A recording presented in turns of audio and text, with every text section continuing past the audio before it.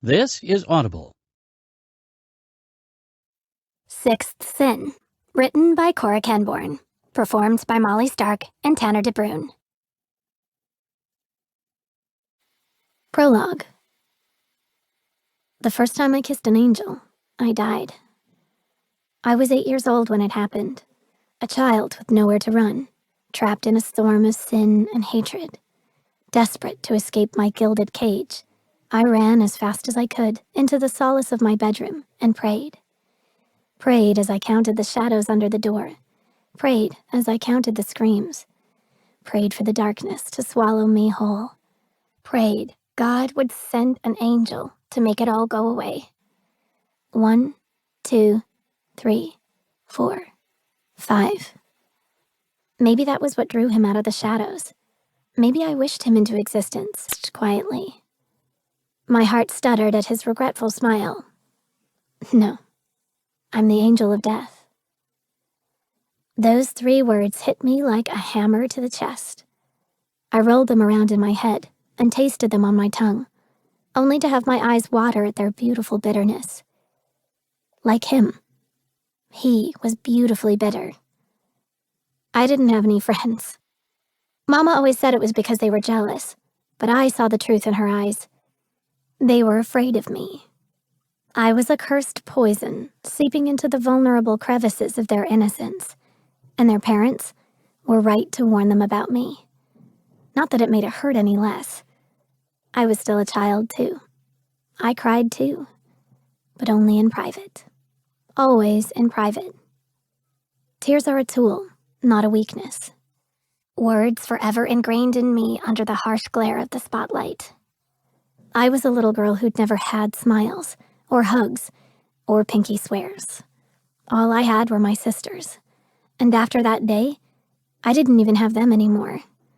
But even as he stood there in the hour of my reckoning, this boy, this angel of death, this beautifully bitter beacon of darkness, I was at peace with all of it. He was all I'd ever need. 1, 2, 3, 4, 5. Angel of death.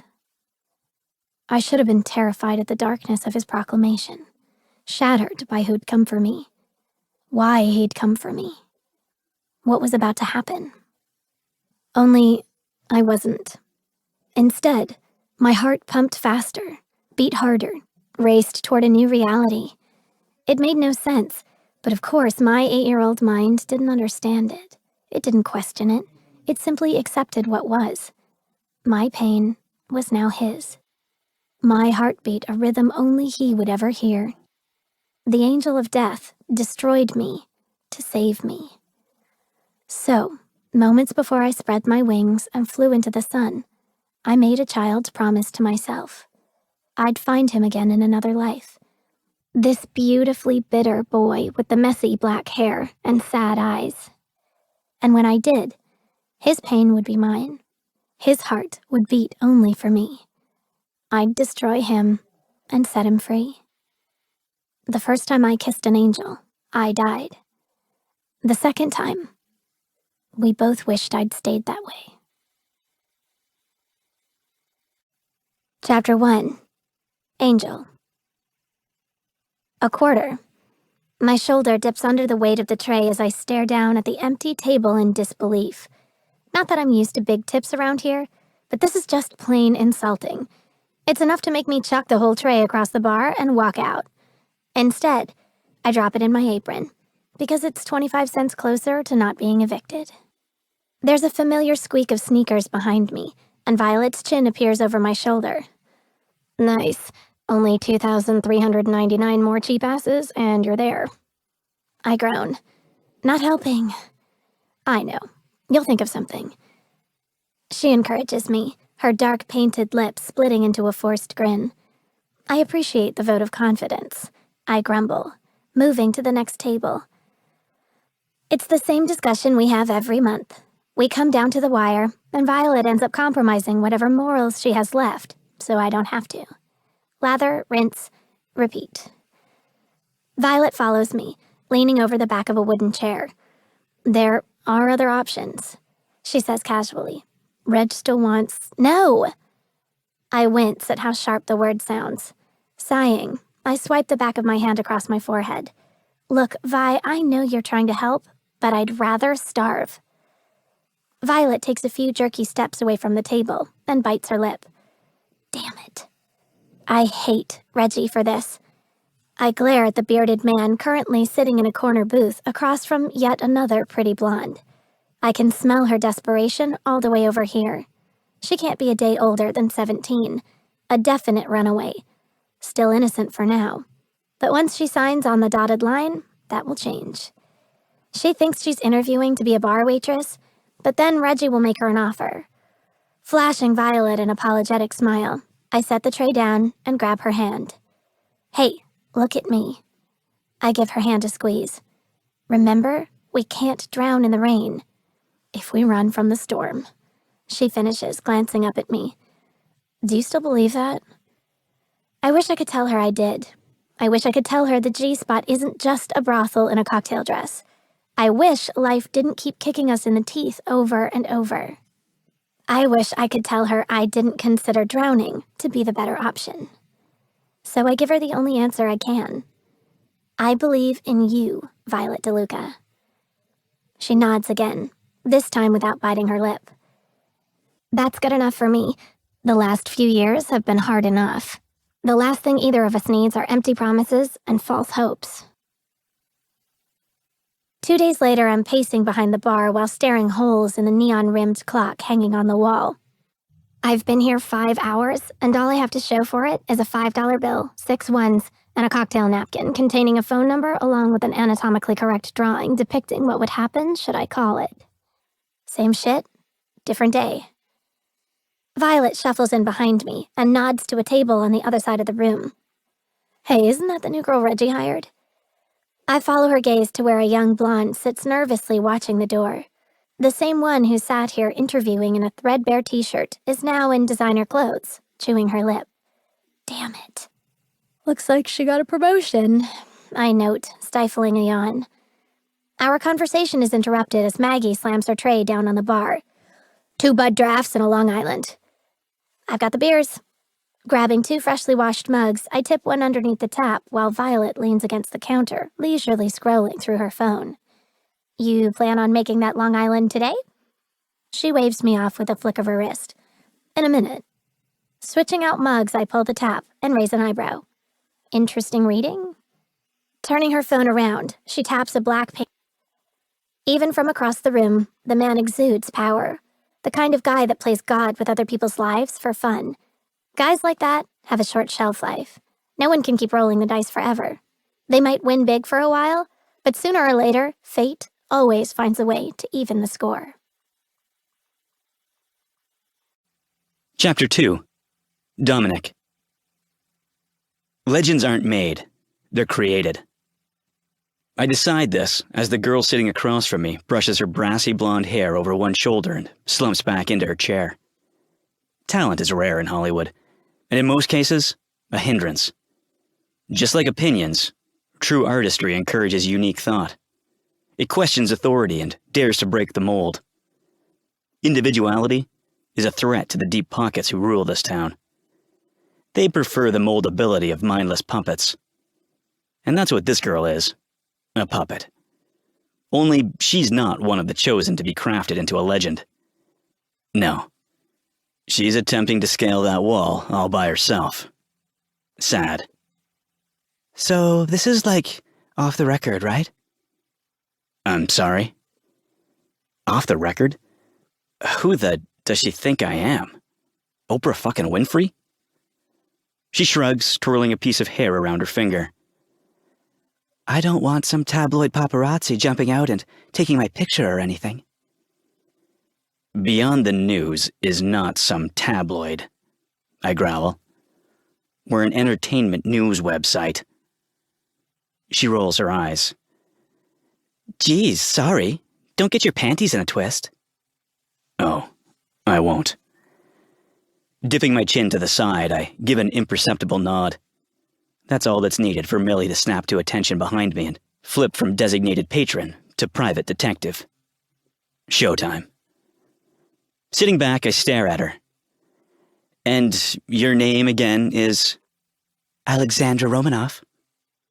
Her sharp tone pulls a hint of a smile to my lips, which only hardens her scowl. Right. You don't believe me? I shrug. It doesn't matter if I do or not. Public opinion is the only one that matters. Behind me, I hear muffled laughter mixed with the sounds of a cat coughing up a hairball, and I flip a middle finger while scratching the back of my head. I'm firing Millie's ass when we get back to L.A. That's a lie. Millie's the best in the business and loyal as fuck, even if she is a giant pain in my ass. Plus, she knows what's at stake. We both know this fruitcake is as much an heiress as I am. I knew it the minute we walked into this hole-in-the-wall bar. So, while her act has been entertaining, why am I wasting my time? Oh, right. Because I'm a bigger money whore than she is. But even more than that, I thought she might be worth the effort. A rapidly dwindling hope. Unfortunately for her, destroying people's credibility for a living has given me the skill of smelling bullshit a mile away. Sucking air through my teeth, I force a smile. All right then, Miss Romanov. Why come forward now? It's been 15 years. She seems to mull this over for a moment, but I know better. I've flicked bigger gnats than her off my shoe. She's stalling because she's nervous. I've knocked her off her game because I'm always on mine. I've been living in fear for my life, she says, finally. However, with all the media attention surrounding the anniversary of my family's murders, I decided it's time to stop hiding. Fuck my life. Is $1 million really worth this? Okay, if you're who you say you are, I'm sure you won't mind answering a few questions for me. She eyes me curiously, but shrugs again. I have nothing to hide. Of course you don't. Her confidence is insulting. If she expects me to regurgitate facts from some bullshit Wikipedia printout, she doesn't know who the hell she's dealing with. So, what's your birth date?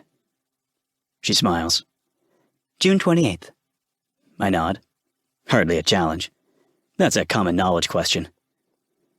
What were the names of your siblings? She catches herself just as she starts to roll her eyes. Oksana, Talina, Mariana, and Artem. I sit back and watch in fascination.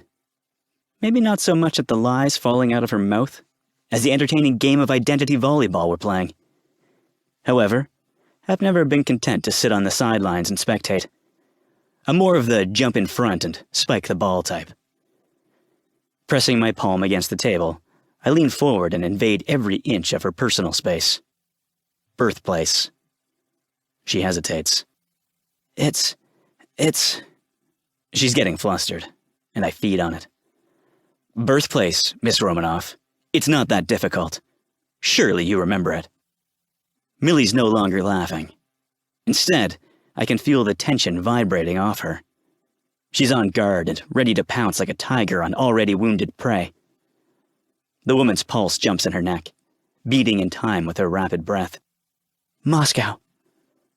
Close. Kronstadt. I've got her right where I want her, so I lob a soft one right over the net and make her lunge for it. Where did you go to school? She smirks. I had a tutor on set. Very good, Naomi. And your pimp's name? Reggie. Gotcha, bitch. You don't survive in this business as long as I have without learning patterns and habits. As much as people like to think they're unique, when it all boils down to it, we're all just Xerox copies of the same original.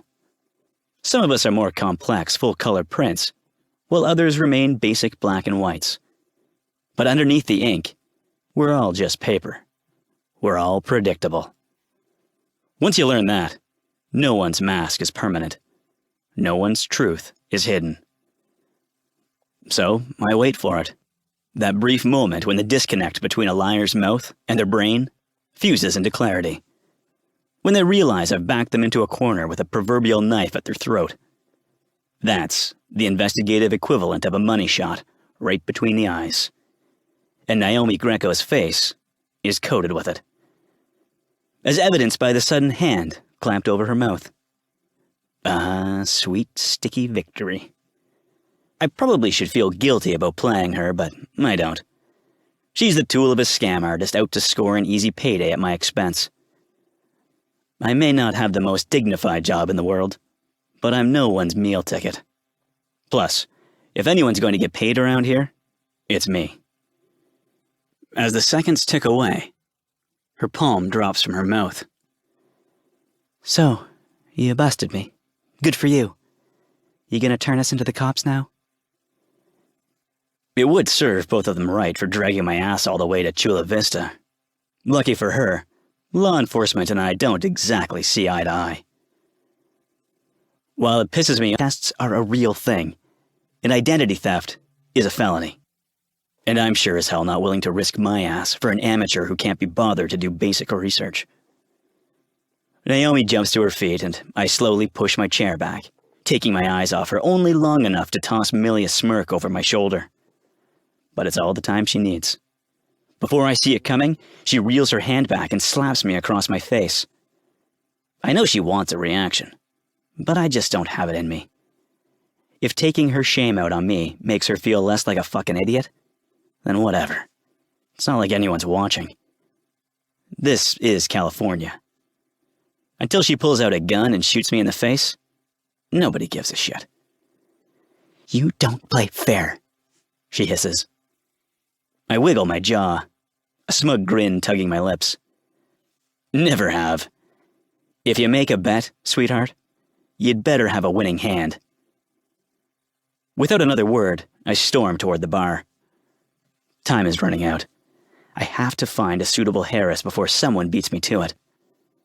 It's a long shot, but I didn't go from digging in dumpsters for my next meal to running the most successful tabloid news site in the industry by giving up at the first sign of defeat. Someone once told me fate always finds a way. Fuck that. I don't believe in fate. I believe in beginnings and endings. What happens in between depends on how far you're willing to go to get it. Chapter 3. Dominic. Draining what's left in my glass, I scrape my palm across my forehead and glare. Don't say it. Millie glances up from examining her nails. After giving me the silent treatment for the last 15 minutes, she's primed and ready for battle. Dom's business is an endless parade of peacocks and vultures. Some preening their feathers, while others pick at the carcasses of those who get in their way. Welcome to Hollywood, land of cannibals. The Romanov estate should never have publicized that reward. Scrubbing a hand down my face, I add, they won't find what they're looking for. All they're doing is dangling $1 million carrot in front of a pack of wolves. Wolves like me. Maybe you're wrong. I tilt my chin over my shoulder. I'm sorry? Even the great Dominic McCallum can't always be right, she says, raking a hand through her short brown hair. It's not like anything you do lately makes sense. First of all, I don't have to make sense when I'm trying to save our asses. Secondly, I'm not wrong, and I hate being questioned. But I'm not going to fight over it. She's pissed, and rightfully so. A handful of cocktail peanuts, I toss one in the air, missing my mouth by a good 6 inches. Drive safe. Blowing out a frustrated sigh, she slides off her stool. Are you sure you're going to be all right? Nope. Don't worry about me. I snort, raising my glass of Jack. I can take care of myself. Been doing it all my life. Her hand lingers on my shoulder before she disappears out the front door, leaving me in silence. I pinch the bridge of my nose in a futile attempt at warding off the headache brewing behind my eyes. I'm drowning in lawyer fees, court costs, and settlement decrees, all because the King of Hollywood tried to silence me and save his own ass. Then again, when you bait a shark, you shouldn't be shocked when he bites. And one of the biggest ones in the ocean tried to take a chunk out of my leg. Now that he's gained a taste for my blood, he'll keep coming back for more. I didn't start this war, but now that I'm out of resources, I'm the only one who can end it. Unfortunately, I can't do it without her. Alexandra Romanov. I'd rather chase down anyone else. Contrary to what people think, I'm not heartless. But that's not the way sensationalism works. The only thing the world loves more than an icon is a fallen icon. And with the 15th anniversary of LA's most infamous massacre approaching, the media is jerking off to this story. Now, every crazy dickbag with an empty wallet and a set of balls is coming forward, and the race is on to find the supposed sole Romanov survivor. An 8-year-old child who disappeared from a home invasion that claimed the lives of her entire family and silenced the world. Until the lure of a payout caused a ripple effect that flashed dollar signs in even the most pious of eyes. Suddenly everyone traded their morality in favor of cold hard cash. Forget death. Money is the great equalizer. And here I am, lighting a torch and joining the witch hunt. Not in the name of honor, but in the shadow of greed. Because in sifting through 100 lies, there could be one truth. And that truth is a debt I owe the devil. Cursing, I fish my phone from my pocket, pulling up the rideshare app. I schedule a car to pick my ass up now, while I can still see. I scroll down, filling in all pertinent information, cringing as I type in the location. The G-Spot. Yes, that's actually the name of this place. I wish I were kidding. Supposedly it's named because gin is the house special.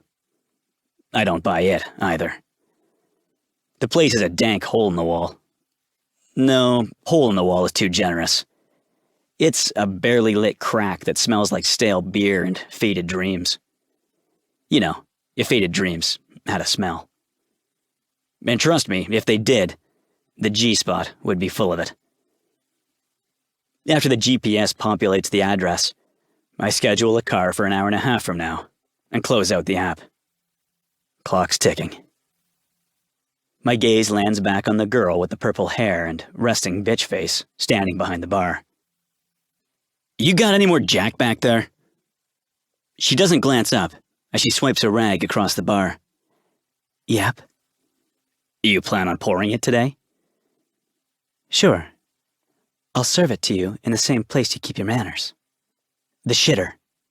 Muttering to myself, I make my way to the table and claim a seat. Nobody cares I'm here, because nobody knows my face. Unlike most of Hollywood, I'm all right with that. In fact, I've spent the better part of a decade ensuring I stayed out of the spotlight. Until now. God damn it. I pull out a pack of smokes and give it a shake, finding one last cigarette hiding in the corner. The damn thing is between my lips before I remember I'd promised Millie I'd quit.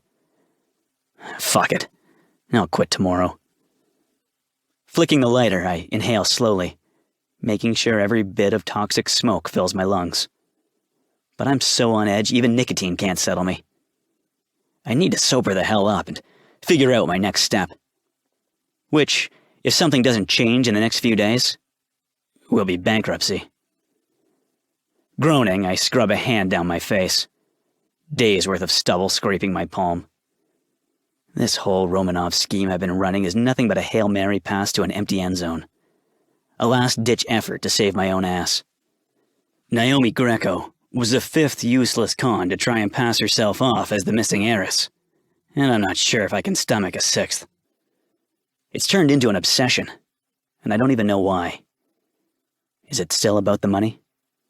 Hell, I don't know anymore. I've done nothing but eat, sleep, and breathe Alexandra Romanov for weeks now. I've pinned my future on a faceless woman.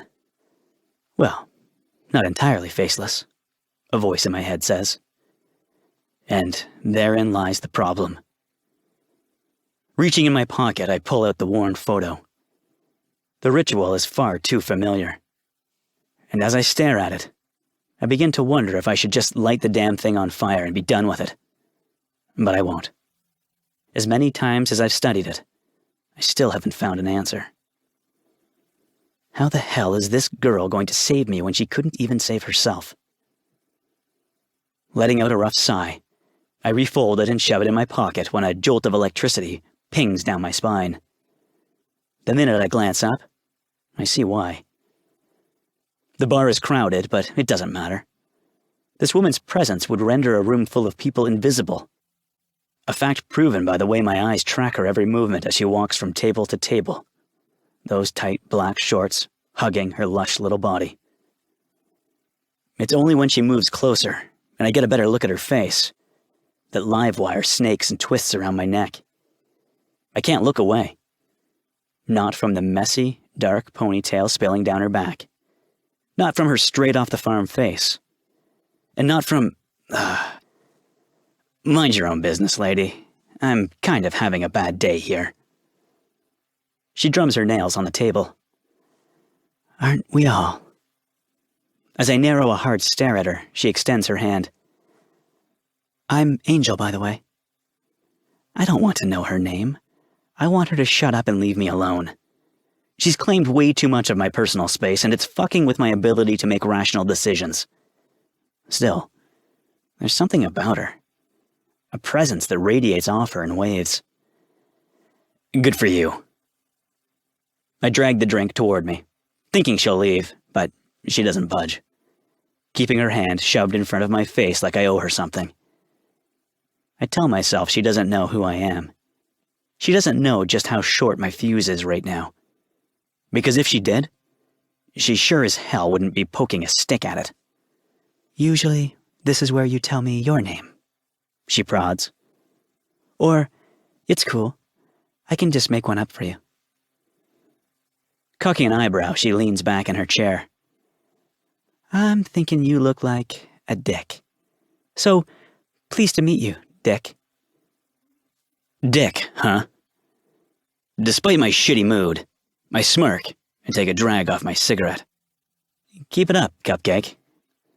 I like my women bratty. Her answer is to glare at my hand.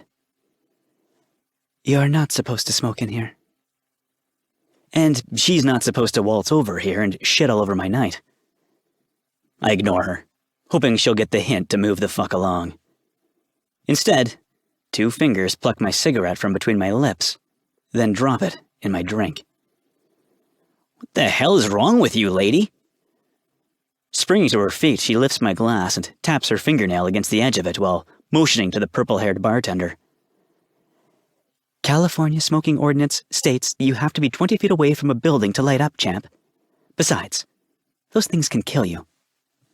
Dare to dream, I grumble. Angel's subsequent laughter irritates me even more. Well, aren't we the angry, brooding con man? Is that an educated guess, or are you throwing shit out to see what sticks? Oh, I had your number the minute I laid eyes on you. Giving a slight roll of her eyes, she tips a hip against the worn table. If you think you're the first one I've run across, you're mistaken. However, I'll humor you. Nodding toward the now defiled whiskey, she adds, Next one's on the house. Your boss is okay with you handing out free liquor? Her smile widens as she stares at my cheek again. Let's just say the free show was enough payment. She turns to leave. Let me know if I can get you anything else. Your number would be nice. I have no intention of using it. I'm just a bastard. The smile fades into a scowl. Wow, I've never heard that one before. This girl has a bite. A fact that invigorates me way more than it should. I love a good challenge. But it's not just the thrill of the chase egging me on. It's the fiery olive green eyes staring back at me. Deep and rich and familiar. Like the color of earth waking to life after the dead of winter. Have we met before? You mean, did you take me home, fuck me stupid, and never call me again? A low chuckle rumbles in her throat. Oh, Dickie. I have higher standards than that. More important people have gone down in flames for much less than calling me Dickie. But I'm bending my own rules and letting it slide. I'm not usually one for sass, yet I find myself giving this girl a free pass. A charged silence falls between us. I suppose you think you've got me all figured out. She leans over, the ruined whiskey in her hand. Maybe. What are you really after, Cupcake? A big tip? Here's one. Don't try so hard. She lifts her chin. I'm not after a damn thing you have. Is that right? I don't think about what I'm doing as I dig in my wallet and slam a handful of bills down. Care to put your money where your mouth is? Excuse me? This is a roadside bar in Chula Vista. What's your average tip? $1? $2? Her jaw tightens. I don't need. We all need, sweetheart. Some of us more than others, but don't get your apron twisted. I'm not offering anything but a friendly wager. I wait. For what? I don't know. Maybe for her to dump the rest of the 80-proof ash water on my head. I wouldn't blame her if she did. I'm listening. I hold out my hand. Give me your order pad and a pen. She does, and I waste no time writing down the first thing that pops into my head. Cosmo. Do I seem like a Cosmo drinking motherfucker? Hell no. That's exactly the point. Ripping off the ticket, I fold it twice and hold it between my index and middle fingers. This is what I would have ordered if you hadn't spent the last 10 minutes insulting me. Since you seem to know so much, bring me what's on there. Drop my face into my hands. A pretty face and a nice ass have been a pleasant distraction, but I still have to figure out what the hell I'm going to do. Producing Alexandra Romanov wasn't just my contingency plan, it was my only plan. Now that it's hit a brick wall, it's time to formulate plan B. Rubbing my chin, I stare back at her as she catches my eye. She's above average looking. A little brash, but anyone can be taught class. After a few more discerning glances, plan B begins to form. And she's not gonna like it. Chapter 5. Angel. There are two types of people in this world. Those who practice humility as a religion, and those who consider it to be one of the 7 deadly sins. I'll give you 2 guesses which category the guy at table 4 falls into. He may be a pompous ass, but I have to give him points for creativity. Attempting to bribe my number out of me was inventive and slightly entertaining. Besides, it's not like he stands a chance of winning. Taking his bet is easy money and a fast track to making rent, and that's why I didn't shut him down. I wonder if he's still staring. Taking a risk, I glance across the bar to find him in deep concentration, scrolling through his phone. The way he stares at it with his thumb pressed deep against his temple as his fingers fan above his head scratches at something in the back of my mind. It's an itch I can't reach, no matter how hard I try. See something you like? A voice says behind me.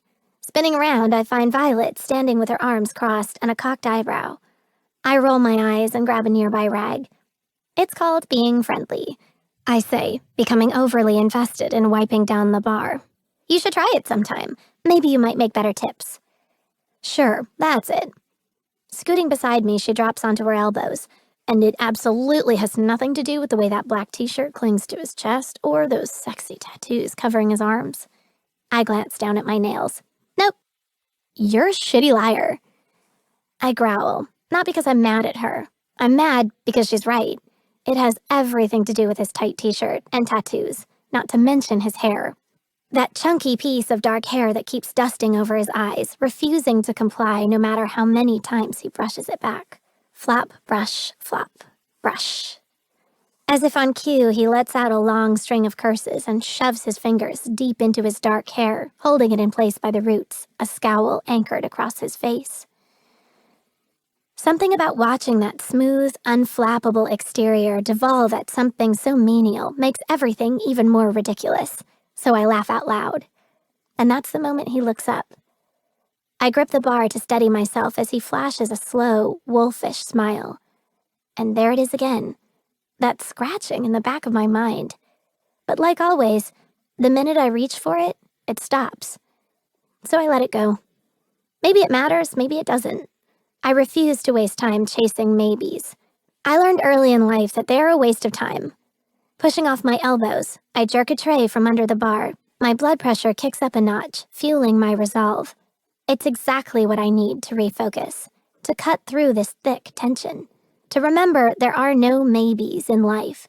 Do or don't, but maybe is never an option. Icy blue eyes track my every move as I tuck the tray under my arm and make my way across the bar, a smug smile on my lips. I'm used to being underestimated, and something tells me underneath all that caked-on arrogance, this guy is too. But while he flashes his insecurities like a dog in heat, I've learned to play them to my advantage. I jump as Violet appears by my side. So, about that guy. Vi, I sigh, flinging the rag over my shoulder as I walk away. Let it go. Violet didn't let it go. In fact, she's been on my heels for the past 10 minutes, following me around from table to table. So, are you going to tell me the story? What story? Smirking, she drapes herself over the edge of the booth. The story starring you and clickbait over there. I let out a deep sigh and stare down at the sticky wasteland of melted daiquiris and spilled cocktails. There's no story. He's just another jerk. Just Another Jerk could be the title of my autobiography. I hate this. Neither of us should have to resort to what we do. In a perfect world, maybe that would be true, but reality is never perfect. Plus, and an offshore bank account to slam it in your face. Pushing the thought from my mind, I keep busy by serving drunks who will eventually pay their bills and continue traveling to parts unknown. Someplace else. Any place else. Lucky bastards. So, what's that all about? The question catches me by surprise, and I turn to see Violet again, draped over the bar like she doesn't have 3 waiting customers giving her death stares. What's what all about? Smirking, she pushes up on her palms. That, she says, making duck lips at table number 4. I know eye-fucking when I see it, and that, my friend, is a bent-over-the-table, do-me-from-behind kind of eye-fuck. My breath catches. I feel those infuriatingly cocky blue eyes on me before I see them. Violet is right. His stare is vicious. Feral. An Arctic blast that seems to look through me and peel back layers of raw skin. Considering the way he bulldozed in here, swinging his dick around, you'd think he owned half of California. She cocks a hip, a smile dancing under her nails as she drums them across her lip. He may be one to keep around, Ange. Ah, shit, I almost forgot. Spinning around, I dig in my apron and pull out a folded piece of paper, shoving it in her hand. I need you to make this for me. Violet lifts an eyebrow, slowly unfolding it before wrinkling her nose in disgust. Who the hell ordered that? Stealing a cherry from the garnish tray, I pop it in my mouth and wink. Someone about to get a hard dose of reality. Chapter 6. Dominic. I didn't grow up with a silver spoon in my mouth like most kids in LA. I did what I had to survive. Unfortunately, Los Angeles' finest didn't quite see it that way, and I found myself a nice little standing at the edge of my table wearing a triumphant smile. I glanced down at the tall shot glass full of thick white liquid, topped with whipped cream. What the hell is that? A sloppy seconds shot? And what is it doing in front of me? You told me to prove I know what kind of man you are. Dropping her palms against the table, she slides them forward until her breasts are eye level to my face. Well, taking into consideration your lack of charm and weak conversation skills, I assume sloppy seconds are all you're used to. Son of a bitch. I don't know whether to report this girl or worship at her feet. Instead, I push the shot away. You're ballsy, you know that? And you're a sore loser. Letting out a low laugh, she reaches across me to grab the wad of cash, but I clamp my palm over the top of her hand. Not so fast. Reaching under my wallet, I unroll the folded ticket. The bet was for you to bring me what I wrote on this paper. Her smile peels into a smirk as she closes the space between us. leaning across the table as her finger curls around the money.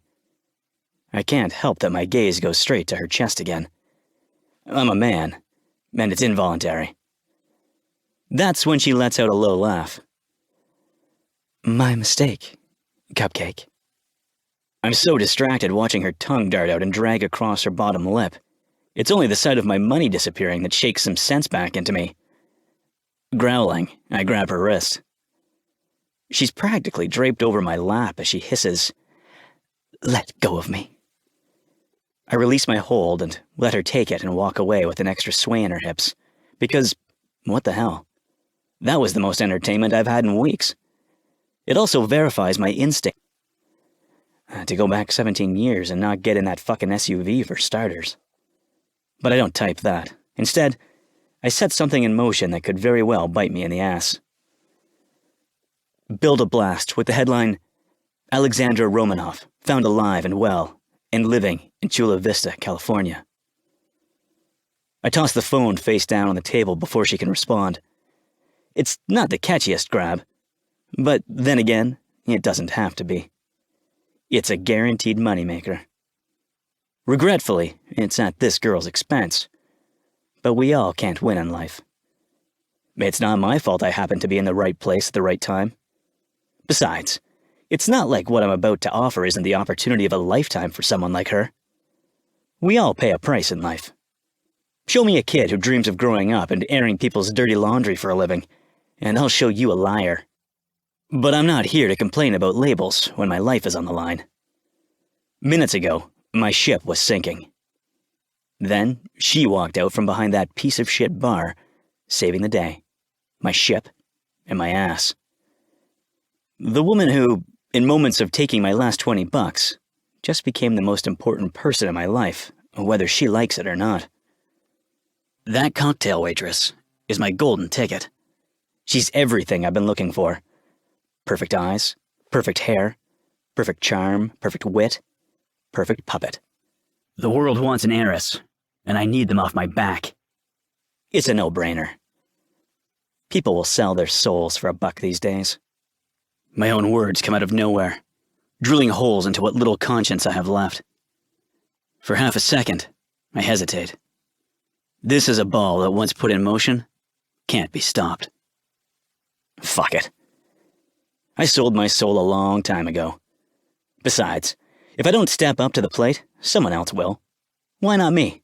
Why not her? Once Angel hears what's in it for her, I doubt she'll have many objections. If she does, I'll charm my way past them. Just because I'm an asshole 90% of the time, it doesn't mean that 10% isn't lethal when I want it to be. I can lay a little girl to rest as I lay a brand new starlet at the world's feet. It's selfish, it's risky. It's a gamble that could very well land both of us behind bars. But I'm likely headed there anyway.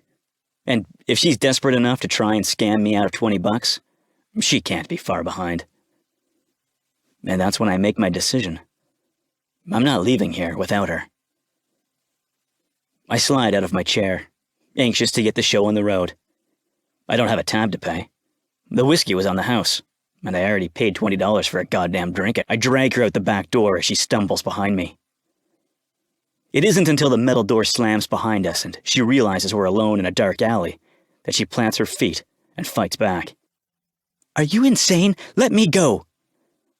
The words come out a little shrill, as if her mind is working at twice the speed of her mouth. I can tell she's calculating her best option for escape, and that's why I anticipate her next move before she can make it. "Oh, you do like to play dirty, don't you?"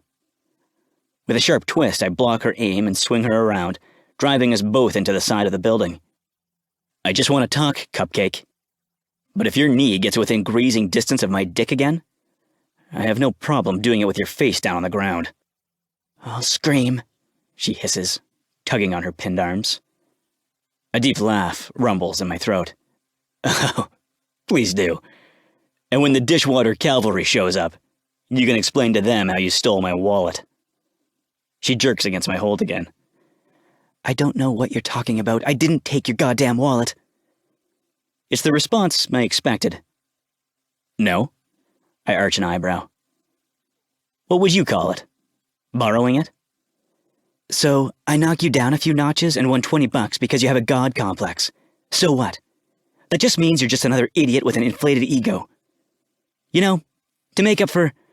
Her eyes lowered to the tight space between us and a smirk tugging at her mouth. Much smaller things. Insults are the lowest form of retaliation. You can do better than that. Fuck you. I smile. See? Now you're not even trying. An infuriating hum rattles low in her throat. If I had your wallet, it'd be in my apron, and you have me pressed against a wall. There's not a lot left to the imagination here, champ. If your wallet is as big as... Go ahead. I dare you. She growls. And taking it as an invitation, I release one of her wrists to dive into her cleavage when she smacks my hand away, adding, Of course, that would be assault. So tell me, are you feeling lucky today, champ? You still want to spin that wheel? A surge of emotions runs through me at once. Anger, frustration, irritation, and hell, maybe even a bit of respect. Not that I'd ever tell her that. Let's just say I'm not exactly LAPD's favorite person. Then again, something tells me this girl isn't exactly a shining star of morality herself. Okay, you win.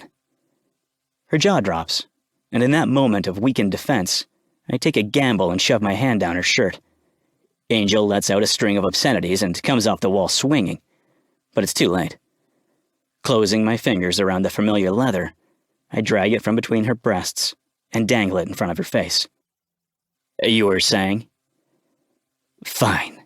So you busted me, she growls, crossing her arms over her chest. Good for you. You gonna turn me into the cops now? They're the same words Naomi Greco said just a short while ago. Only this time, my answer will be very different. I can. You did steal from me, and I have witnesses. However, what do you say we work this out another way? Her eyebrows shoot up. Excuse me?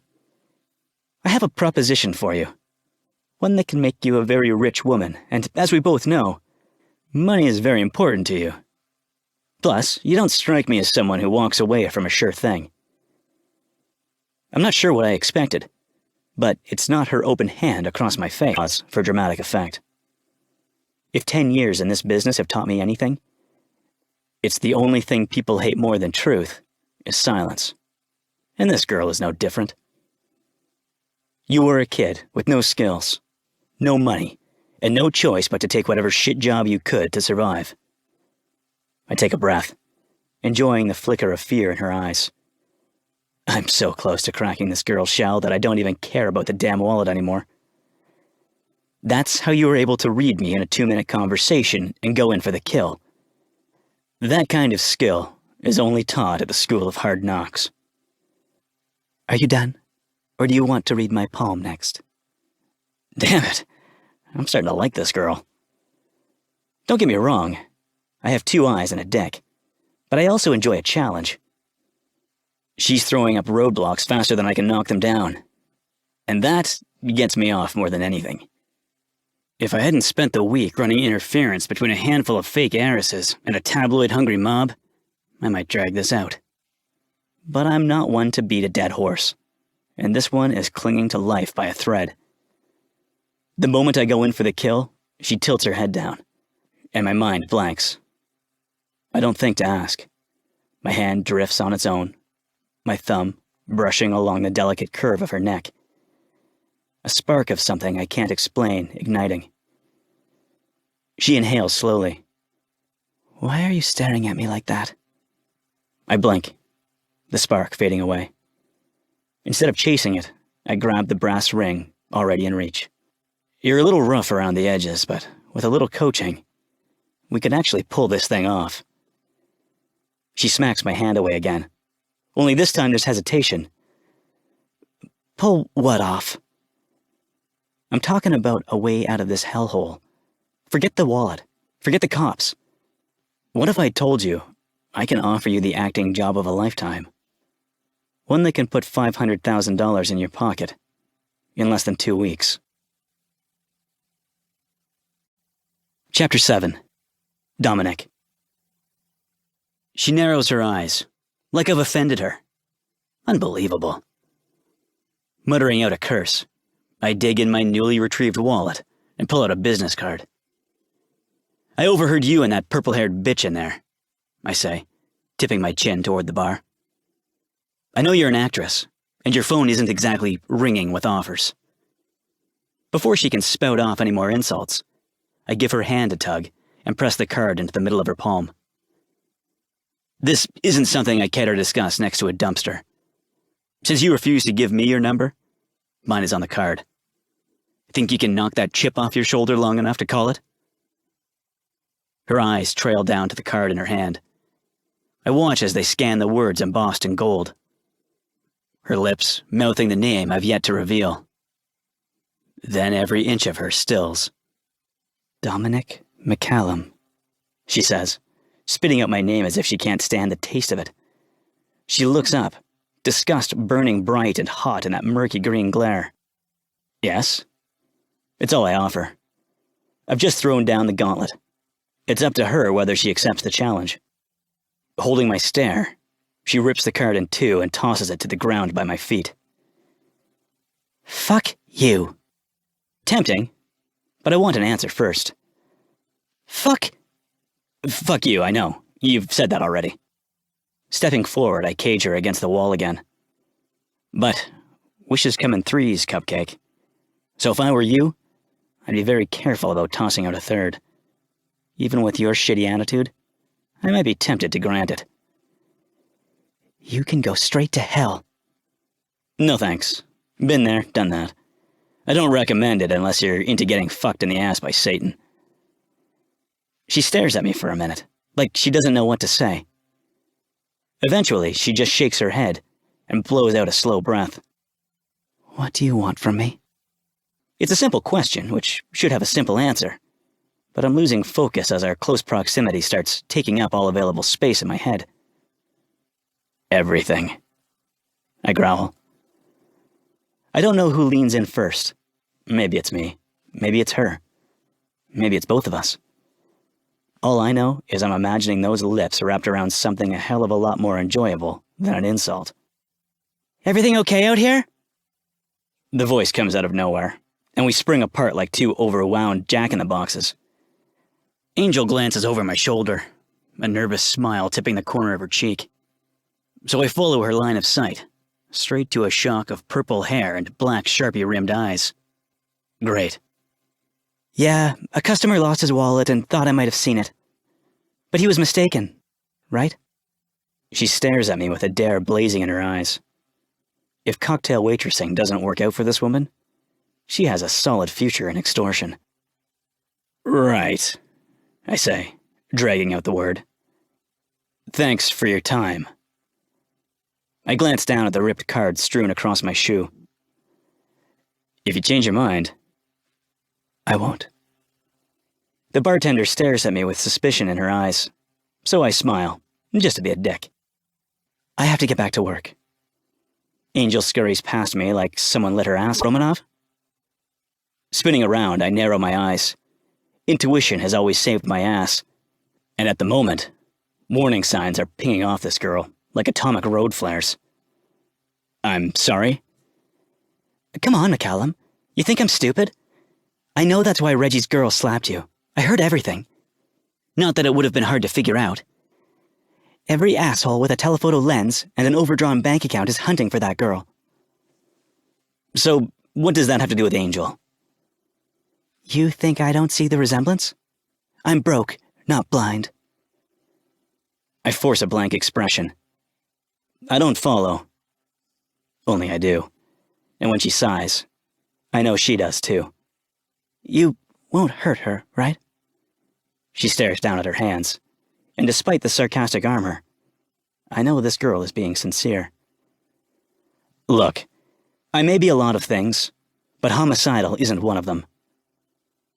Choosing my words carefully, I offer a half-truth. There's $1 million on the line.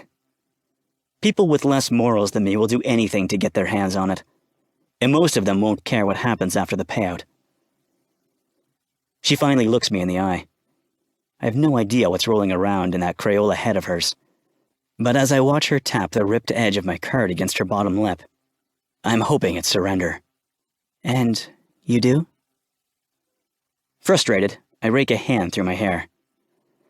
Let's just say I know what it's like to get thrown to the wolves. I wouldn't wish that on anyone. As her rigid posture relaxes, mine coils tighter than a starved python. That's just a little too much truth for me. I know the moment she sees it, too. The exact moment she resigns both of us to whatever she's been wrestling with. Promise me you'll watch out for her. What? Promise me! She yells, delivering a surprisingly hard punch to my chest. My palms fly up. Okay, Jesus, I promise. Keeping her eyes firmly on mine, she pauses before reaching in her apron and pulling out a pen. I watch as she scribbles frantically on the back of my torn card before shoving it in my face. The moment I take it, a shadow of regret passes over her face. This is her address. No, it can't be this easy. Why would you give me this? She stares at me before dropping her gaze to the destroyed card clenched in my hand. If you can give her a better life, you need to convince her to listen to you. Her voice catches as her eyes trail over her shoulder toward the dead-end bar. No one deserves to die serving cheap booze in a dirty apron. Especially her. She has talent, McCallum, real talent. How selfless of you. Unfortunately, you fell on the wrong sword. Even after stealing my wallet, she still refuses to listen to anything I have to say. You're a persuasive guy, she says, giving my chest a firm pat. You'll figure it out. I'm about to tell her I can't figure my way out of half the shit I'm in, when she adds, You owe it to her. She can't be serious. I'm sorry, you think I owe her for robbing me blind? No, you owe her a chance. You ruined her life, McCallum. Then again, that's what you do, isn't it? Destroy people. Exploit weaknesses to make yourself feel like a big shot. What the hell are you talking about? I've never met that girl before in my life. No, I guess you wouldn't remember her. Fire burns in her eyes. I mean, she was just a faceless, nameless casualty in your quest for justice. Kind of like when you did that expose on Last First Kiss and shut down the whole production. Do you even remember the name of the actress you ruined in your crusade? I can hear the hatred in her words. She spits them out like poisoned darts. But my skin has grown so thick through the years, I don't even flinch. Contrary to popular belief, I don't run around with a pitchfork ruining people's lives. But if I see an opening, I'll take it. Her name was Jade Saxton, I snap. And that producer is now serving a 10-year sentence for sexual assault. So you're welcome for that. She blanches. Even so, she was innocent. Justice isn't free, sweetheart. We all pay a price. Closing her eyes, she takes a deep breath before opening them. Look, you've already made the offer. I'm just asking you to follow through. I'll beg if that's what you want. Why? It's one word. Simple, to the point, and loaded with suspicion. Look where you are, McCallum. Spreading her arms wide, she gestures around the dark alley. You think if we had a choice, we'd choose this life? Waking up every morning wondering if that's the day we'll end up back on the streets? She sighs, the fury draining out of her. So, selling out your friend is your big selfless act? I don't trust you, McCallum. But between watching Angel barely survive and selling her out to a man who can save her, I'll sell her out every time. I'm still processing what she said when she turns to go back inside.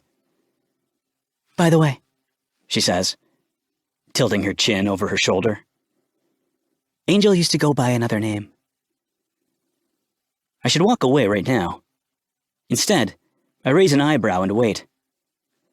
Back in Hollywood, she adds, before it was dragged through the mud and we ended up here. I almost don't ask. Somehow I know her answer will change everything. but I've never been one for a wait-and-see approach. What was it? The air hangs heavy between us as she utters the 2 words that start the countdown. Jade Saxton. Chapter 8. Angel. Dropping my keys and backpack on the floor, I stumble into the tiny apartment Violet and I share. I don't bother turning on the lights. There's nothing in this shithole I care to see. Besides, I'm no stranger to the dark. Where most people fear the unknown, I'm drawn to it. They never understand it. Before I can say a word, there's a click, and I'm momentarily blinded as the room is bathed in bright light. Then my gaze lands on him, the man sitting on my couch with his hand shoved under the lampshade. Oh, for fuck's sake, it's you? And it's you, Angel Smith. I wince at the sound of my name rolling off his tongue. Familiar icy blue eyes slide up and down my body, a wicked glint hiding behind them. Quite a bit of you, in fact. I follow his gaze, mortified to realize I'm half naked. Wipe that smirk off your face, I growl, grabbing my shirt off the floor and tugging it over my head. I was going to take a shower in what I thought was an empty apartment. My eyes narrow as they shift from him to the barred window. How did you get in here anyway? Through the door? I swear, this man... It was locked, I say through clenched teeth. I had to use my key to open it, so unless you can walk through walls, I'll need another answer. He points a finger at me like I've just passed some kind of test.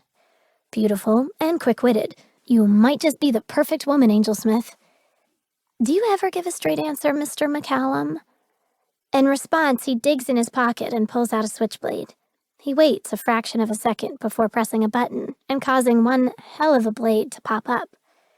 It's Dominic, and let's just say I acquired a few skills in my younger days that come in handy from time to time. You picked my lock? In 10 seconds flat. With a click, the blade disappears, and he tucks it back in his pocket. You should really look into getting a deadbolt.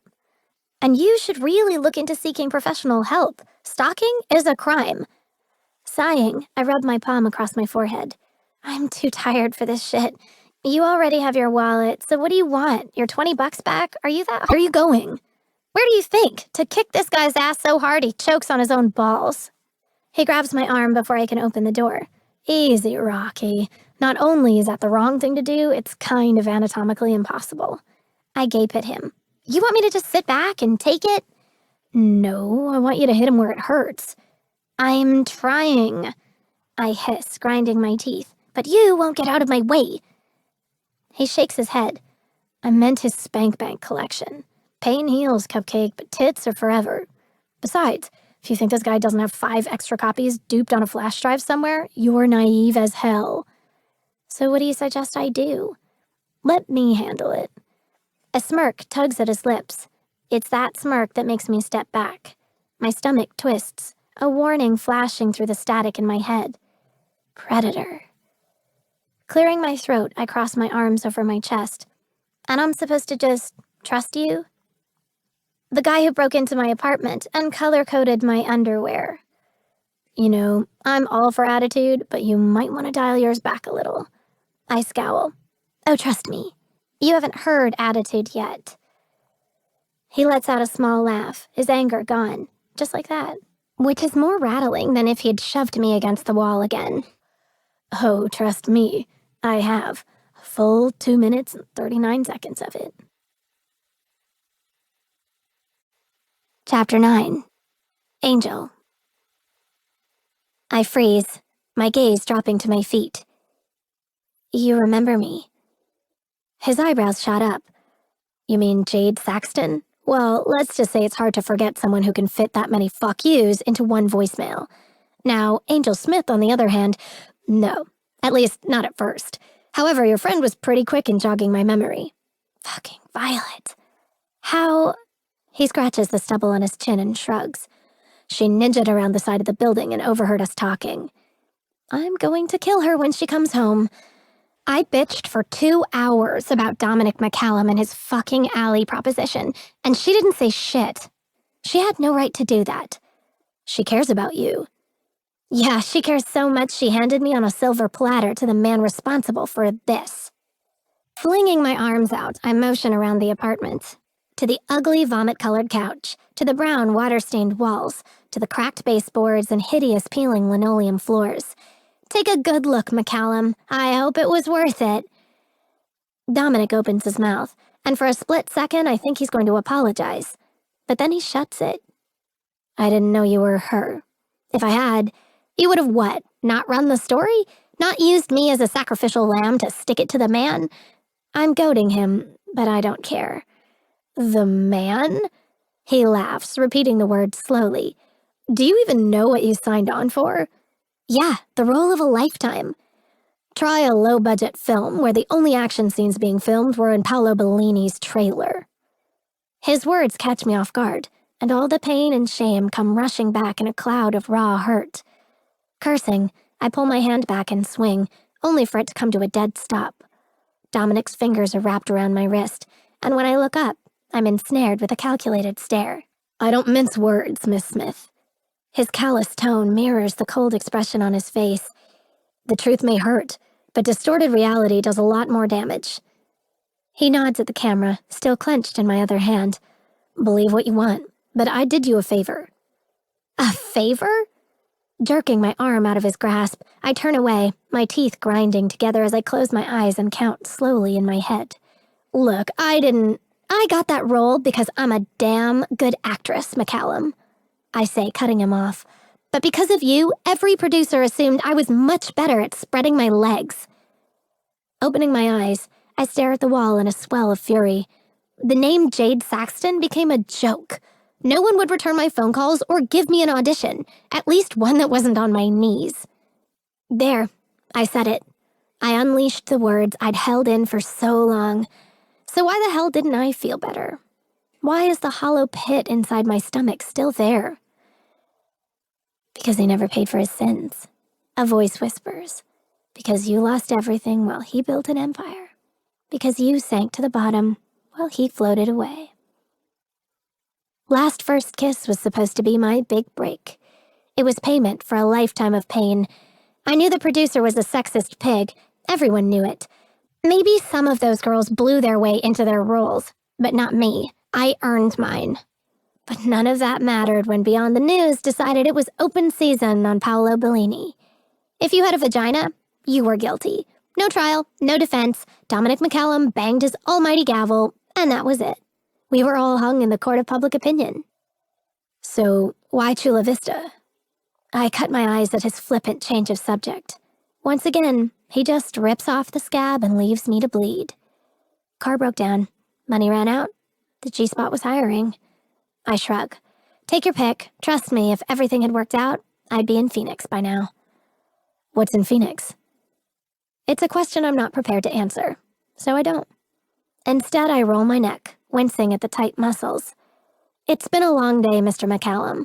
As much as I have enjoyed being harassed at work, dragged into alleys, pushed against walls, and attacked in my own home, if it's all right with you, I'd like to take my shower and go to sleep now. No. I blink. I'm sorry. Did you say no? Pretty and observant. You're quite the package, Angel Smith. He tosses a smug wink at me, then all I can think about is stealing that knife in his pocket and jabbing it in his eye. Try winking then, asshole. Now that we've resolved past grudges. Resolved? I laugh. You can't be serious. But he is, which is made obvious by the fact he continues to speak. I believe we still have my offer to discuss. Get out! Just give me 5 minutes, and if what I have to say doesn't convince you to give me 5 more, I'll leave. Does this have anything to do with the shit you tried to pull with Reggie's new girl?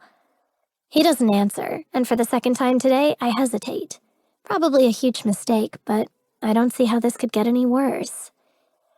5 minutes, and you'll leave? You have my word. Great. I mumble. I'll add it to the other worthless shit I own. I motion toward our pathetic excuse for a couch. Have a seat. Thank you. He's all confident and powerful and fucking infuriating. The way he smiles around the words and the way those electric eyes never seem to blink causes me to ache in the worst kind of way. The pain isn't brutal, but more like subtle stabs, sort of like taking a running leap into a giant pit of thumbtacks. He's the asshole who stole your dream, I remind myself. I can't let a pretty face and a nice body distract me from reality. A sinfully defined, toned body. I swallow hard, running a hand along my throat where my pulse is dancing the tango. 5 minutes. I agreed to this to get him out, not to proposition my stalker. So I clear my throat and sit in a nearby chair. Tossing the camera beside me, I clench my hands together in my lap. Let's hear it, Mr. McCallum. It's Dominic. His broadened smile sends my resolve flying out the window, and a rush of heat between my legs. No, I am not attracted to him. I let out a groan and clench my teeth. Focus, Angel. He leans forward and balances his elbows on his knees. You seem nervous, Miss Smith. He's close. So close I ditch my own rules and breathe him in. God, he smells good. A deep mix of rich coffee and earthy pine, like Christmas morning. Well, what I imagine Christmas morning would smell like. Not that I've ever had one.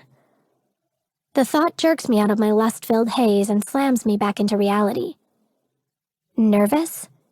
I repeat the word, hating the slight wobble in my voice. Not at all, You have 4 minutes left. His rough laugh melts over my skin. What would you say if I told you I could not only fast-track your way back into Hollywood, I could make you the biggest star they've ever seen? I told you before, I'm not a whore. And I told you before, I don't mean in exchange for sex. I quirk an eyebrow, which he answers with a wicked grin. I mean, I wouldn't turn it down, but that's not what this is. I'm offering a professional opportunity for mutual gain. So, what do you say? I say there must be something you want pretty bad to make such big promises. I force a polite smile. You have 2 minutes to tell me what it is before I call the cops. He smiles back, but it's nowhere near as polite. How about I show you instead? Keeping his eyes on me, he reaches into his pocket and pulls out a worn picture. Carefully unfolding it, he flips it around between his fingers and holds it up for my inspection. It's a little girl, and the longer I stare, the more my eyes sting, drawing my attention back to the hard lines on his face. It's all over the news that the estate has offered $1 million reward for information leading to her return. What does that have to do with me? His hold tightens on both pictures as he pushes them even closer. To quote a certain mouthy waitress, it's been a long day. Do I really need to point out the obvious? You could be sisters, or at the very least, cousins. That's when it hits. When his words from earlier make sense, and all his cryptic offerings converge into a moment of stark clarity. Horrified, my jaw drops. Have you lost your fucking mind? You want me to pretend to be Alexandra Romanov? As in the Hollywood royalty Romanovs? He shrugs, as if the idea isn't absurd. As if we're simply trick-or-treating down Rodeo Drive. The estate has hundreds of idiots trying to pass themselves off as Alexandra Romanov every day, is from his groin. And judging from the massive bulge in his pants, that's the only thing that's 2 inches. I want to look away, but I can't. It's like I've been dickmatized, and the more I stare, the warmer my face gets. Angel? I glance up to find an amused smirk on his face. My eyes are up here. Leaping to my feet, I tip my head back and glare at him. At his eyes. Yep, definitely his eyes. Dominic glances down at the non-existent space between us. Don't give me an answer right now. It's late, and we both need some sleep. Believe it or not, there's a decent place to stay nearby that doesn't have bars on the windows. Asshole. Take the night to think it over. My producer has to get back to LA, so I'll have her drop me off at a rental car place in the morning, and then I'll come by. Say, around 10 o'clock. We'll go for coffee. My treat. I pretend to swoon. Such a big spender. Unfortunately, I'll have to decline. I have to be at the bar at 10. Then make it breakfast, and I'll be here at 8. Hooking a finger under my chin, he tips my face up. I suggest you unlock the door for me, Miss Smith. Unless you prefer I do it myself. Do it, and I don't think you'll like what happens next. Oh, Cupcake, You have no idea what I like. He lowers his head, his lips barely brushing against the shell of my ear, but it's enough that I have to press my lips together to trap the moan threatening to slip out. But I know exactly what you like. I don't know why I ask. He's obviously baiting me, but my mouth refuses to cooperate and gobbles it up before my brain can reel it back in. Is that right? And what do I like? I only vaguely register him moving toward the door, but the wolfish grin he gives me as he cocks his chin over his shoulder permanently brands itself into my memory. I guess you'll just have to open the door to find out. Chapter 10. Dominic. Silence is the gateway to hell.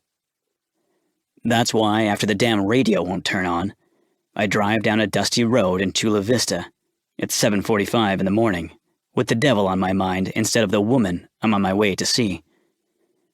The devil is a tricky fucker. He operates a lot like a credit card. He'll lay the world at your feet and ask for nothing in return. For now. That's the thing about making deals with a man who rules the underworld. He waits until you hit rock bottom, and then he strikes. And to be honest, his business plan is a lot more tempting than his saintly counterpart. But there's an old saying, everything in life comes with a price tag. Eventually the devil will come calling, and just like a credit card, if you fucked around and let the interest pile up, there's no way out. Your soul is his. My mom used to have a saying too. Wish in one hand, shit in the other. Then see which one fills up the fastest.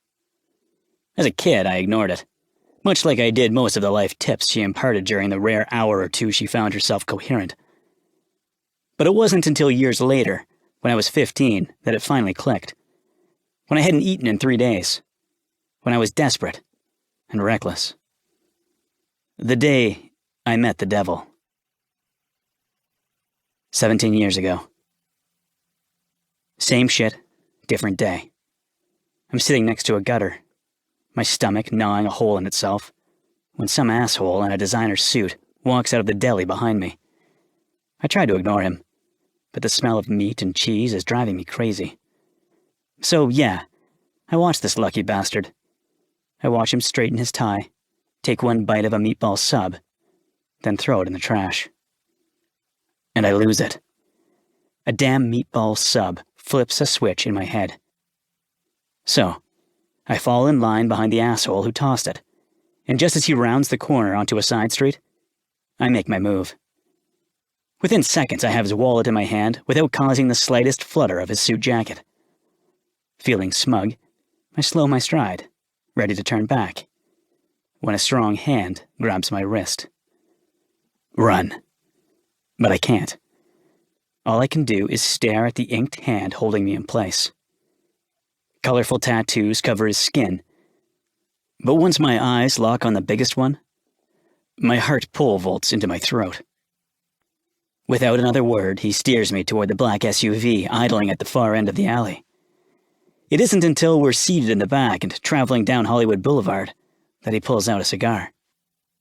We sit in silence as he takes his time unwrapping the cellophane.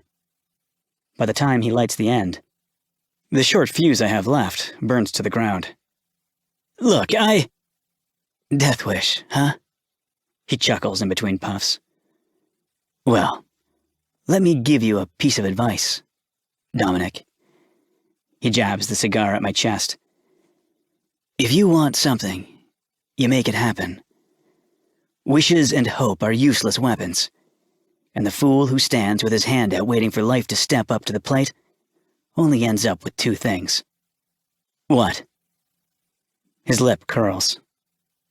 Empty hands and an empty wallet. Chapter 11. Dominic. Present day. Angel narrows her eyes. What's that look for? We're sitting across from each other at an outdoor cafe, about 10 miles outside Chula Vista. Coming here was a strategic move to force her out of her comfort zone. At the bar and her apartment, she had the upper hand. Now we're on neutral ground, and there's nowhere to run. No Violet to interrupt, no door to throw me out of, and I'm not leaving without the answer I want. Nothing, I mutter, forcing myself not to stare at her like a fucking pervert. She doesn't buy it, made evident by the exaggerated eye roll as she dumps at least a quarter cup of sugar in her coffee. I watch her lift the cup to her mouth. She catches me staring at her lips. She pauses, the corner of her mouth curling in a knowing smirk. Fuck. And Angel's noise is literally a noise. Every time she's uncomfortable, she clears her throat. I don't even think she's aware she's doing it. And I'm sure as hell not going to tell her. I was going to say thank you for hearing me out, I say. You didn't give me much choice. Have you thought about my offer? As usual, she makes me wait for an answer as she takes a thoughtful sip from her cup. The corners of her mouth turn down as she studies the sugary liquid. Haven't thought about much else. And? There's a loud clink as she settles her cup back into its saucer. Turning, she digs through a faded canvas bag and pulls out a newspaper. Those smoky green eyes flashing as she holds it up to my face. Have you read this?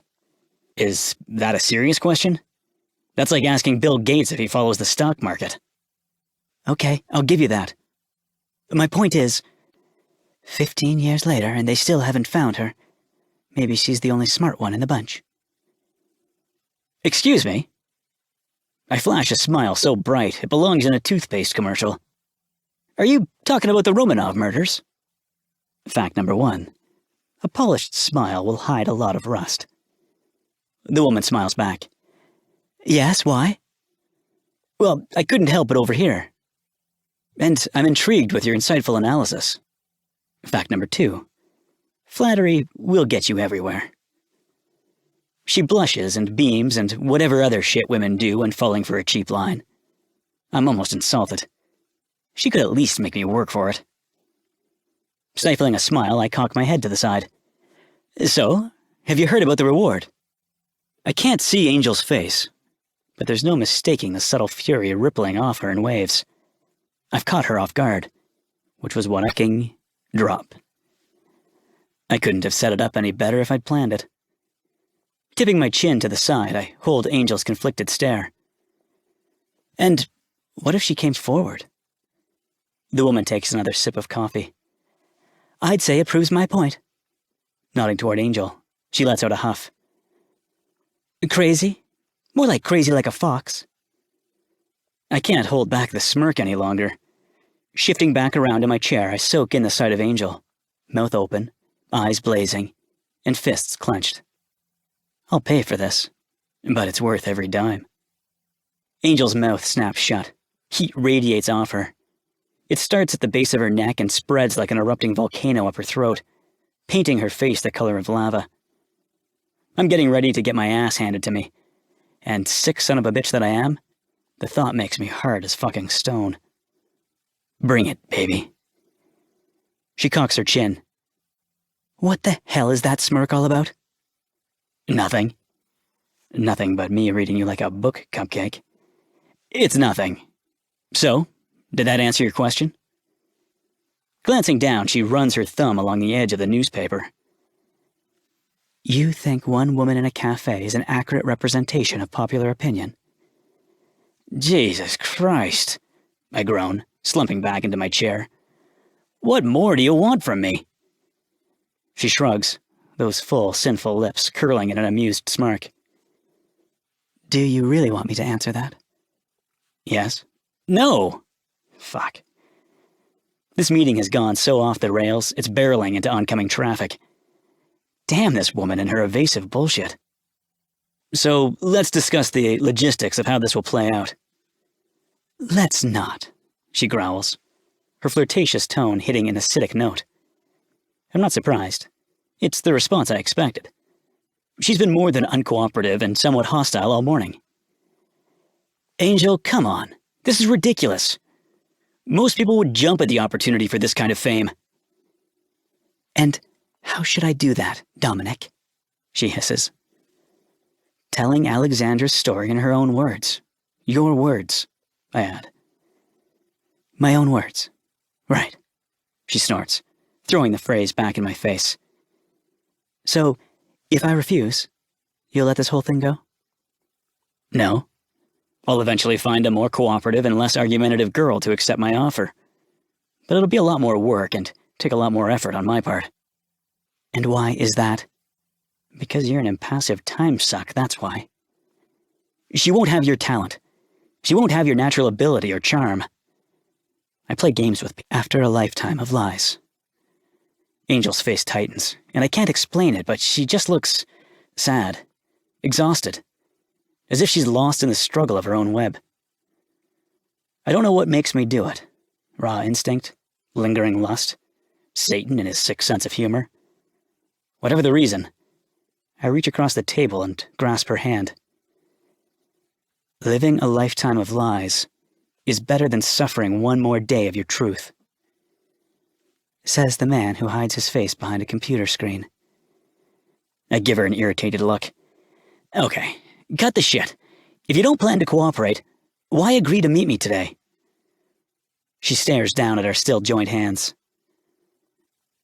To ask you to let this go. Are you insane? I yell a bit too loudly, because half the tables turn around and give me a dirty look, which I return. Fuck 'em. Without another word, she stomps off, finger still in the air, and disappears inside the main part of the cafe. God damn it. Jerking my wallet out of my pants, I grab a handful of bills and throw them on the table before taking off after her. Angel couldn't have had more than a 30-second head start, but I'll give it to her. The girl is fast. After all but running out the front door, I find her standing next to the passenger side of my rental car, with her back toward me. I smile, knowing she has her arms crossed over her chest, cursing my name because she stomped her ass all the way out here only to realize I'm her ride home. You're wrong, she says quietly. Taking a risk, I move closer until I'm a few inches behind her. Angel, I don't date. She spins around, her simmering gaze dipping from my eyes to my chest. You were wrong about me back then, and you're wrong about me now. What do I say to that? That I'm sorry? Because I'm not. I'm sorry she got buried in the avalanche I created, but I'm not sorry I sent a sexual terrorist to jail. A man who preyed on the fresh-faced innocent girls who came to Hollywood with stars in their eyes. He deserved everything he got. But Jade Saxton? She deserved better. Angel, The word sorry's right there on my lips. But instead of saying it, I slam them against hers before either of us can react. Angel's muffled protest is trapped between our mouths, and her palms fly to my chest as if to push me away. Only she doesn't. Her fingers curl into my shirt, those sharp nails digging into my skin. My control breaks. I take, sliding my tongue into her mouth without the slightest restraint. My hand dives into her hair, twisting it around my fingers. Full. Look, I didn't mean to imply you use men to get what you want. What I meant to say was that you have a way about you, Angel. A very alluring way that naturally makes men want to do whatever you want. Really? Because I want to be left alone, but you can't seem to naturally grasp that. What do you have to lose? I ask, throwing out a final Hail Mary. A shitty apartment and a shitty job? For some reason, that seems to get to her. She relaxes the grip her arms have on her chest. What's in it for you? And be straight with me this time. No more of this half-answer crap. I want the truth. A story. Angel raises her eyebrows and glares at me. I roll my eyes. And money. Look, I don't care how much a man has. 500K is 500K. It's the truth. Something I didn't mean to throw out there, but my master plan is going down in flames pretty fast. That's another half-answer, she accuses, and then twists around to walk away. But I catch her arm and spin her back around. Fine. You want the truth? You don't get to where I am in life and not step on a lot of toes along the way, sweetheart. Some were by accident, and others were very much on purpose. Somebody didn't like what he saw in the mirror I shoved in front of his face and decided to take it out on my ass. I almost tell her about the lawsuit, but pull back at the last minute. BTN is operating in the red, and if I don't get some cash flow soon, I'm going to lose everything. An awkward second of silence quickly turns into 5, then 10. Just as I'm about to do something drastic, like speak the name of a man who should never be used as a bargaining tool, she sighs. Fine. Wait. What? Fine? I know I'll live to regret this, but I can't argue that $500,000 would change my life. Not to mention Violet's. With that kind of money... Stopping mid-sentence, she shakes her head. It's not important. Facts are facts. I'd be saving her too. So, that's a yes? I ask, slowly. You'll do it? Yes. Provided you guarantee the DNA test will prove I'm Alexandra Romanov, you've got a deal. Nodding, she spins around and taps on the car window. Now, let's go. Where? To the G-spot, so I can say goodbye to Violet. I don't have much to pack, so that shouldn't take long. On our way to LA, you can start teaching me everything I need to know about Alexandra Romanov. One thing you'll learn is I do nothing half-assed, Mr. McCallum. Chapter 12. Angel. I blink back tears as the seconds of my life tick away. You'll come see me, right? Babe, you know I can't. A tear escapes down my cheek, and Violet grabs my hand. It's better this way. You know I'm a shitty liar. What does that have to do with anything? I ask, swiping the back of my hand across my face. You'll have 1,000,000 reporters following you around 24/7.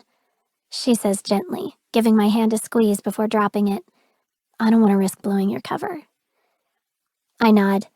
It's all I can do because words seem so hollow. She's right. I have a story to stick to. I have lies to tell and a whole world of people to fool. If opportunity is the friend who knocks, greed is the jilted ex-lover who kicks the door in. I twist my fingers, glancing around the bar one last time. What am I going to do without you, Vi? You're my glue. She scrunches her face. Your what? My glue. Whenever I break, you always pick up the pieces and put me back together. I'm still cracked, but you're the glue, keeping everything intact. Without you... I clear my throat and stare at my feet, letting my words trail off. Violet lands a heavy hand on both my shoulders. You listen to me. Angel Smith may chip, but she does not break. Letting go, she steps back and tips her chin toward the door. Now, go on, before I do something stupid like cry. I wish she would. I wish she'd fall down on her knees and beg me not to go. I wish she'd tell me this whole thing is an impending disaster. And I'm a fool for falling for Dominic McCallum's convincing words and intoxicating kisses. If she did, I'd stay. But she doesn't. So I don't. Well, I guess that's it. I'm not good at goodbyes, so I give her a tight smile. See ya. She nods. See ya. I turn to leave when Violet throws her arms around me in a hug so fierce I can barely breathe. Be careful, Ange. She whispers into my hair. Remember, he's made a living out of playing people. I have to blink a few times to absorb her words. Detangling her hold, I grasp her shoulders and choke out a nervous laugh. Whoa, you're the one who set this in motion. Now you're warning me? Just watch your back. A man like that has two faces, and you never see the ugly one until it's too late. Chewing on the inside of her cheek, she manages a half-hearted smile. As long as you don't fall blindly in love with the pretty one and forget that, you'll be okay. So, what do you think? I glance up, my brows knitting together as Dominic stands over me, beads of got this. I freeze. Squeezing my eyes shut, I try to chase after the words as they fade back into that locked place that scratches in the back of my head. There's a faint scent of pennies, brightly colored fireworks, and then nothing. Opening my eyes, I blink, my breath feeling trapped in my lungs as I gaze at Dominic. What did you say? I said, I've got this. Did you... I blow out a shaky breath. Did you call me little one? No. His eyebrows draw together in confusion just before a wicked smile peels across his face. Why? Do you want me to? I smack his hand away. I'm serious. Ouch, shit, okay, he says, holding up both hands. No, I didn't. Pausing, he looks down at me like I'm a strange animal. Are you sure you're feeling all right? Through layers and hiding a side of me no one knows. If that makes me a hypocrite, so be it. But in order to end a reign, you have to incite a revolution. No one's infallible. Everyone has scars. Sometimes you just have to scratch below the surface to get them to bleed. So, as I turn into a parking lot in West Hollywood, it's anticipation of that first drop of blood that drives a premature pull of the trigger, ignoring the very instinct that's kept me alive. Angel sits quietly, a deep, vertical line sinking between her eyebrows. I thought we were going to the Romanov estate. Where are we? I gaze across the car, soaking in her confusion as she stares up at the modest 2-story building in front of us. It's not much to look at, but that was by design. I'm a walking target as it is. The last thing I need is to conduct business inside an even bigger one. For now, it's BTN headquarters. She tilts her chin, the line between her eyes sinking even deeper. For now. Chuckling, I nod toward the simple white building. Keep up, rookie. I told you at the cafe. You're not the only one late on a few bills. She arches an eyebrow. So, I'm a rookie now, huh? Well, I did just bring you from the minors to the big league. However, if you prefer, I can go back to Cupcake. I have a name, you know. Yeah, Alexandra Romanov, I say, the reminder causing my voice to fall heavy. And I'm pretty sure neither of us can be trusted to use it in mixed company. Leaning over the console, I tap the pad of my finger against her forehead. So, until the day I look at you and see it stamped across here, I think it's safer to stick to pet names, don't you? But, rookie or Cupcake, pick one, or I'll pick it for you.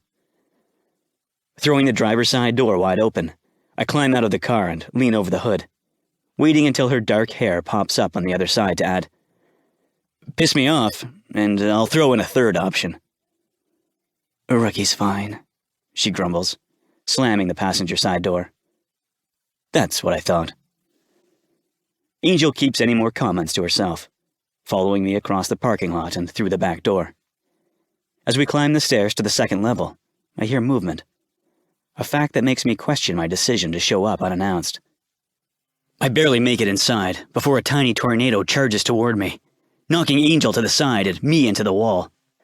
Where the hell have you been? Millie yells, shoving a phone in my face. She knows. Hey, Angela, Millie clips, waving a hand in her face.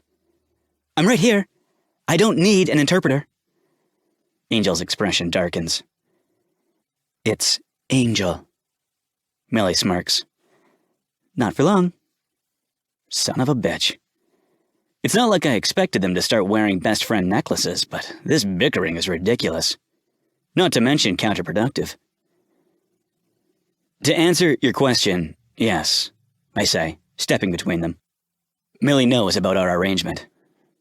A snort erupts behind me. Gritting my teeth, I glance over my shoulder. Did you set up the blast with the information I sent? Millie dips her chin toward my glass-enclosed office. Yeah, it's choppy, but I figured you'd fill in the blanks when you got back. It's on your laptop, if you want to take a look. Scrubbing a hand down my face, I turn toward Angel. Millie's mouth falls open. Holy shit. You pulled the camera and the shower trick on her, and she bought it? Hook, line, and sinker. Smugness creeps into my voice as I picture the shock on Angel's face as I blindsided her. So, you made her so afraid of what little she had no choice. It was either your way or the highway. I finish for her, tossing the camera in the air and catching it with a smirk. Under an overpass, to be more specific. This will work, Mill. You'll see. This is a very dangerous game you're playing, Dominic. Sucking in a sharp breath, she shakes her head. I hope you know what you're doing. I don't respond. I know the risk. Hell, I'm gambling our lives on the skills of a failed actress who hates me. Vengeance is a fickle game that landed me in front of 2 guns. One more misfire could ruin everything. Show me what you've got, I say, pushing the thought out of my head and nodding to the laptop sitting open on my desk. After keying in her password, she pulls up a document and turns it toward me. Immediately, the first thing I see is my own headline. Alexandra Romanov, alive and well, and living in Chula Vista. After reading the basic skeleton web blast she prepared, I add a few minor adjustments and flashier words and step back. There. What do you think? I think you're about to make history. Damn right I am. Grinning, I hit publish, pulling the pin on a grenade no one sees coming. Now all that's left to do is stand back and wait for the explosion. Aren't you going to answer that? I glance out of the corner of my eye to see Angel pointing an accusing finger at my ringing phone. The one I'm ignoring. The one that's gone off every 15 seconds for the last half hour. Eventually. But. No buts. I didn't want to get into this here, but I guess Angel's crash course in fame has its own timetable. Look, I know every self-absorbed shit in this town thinks the key to creating a buzz is to give more, but it's just a guaranteed way to ignite fast and fizzle faster. So, we're intentionally playing hard to get. First rule of Hollywood, I hold up a finger, is to make them wait. Dangle that carrot and then yank it back. Make them salivate so damn hard for just a taste, they're foaming at the mouth. Mystery attracts a lot more flies than confession, Rook. She's quiet for a moment. But if you're not responding, then I guess we won't be meeting with the estate tonight. Correct. Letting out a labored sigh, she props her elbow out in this town. The ones who learned quickly you can't stop a train by stepping in front of it. This is Hollywood. It does what it wants, when it wants. If you want to come along for the ride, great. If not, get the fuck out of the way, because it's going with or without you. Neither of us speaks again. Too lost in our new reality to bother with small talk. It isn't until I make the final turn into my neighborhood that I break the silence. Here we are. Home sweet. What the hell? As my house comes into view, I take one look at it and every calculated move I've made goes up in flames. Dozens of paparazzi are parked in front of my house, buzzing around like bees in a hive. Some I recognize, some I don't. It's hard to differentiate when they're all swarmed together. I'm not pissed because they're here. After all, I just alerted the whole damn world I'd found a missing Harris.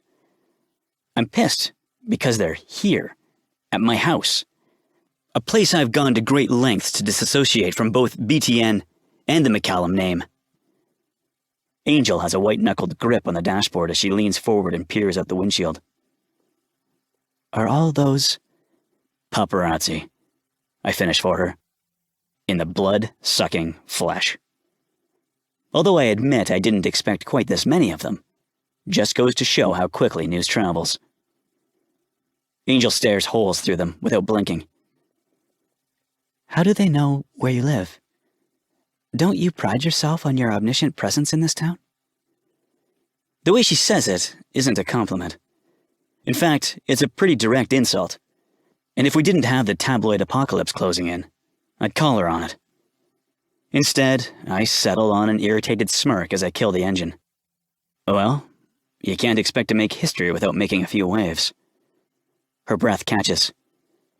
So, what do we do? No time like the present. Give them what they want, I say, opening my door to a storm of lights and flashes.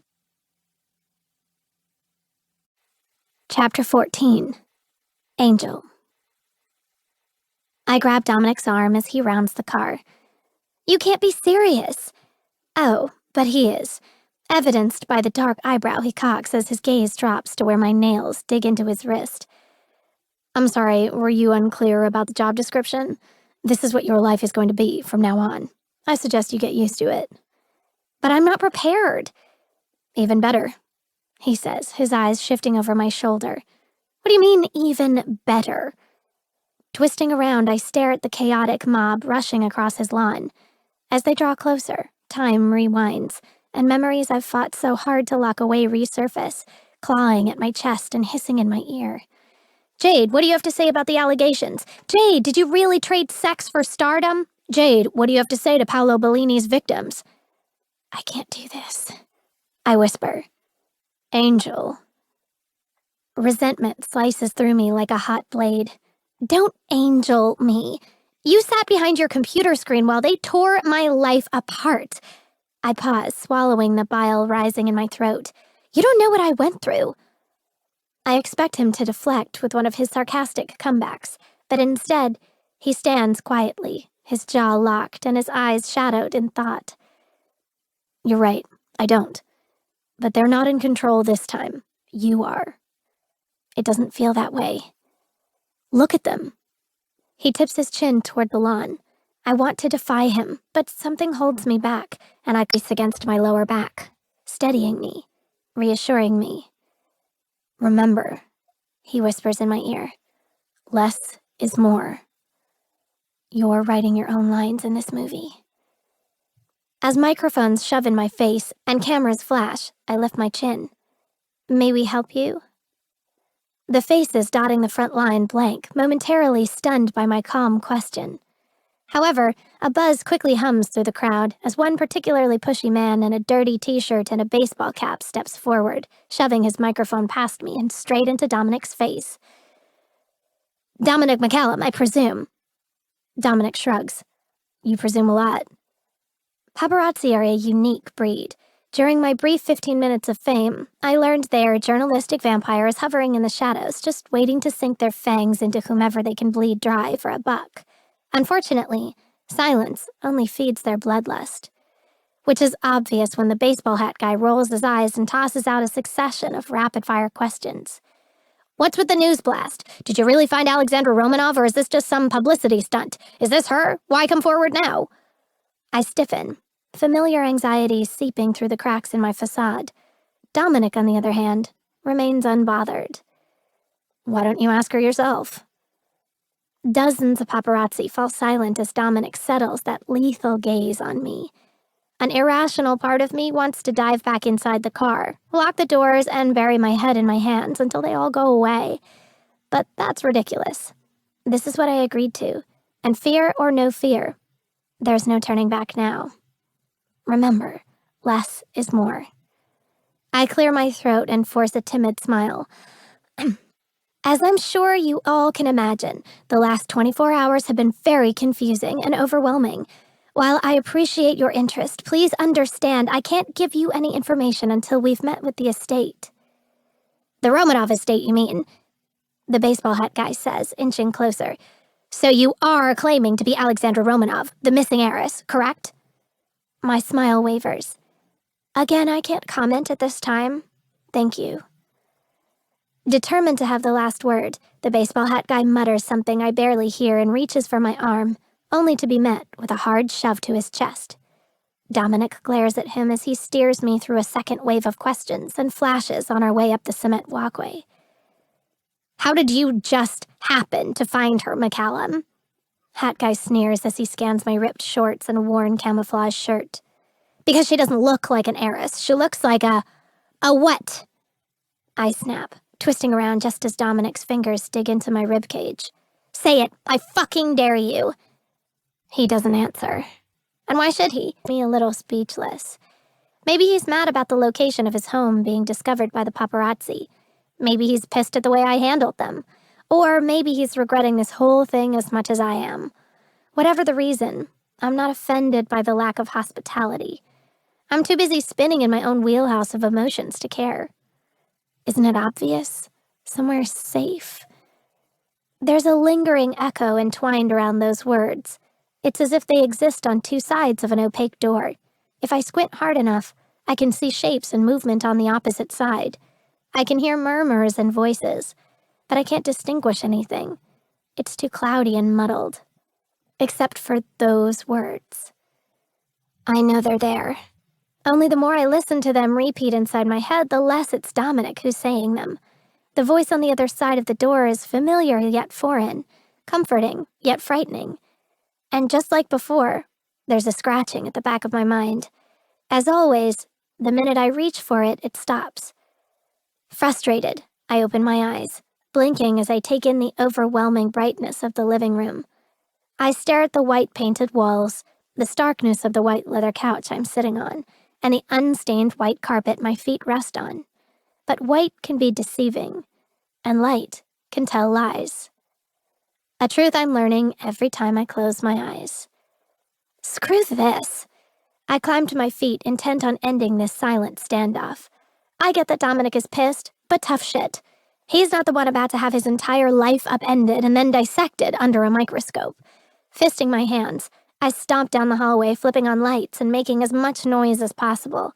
I didn't ask to be here. I sure as hell didn't ask to nosedive into notoriety. I deserve answers, and I'm damn well gonna get them. Dominic! I yell, banging on the door. Open up! I'm onto it. And before I can stop myself, I step outside. Dominic sits in a lawn chair, his head tipped back and his eyes closed. One hand cradles a half-empty liquor bottle, while the other pulls the lit cigarette from his lips. What took you so long? How did you get out here? Lifting his hand back to his mouth, he takes a long drag off the end of his cigarette. Through a door. I know that, jackass. I meant without me seeing you. There's more than one door in this house, Rook. He blows a ring of smoke into the night air, a small smirk curling his top lip as he lifts the bottle. And more than one stash. A man should always be prepared. I hate myself for staring, but I can't stop. I'm too busy remembering how hard those lips claimed mine, how forbidden they tasted, how quickly I folded to their rough demands. Clearing my throat, I jerk the cigarette out of his hand and stomp it out under the rubber sole of my chuck. I told you those things are going to kill you one day. Shrugging, he tips his head toward the paparazzi-infested lawn. The line starts back there. I hate how unaffected he is about everything. Sighing, I collapse onto the lounge chair beside him. How long have you been out here? Long enough. Here. He shoves the bottle across a small glass table between us. You need to take it down a few notches. I shake my head. Slugging whiskey out of a bottle isn't my style. Suit yourself. Out of the corner of my eye, I watch him tip the bottle back, his gaze burning into the side of my face. For a moment, I consider going back inside. But to do what? Sit in silence? Answer my own questions? Stew in my own regret and fear? Fuck that. I clear my throat. So, what was the disappearing act all about? He shrugs. I had to make a few phone calls. I'm so tired of his non-answers, I could scream. You care to elaborate? Nope. I shouldn't be surprised. He can have his silence for now. I can play this game too. Evade and deflect are tricks right out of the Angel Smith playbook. Dominic can dress it up and call it whatever he wants, but I know an ulterior motive when I see one. It's like Violet always says, putting makeup on a lie doesn't make it the truth. Does that mean I don't believe the future of BTN is on the line? Quite the opposite. What we're doing carries too high of a risk for money, not to be his driving force. But I'd be a fool to think there wasn't an underlying motive as well. Dominic straddles the lounge chair. As if wrestling with what to say, he shifts forward, the bottle clenched between his palms as his forearms rest on his thighs. You did all right out there. Just all right? The thin olive branch snaps along with his mood. What the fuck do you want? He grumbles, slamming the bottle on the table. A medal? You let that asshole get to you and broke character. Whatever else you said won't matter. That's the stuff they'll print. I resist the urge to smack him. What the hell did you expect? I did the best I could. It's not like you gave me any warning. Then something ugly whispers in my ear. Something unfamiliar but dangerously sharp. Is that what you and your girlfriend were doing in that fishbowl you call an office? Making bets on how long it would take for the paparazzi to tear me apart? They're baseless accusations. I have no idea if that woman is his girlfriend, and it's none of my business. He can do whatever the hell he wants, but I saw how close they looked. Dominic turns, a smirk pulling at his lips. Are you jealous? What? I spin around, almost knocking the bottle off the table. Don't be stupid. I don't care who you do. His smirk widens as I catch myself. I mean, what you do. I'm here for the money. Gritting my teeth, I jerk the bottle off the table, ignoring the trail of fire it leaves in my throat. Dominic quirks an eyebrow. I thought slugging whiskey out of a bottle wasn't your style. Yeah, well, neither is hijacking someone else's identity. I scowl, shoving it back toward his chest. Guess there's a first time for everything. Are you seriously pulling the moral card on me right now? You just lied to the entire world. Grabbing the bottle, he slouches back in his chair, pointing the mouth in my direction. Don't pretend we don't walk the same crooked line. His assessment hits home. For as much as I condemn him for what he's done, I'm the one stealing another woman's identity. This is getting my card punched straight to hell kind of shit. I wrap my arms around my chest. You're right. Weakness. After all, guilt and gaslighting are only separated by a fraction of a degree. Wait. Dominic's hand clamps around my arm, and my gaze falls to where his fingers encircle my wrist. Look, I know I'm not your favorite person, but we're stuck together for the foreseeable future in a whole funhouse full of mirrors. I glance up. Meaning? Meaning. Pasts are like assholes. Everybody has one. Some are uglier than others, but they're all full of shit. Pausing, he pins me with a heated stare. But I'll show you mine if you'll show me yours. Chapter 15. Angel. It's a loaded offer. Tempting, but also dangerous. It's not a happy story, I admit, pulling away from his hold.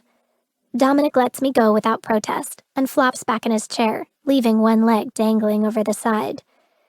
I'm not a happy guy. His rough voice scrapes over my skin like sandpaper. But instead of turning away, I find myself arching toward it. I'm like Icarus flying toward the sun, knowing I'll incinerate, yet still craving the burn. I don't want to open up. I don't want to feel. I don't want this pathetic flutter in my stomach, and I sure as hell don't want this infuriating ache between my legs. But the more I'm near Dominic, the less I can deny either. And that terrifies me. For a man whose entire life is based on exposing secrets, Dominic has kept his own cards close to his chest. And while the last thing I want to do is open up a portal and dive into the abyss, I don't know if I'll get an opportunity like this again. So, against my better judgment, I sit back down. There's not much to tell. I grew up poor, just like you said, left a shitty group home when I was 16. He stares at me, not a flicker of emotion on his face. What about your parents? Don't have any. I stare down at my hands. I mean, obviously they exist, but not in my memory. I can't even picture their faces. From what I was told, they weren't worth knowing. Not that it matters. They didn't want me, so I don't want them. Case closed. Were the people who ran the group home abusive? I shrug. They were indifferent, and I was just there. Invisible. I glance up to where Dominic stares at me in strained silence. All of a sudden I feel bare, raw, like he's reached within and turned me inside out. Do you ever feel like you're trapped in a place you don't belong?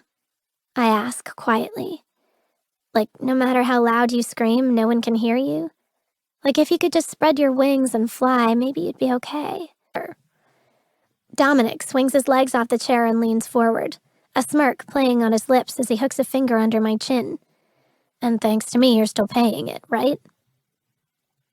As I suspected, this was nothing but a ploy to chip away at my armor while his remains a thick wall of fortified granite. And like an idiot, I fell for it. I should be furious. I should punch his face until it's not so damn pretty, until I can look at it without this stupid flutter and ache and want. Because the only thing I should desire is to unleash 12 months of pent-up anger. Instead, what am I doing? Leaning into his touch. remembering the feel of his lips on my skin, wishing for more from a man I hate. His grip tightens, and my breath quickens. Kiss me. Angel, he groans, his eyes dropping to where his thumb traces my bottom lip. The distance between us erases until all that remains is a breath. I close my eyes and count the seconds, hating this, wanting this. Dominic's nose dips into my hair, and I take a shuddering breath. You're drunk, I mumble. Yeah, but you're sober. He whispers in my ear before pulling back. So I'm not taking advantage of you. If you want me to stop, just get up and leave. But if you don't... Standing, he swings his leg over my lounger and straddles it, his hand reaching for the button on my shorts. Just enjoy what I probably won't remember in the morning. His twisted logic makes it so easy to justify. If he doesn't remember and I never speak of it, then technically it never happened. While I rationalize a bad decision, Dominic takes my silence as confirmation and has not only undone the button on my shorts, but has also pulled down the zipper and shoved his hand inside. I gasp, throwing my head back as his finger slides in between my folds.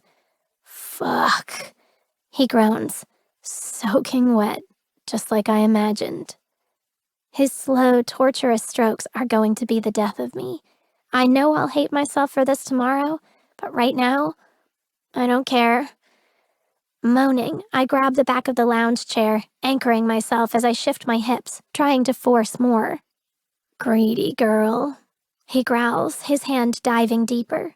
He dips the tip of his index finger in my opening, then pulls it out.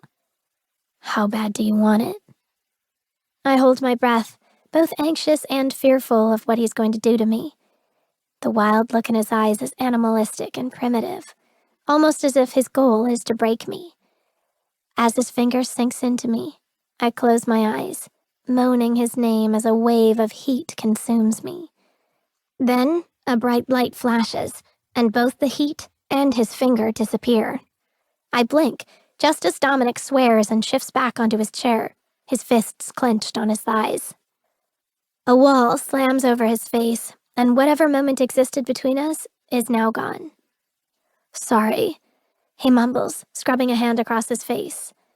Sorry? That's it? That's all he has to say? My face burns with shame as I button my shorts. Things are so awkward, I don't know what to say or where to look, so I concentrate on the hand covering his mouth.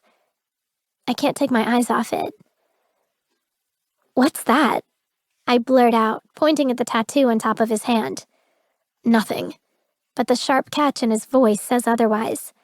Ignoring him, I tug on his wrist. Let me see it. Cradling his palm in mine, I run a finger across faded lines in foreign script. A jolt of electricity sizzles through me as grainy images flash through my mind. I trace the inked cross, swirling the tip of my finger around the words I don't understand. What does this mean? Nothing anymore. He doesn't offer any further explanation, and I don't ask. Maybe Violet was right. Dominic has made a living out of playing people. Why would I be any different? Ever since he blew into my life, my brain feels like a giant puzzle with missing pieces. Angel, you okay? On edge, I drop his hand. I'm fine. We've gone around in circles since I walked out here, so I pulled the trigger and go for a direct hit. Why do you know so much about the Romanov murders? His face hardens. Why do you ask so many questions? Why do you keep deflecting? I'm in the business of uncovering hidden truths, aren't I? He slurs, the whiskey hitting him hard. Pennies. I smell pennies. Lowering my arm, I blink, staring at the floor and adjusting my blurry eyes to the darkness.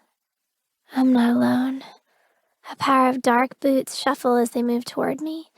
1 step, 2 steps, 3 steps, 4 steps, 5 steps. The scent of pennies grows stronger the closer the boots come. When they're right in front of me, they stop, and I stare, knowing my choices will end in consequences. It's time to go, little one. Tomorrow is the first day of the rest of your life. A strangled gasp tears from my throat as I sit straight up in bed. Chapter 16. Dominic. Slamming. There's something about her that gets under my skin. For some fucked up reason, I have this insane need to protect her as I exploit her. Even though she's determined to hate me almost as much as I'm determined not to care. Newsflash. It's not working. Sometimes determination lands you right back where you started, swimming in a pile of shit. And that's where I am right now. Standing outside a giant pile of shit. A half-green, half-white painted building I swore I'd never step foot in again, much less be summoned to like a goddamn servant. Yet here I am. Dominic McCallum, at your service. I glance up, gritting my teeth as Monty's auto body repair shop glares back at me in big block letters. One of LA's finest full-service garages. Guaranteed to tune your car in the front and wash your money in the back. Grimacing to light up, champ. True, but ordinances are laws. And laws don't apply to Luciano Ricci. Hearing the unmistakable clicks, I slide my gaze from his left to his right, where I'm staring down the barrels of two guns. I'm not surprised. Annoyed, but not surprised. If you wanted to shoot me, Luciano, you could have at least done it out there and saved me from having to deal with Sophia. Oi! Carlo pipes up, his eyebrows pinched together. That's my daughter you're talking about! Luciano raises his hand, unfazed at Carlo's outburst. Leave us. No one questions him. Both men lower their guns, glaring at me as they walk out the door. Once we're alone, Luciano regards me quietly. I assume he's assessing if I barged into his office armed. Of course I did. You don't run with wolves and then walk into the forest without a flashlight. He leans forward, tucking the cigar in between his teeth as he rests his elbows on the desk. Entering a room without knocking first is disrespectful. Even through the puff of smoke, I see his confident smirk. The man has a forbidding presence that dominates a room. From his swept-back silver hair, to his grey double-breasted Italian suit, to his silk tie, Luciano Ricci commands attention. Unlike most, he enjoys the spotlight, choosing not to conceal himself from the public eye, but rather embrace his celebrity gangster persona. A choice that the boss of the Vitoli family doesn't necessarily agree with. Not that it matters. Luciano has had as many trials as hair plugs, but the FBI never manages to make anything stick. The media will tell you it's because of insufficient evidence. Bullshit. At me. What are you playing God with your mother's life? Bastard. She's exactly the reason I came crawling to him in the first place.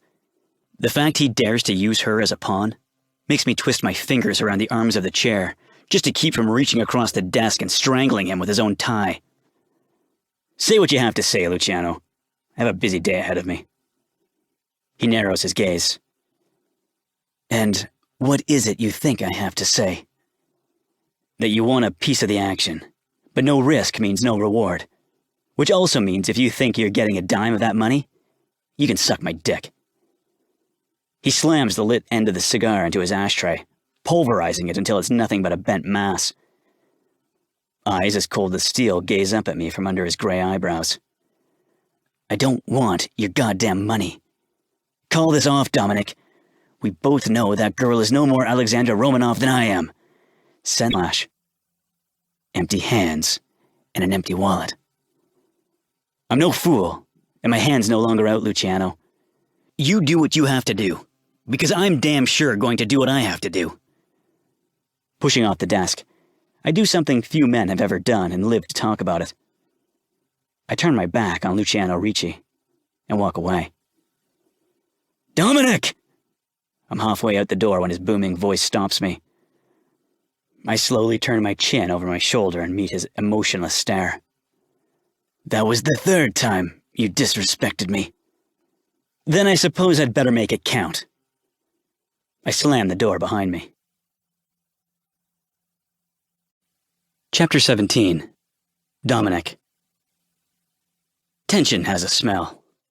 It's thick and damp, with an overpowering stench of a strained rubber band being stretched to its breaking point. One more tug, one more push, and I'll snap. I've smelled it for years. It has become as familiar to me as spicy cigar smoke. That's why I immediately recognize it, the moment the elevator doors close. It seeps into every crack and crevice, making everything feel cramped even though Angel and I are the only two people inside. I steal a quick glance at her out of the corner of my eye. The black skirt and white blouse I had Millie drop off this morning fit her like a glove. Paired with her sleek dark hair and classy black heels, she certainly looks like Hollywood royalty. Until you get to her face. Dark circles line her eyes as she stares up at the illuminated numbers, watching the floors slowly tick away as we rise. She has her arms folded tightly across her chest and her lips pressed in a thin line. The same way they've been since I returned late this morning, after visiting Luciano. She said nothing as we fought another swarm of paparazzi waiting on my front lawn, and she gave me the silent treatment the whole drive from West Hollywood to Pasadena. Even when we arrived at the offices of Aero Tate and Wren, I barely parked the car before she hopped out and tore across the parking lot like her ass was on fire. By the time we reached the 10th floor, I can't take it anymore, and the rubber band snaps. Okay, what the hell is wrong with you? Excuse me? This. I motion a hand down the length of her body. Angel, you're so uptight. If I shoved a lump of coal up your ass, I'd get a diamond. I'm sorry. She flashes a brittle smile. I'm not a pathological liar like some people. Forgive me if I don't do cartwheels into the lawyer's office where I'm about to commit a fucking felony. In 2 steps, I have her pinned against the wall with my hand across her mouth. She blinks up at me, her eyes wide with shock. Or what? I press both hands on either side of her. Or I start biting. Whatever self-control held me back last night goes up in flames. Wrapping a hand around her throat, I slam her against the wall so hard she lets out a rattled wheeze. It causes her mouth to fall open, which is exactly what I want. It's at the perfect angle for me to claim it. So I do. My hand tightens, my tongue delves, my body presses. I freefall into sensory overload as I take from this woman, this stranger, this unholy temptation. The floors tick away as I taste her lips, indulging in everything I know is forbidden. Dominic, she breathes, breaking away and gasping for air. Bark or bite? I challenge, pressing my hips against her while tightening my thumb under her jaw. You have one floor to the side, turning as white as her face. We practiced this the whole drive from Chula Vista, but theory and reality are 2 very different beasts. Stepping in front of her, I take control. Dominic McCallum and Alexandra Romanov. The receptionist's eyes grow wide. I'm not surprised when she peers around me to get a second look at Angel. Having Alexandra Romanov casually show up at a lawyer's office is like having Bigfoot walk into a shoe store. Yes, of course. One moment, please. Her hand fumbles for her desk phone, and to be honest, I wouldn't be surprised if there's a cell phone in the other. Which is fine.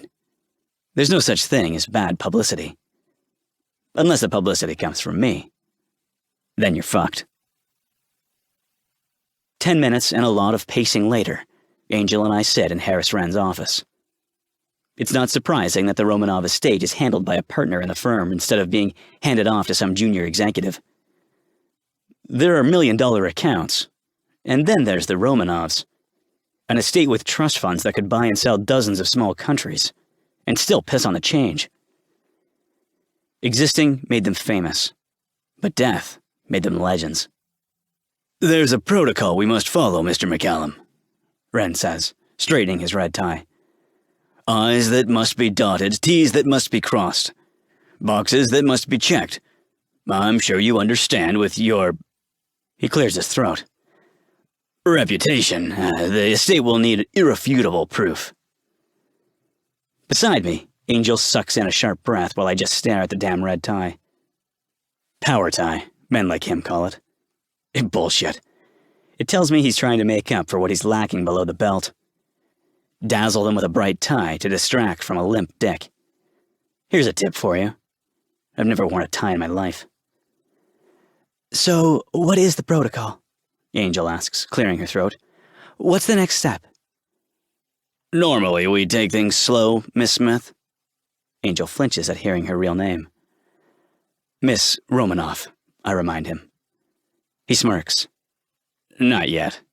As I was saying, normally we keep your identity quiet, not only for your protection, but for the privacy of the estate. However, since Mr. McCallum has already taken matters into his own hands, he turns to me, his mouth clenching so hard I wouldn't be surprised if his face cracks. We're forced to expedite the process. Well, what are we waiting for? I ask, throwing my arms out wide. Expedite away. Ren doesn't say anything as he rolls his chair back, dragging one of his desk drawers along with it. While his attention is diverted, I steal a quick glance at Angel. She still looks like a kid caught with her hand in the cookie jar, and if she doesn't snap out of it soon, she's gonna blow this all to hell. Keeping my hand low, I tap her leg. Her eyes immediately snap to mine, and I silently mouth the words, Jade Saxton. She furrows her eyebrows. Be Jade Saxton. I mouth again. Play the role. I hope what I'm saying gets through to her, because if she doesn't start acting like a Harris, we're 50 shades of fucked. Ren turns back around and drops what looks to be a giant Ziploc on his desk. I'll need a DNA sample. I knew this was coming. I prepared for it. That test will go to Quest Tech Labs and come back a 100% match for Alexandra Romanov. I turn toward Angel. Her head is lowered, her gaze on the twisted fingers in her lap. I've done all I can. The ball's in her court now. Ren clears his throat.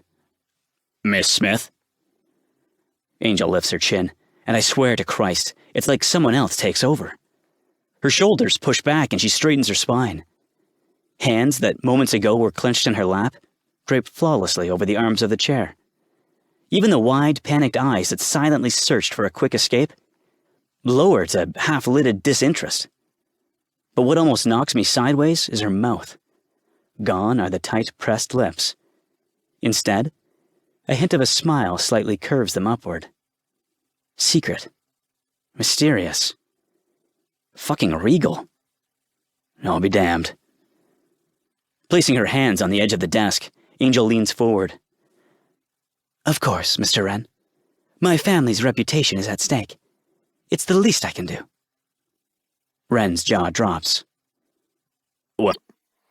Millie isn't my biggest fan, but at this point, I'm willing to try anything. I left the group home because I wanted control over my life. Dominic took that away once when he forced me out of Hollywood. Now, a year later, it's déjà vu all over again. He has all the power while I shoulder all the risk. It's time to even the playing field. Is his so-called sacrifice why this place is so empty? I ask, cocking a hip. To be such an international news source, you'd think BTN would be more than a two-person operation. Are you kidding me right now? What? 6 months ago, Beyond the News employed over 40 people. This place was a perpetual hub of chaos. She waves a hand around the bullpen. Cameramen, reporters, copywriters, technical advisors. Hell, we had our own paparazzi buzzing around. Whoa, back up. Dominic hates paparazzi. They've camped out on his lawn for weeks. Oh, really? She chuckles, that smirk spreading across her face again. And have they shown up every place you've gone? Gotten there before you did? She rolls her eyes. Come on, girl. It's not blind luck. You have to build an army of leeches to battle one. Son of a bitch. He tipped them off. What better way to control the story than to write it yourself? Part of me wants to crash through Dominic's glass fortress and demand answers. But 2 weeks of sharing space with that man taught me you don't confront Dominic McCallum. You combat him. Millie's eyes narrow as I hop up on the desk beside her. She's suspicious, as well she should be. I'm about to go fishing and drop the mother of all hooks. Dominic mentioned he'd pissed off the wrong person, and they'd retaliated. After I refused to go along with this whole scheme, he admitted it was his last resort before he lost everything. I motion around the silent office. BTN, his house, this life. My brain digs through files of industry gossip, and one name spoken across a front lawn comes barreling back like a freight train. At the time, I didn't think I heard it. All I knew was that Dominic reacted violently and shoved the baseball hat guy in the chest. But now I remember exactly what he said. How do you feel about McCallum's feud with Greg Roston? Greg Roston, I whisper, the words stuck in my throat. The seething hatred in Millie's eyes says everything. Dom drove the nail a little too deep. Roston retaliated and sued him for libel. And he won. It's not a question. At least Roston kept the lawsuit quiet, to save his own ass from more bad press, of course. Dom had to let everyone go and even took out a second mortgage on his house. She shakes her head, swallowing hard. It doesn't matter. It's still not enough. I cock my chin. You're still here. Because he trusts me, she snaps, which is more than I can say for Millie. We both spin around to find Dominic standing in front of us, arms crossed, nostrils flared, and a glare in his eyes I've never seen. Millie shrinks under the weight of his hard stare. Hey, boss. Any updates? He doesn't answer her. Instead, he moves until he's standing right in front of me. How are you feeling?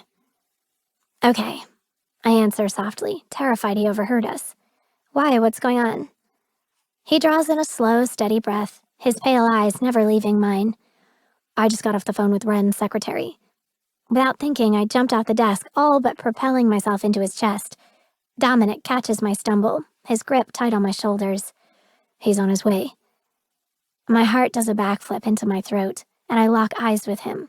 That familiar electrical current sizzling in the small space between us. Does that mean... He smiles with the leer of a poisonous snake about to strike. Yes, with the DNA results. And unless something unexpected happened, a check for $1 million. Pandemonium. That's the only word that comes close to describing the last 48 hours. Even then, it doesn't come close to painting a picture of the chaos my life has become. Or Alexandra's life, which is now my life. I lean against the glass and close my eyes. God, my head hurts. Get away from the window. Dominic growls, a cell phone attached to each ear. Flinching, I step away, letting the curtain fall, much to the irritation of the disgruntled press on our front lawn. After Ren arrived at BTN 2 days ago with the positive DNA test and a cashier's check for $1 million, our lives exploded. Not only was my claim validated, Arroyo, Tate, and Ren issued a statement on behalf of the Romanov estate confirming the results. I'm officially Alexandra Romanov, a billionaire heiress with more money than God. Wandering across the living room, I lean against the back of the couch, watching as Dominic carries on 2 conversations at once. We have matching dark circles under our eyes, but where I roam around in a daze, he's operating in hyperspeed, thriving on the anarchy. Yes, I've got it, Ren. She'll be there to sign the papers. 10 o'clock. Of course, AM. I'm not fucking stupid. Glancing at me, he rolls his eyes. Gotta go. Time's money. Disconnecting the call, he pockets that phone, turning his attention toward the other before hitting the unmute button. Michaela, talk to me, baby. My fingers dig into the couch leather. Who the hell is Michaela? Dominic's eyebrows shoot up. Well, we didn't expect that to happen so quickly, but yes, of course. Tomorrow? I suppose. He abruptly cuts off, that stone look rolling across his face again. Is that really necessary? Considering all the change she's faced, I really don't think...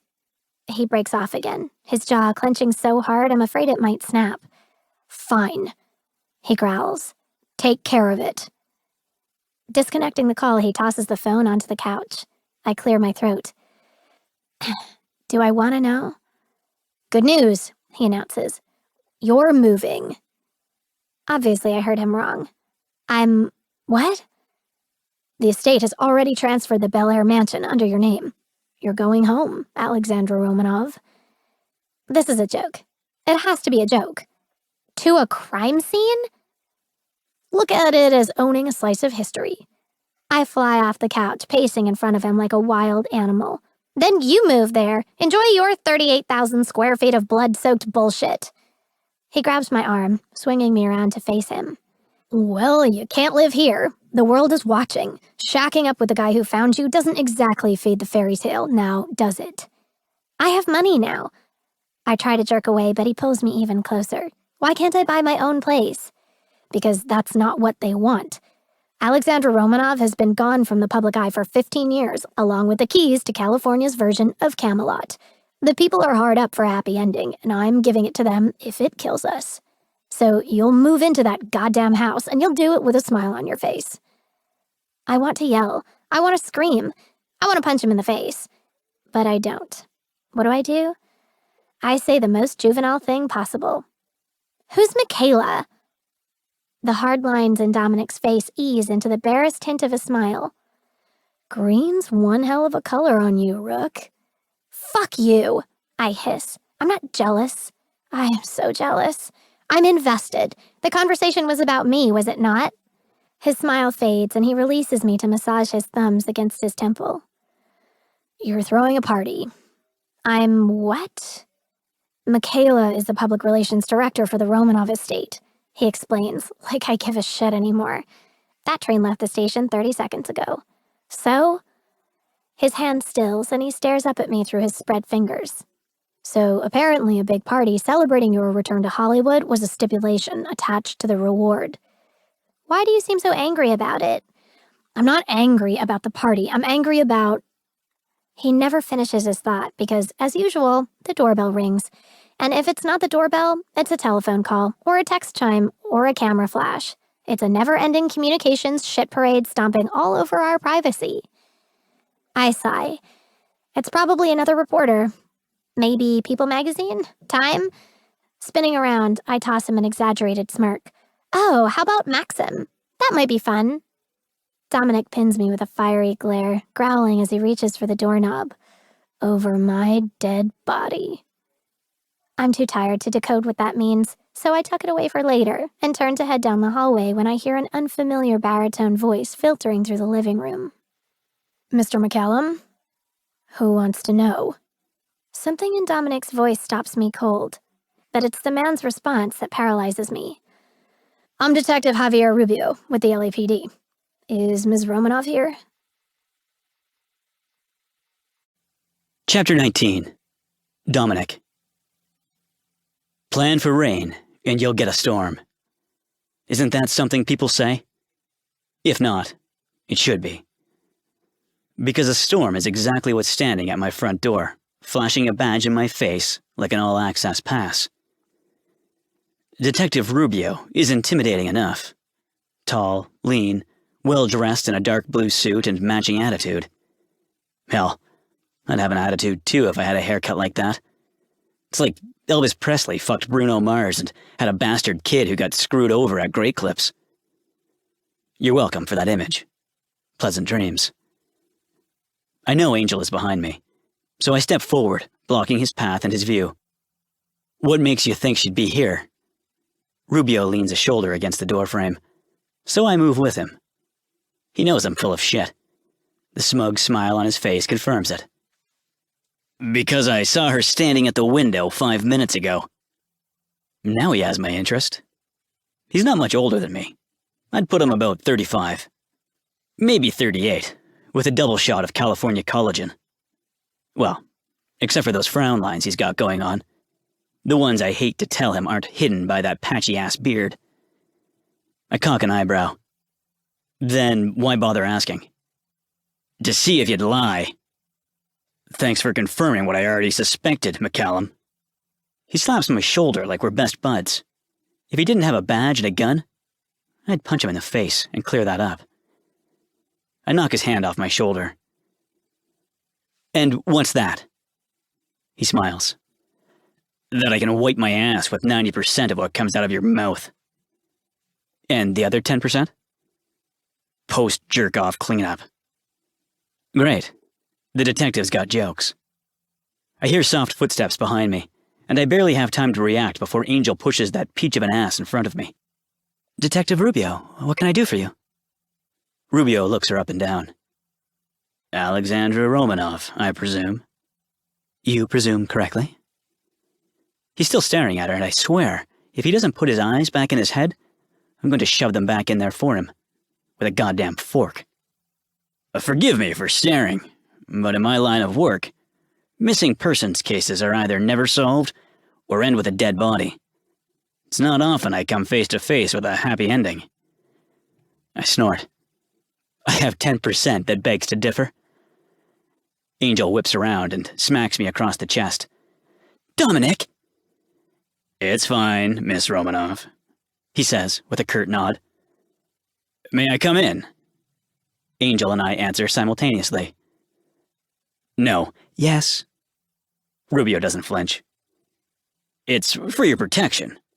The hills have eyes and ears. He nods over his shoulder where paparazzi cameras flash, and news anchors grip microphones like samurai warriors. I promise not to take up too much of your time. Fine. Reluctantly, I step aside, opening the door just enough to let him in. I'm happy to make him stand in the middle of the living room with his dick in his hand, but Angel glares at me and gestures to the couch. Instead, he opts for the chair directly across from her. I slump down on the far end of the couch, raising an eyebrow as Angel stands in front of me, rubbing her palms down her jeans. Can I get you something to drink? Yeah, whiskey would be great, I grumble. If I'm about to go to jail, I'm going lit as fuck. She cuts her eyes at me. I was talking to him. Rubio watches our exchange, his index finger tapping his lips. No, thank you. I can't stay long. Would you mind if we spoke privately? This is my house, Rubio. Get to talking or get the Angel holds up a hand, stopping me. I'd like Dominic to stay. I fight a smirk, or is it a smile? Hell, I don't know. Whatever it is, it needs to stop. Angel Smith is just a paycheck, nothing more. This is the end of the line for us. I got what I needed and so did she. After this, she's on her own. I have my own shit to deal with. Rubio's not happy, but he nods and continues because there's not a lot he can do about it. To be honest, Miss Romanov, I came here because the department is rather speechless over what's unfolded over the last couple of weeks. Angel nods, sinking down beside me. Join the club. How is it that you've been right under our noses for 15 years? He asks. It's a leading question. A classic confidence rattler. I should know. I fucking invented them. I've clearly, until Dominic walked into my bar to interview another woman, we'd never seen each other before. Our chance meeting was the work of fate, not opportunity. Her gaze remains stoic as she adds, and in case you weren't aware, let me be clear about something. What the fuck? The sheer force of her tone is so passionate. I can't not look at her. And when I do, I find a steely, unwavering confidence. Rubio and I are both so caught up in her spell, I don't think either of us take a breath until she speaks again. I have no idea what is going on or why I have no memory of being the person Dominic suspected me to be. But there is no disputing scientific evidence. DNA testing has proven with 100% accuracy that I am Alexandra Romanov. Do I remember my childhood or the horrific crime that happened to my family? No, Detective Rubio, I don't. And for that, I am extremely thankful. He takes it all in with a smirk. So, you want us to believe you've just conveniently forgotten your life as Alexandra Romanov? Angel calmly folds her hands together and leans forward. Do you have parents, Detective? Yes, but I don't see how. Brothers? Sisters? I have no idea where she's going with this, and apparently neither does Rubio. His confident smirk has long since faded, and now a deep vertical line has settled in between his eyes. A brother and 2 sisters. What if you watched your parents take their last breaths? She asked, tilting her head. Then, what if you watched the same people who killed them put bullets in both your sisters' heads and between your brother's eyes. Rubio's breathing becomes labored, his fists clenching by his side. What if your body was so stained with their blood you couldn't wash it off? Her voice drops an octave, the rhythm of her words becoming almost staccato. Would you want to remember that? Or would you get down on your knees and thank God all that exists in your head is static and silence? Holy shit. I don't know whether to stand up and clap, kiss the shit out of her, or back the fuck away. I take back every snide remark I've ever made about Angel being a hack, or an ingenue, or a wannabe. If I doubted her acting chops before, I don't anymore. That was some Oscar-worthy shit. She sold the hell out of that and saved our asses. And if I'm being honest, it freaked me out. We rehearsed none of that. None. Not a damn word. Folds it in her hand. Of course. I open the door, ready to help him along his way with a boot in his ass, when he stops and looks over his shoulder. By the way, my father was Miguel Rubio. I roll my eyes. Yeah, I'll be sure to send you both Christmas cards. You'll have to send his to Valhalla Cemetery. He went to his grave still searching for you, Miss Romanov. I don't like where this is going. She clears her throat. Excuse me? Detective Miguel Rubio, he clarifies. LAPD. My father was the lead detective on your family's murder case.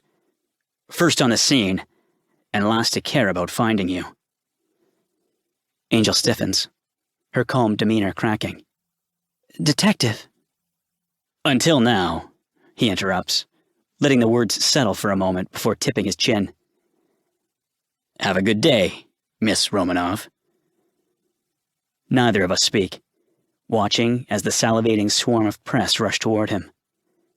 Halfway down the walkway, he stops and turns around, a brittle smile on his face. Oh, and welcome home. Chapter 20. Dominic. The term overnight success has been tossed around so much in this town, it has lost its true meaning. Now it's just a label slapped on actors who have paid their dues for years. A narrative created by people like me to sensationalize and capitalize on people like them. That's why the movie industry is full of addicts and untimely deaths. Eventually, the smokescreen clears, and reality pushes them aside to make room for newer headlines. A brand new overnight success. That's what I woke up to this morning.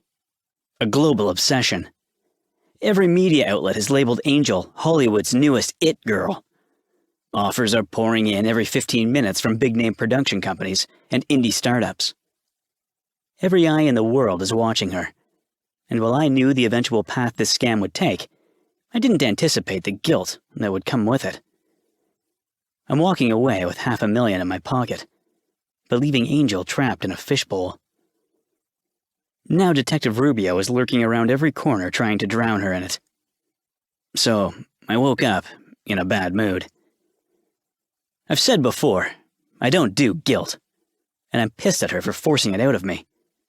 For swinging around balls of steel last night in front of that detective and then deflating into complete silence like someone let the air out of her balloon.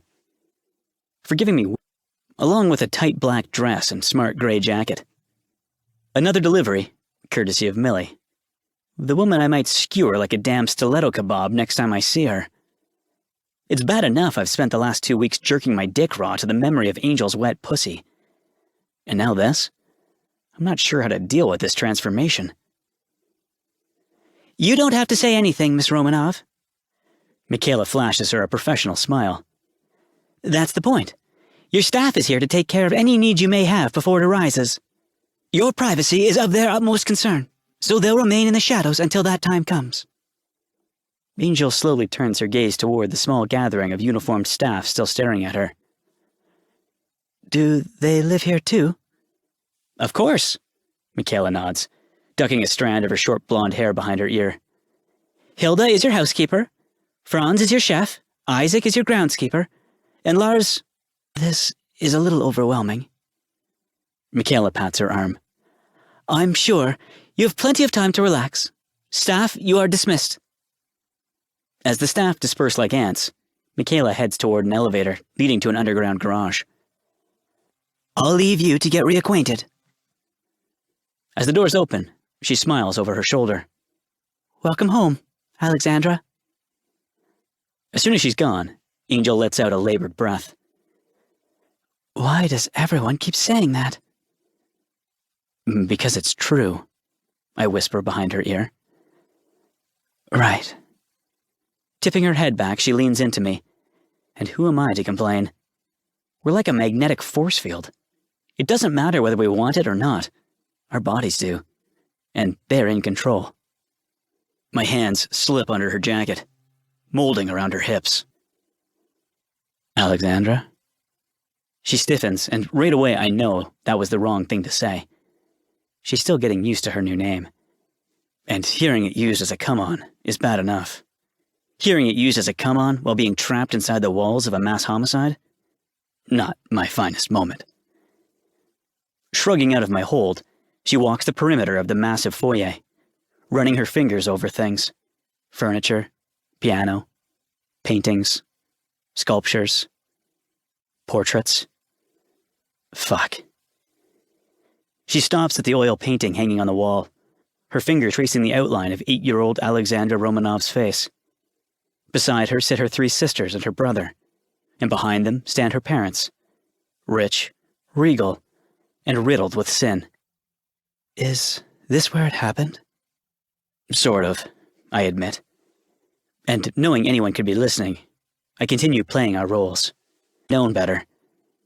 With her, there'll be no fading away quietly into the background. As much of a pain in my ass as she's become, I've gotten used to having her around. Which is dangerous for both of us. She's a liability. In my world, attachments are seen as weaknesses, and weaknesses are used as pawns. My mother has already been turned into a chess piece. I'll be damned if I let them get to Angel. I've never lied to you. I told you I was only in this for the money. Angel rears back as if I slapped her. So, that's it? You're just going to leave? I thought... You thought what? I force a smirk as tears well up in her eyes. That because you let me touch your pussy, we were going to live happily ever after in this fucked up house of horrors?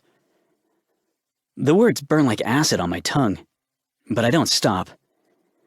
This was a business deal, Cupcake, and now it's done.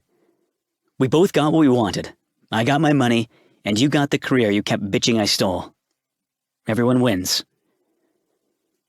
Everyone wins, huh?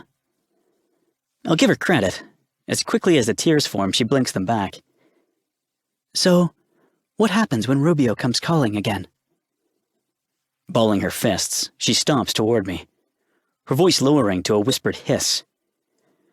What happens when he finds out the test was faked? Will you lower your fucking voice? What happens if the real Alexandra shows up? She continues, shoving a finger in my chest. Because if you think I'm taking the fall for this, you're insane. Gritting my teeth, I back her up until she stumbles into the wall, and with a low growl, I cage her in. As long as you keep your mouth shut, Rubio doesn't have shit. My contacts at Quest Tech can't be traced. And the real Alexandra Romanov? I glance to the left, where the damn portrait stares back at me. Trust me, if she hasn't come forward by now, she won't. How can you be so sure? She doesn't want to be found for a reason, Rook. Shaking my head, I push away from the wall, putting distance between us before I do something stupid. I glance around at the house, drenched in blood and secrecy one last time. Would you want to come back to this? As soon as the words are out of my mouth, I'm across the foyer, headed toward the elevator. All I hear is the frantic click-clack of Angel's heels, and then she's behind me, grabbing a fistful of my t-shirt. You're really leaving, just like that? Yeah, Just like that. The press, Rook. I give her an arrogant wink as my phone rings again. See you Friday, Miss Romanov. I don't answer until the fourth time he calls. I'm driving down Stone Canyon Road when I hit the button on the hands-free device. I was wondering how long it would take you to call. His low chuckle grates on my nerves, and my grip tightens on the steering wheel. I have to hand it to you, McCallum. I expected you to do a lot of crazy shit to save your own ass. But faking a heiress? That was brilliant. I didn't pull anything, Roston. Alexandra's the real deal. The estate confirmed it. Besides, you're hardly one to talk. Not after the shit you pulled at Moss Valley. I was simply downsizing. I slammed my foot on the gas, blowing through a red light. This is between you and me, asshole, not my mother. Damn it. I need to pull it together. Fate smiled down on me for once, I say, forcing an even tone. I was at the right place, at the right time. Fate always finds a way. Speaking of your mother, meet me at my office in an hour, he says, dragging me out of the muddled memory. We have business to discuss. I laugh. We have nothing to discuss.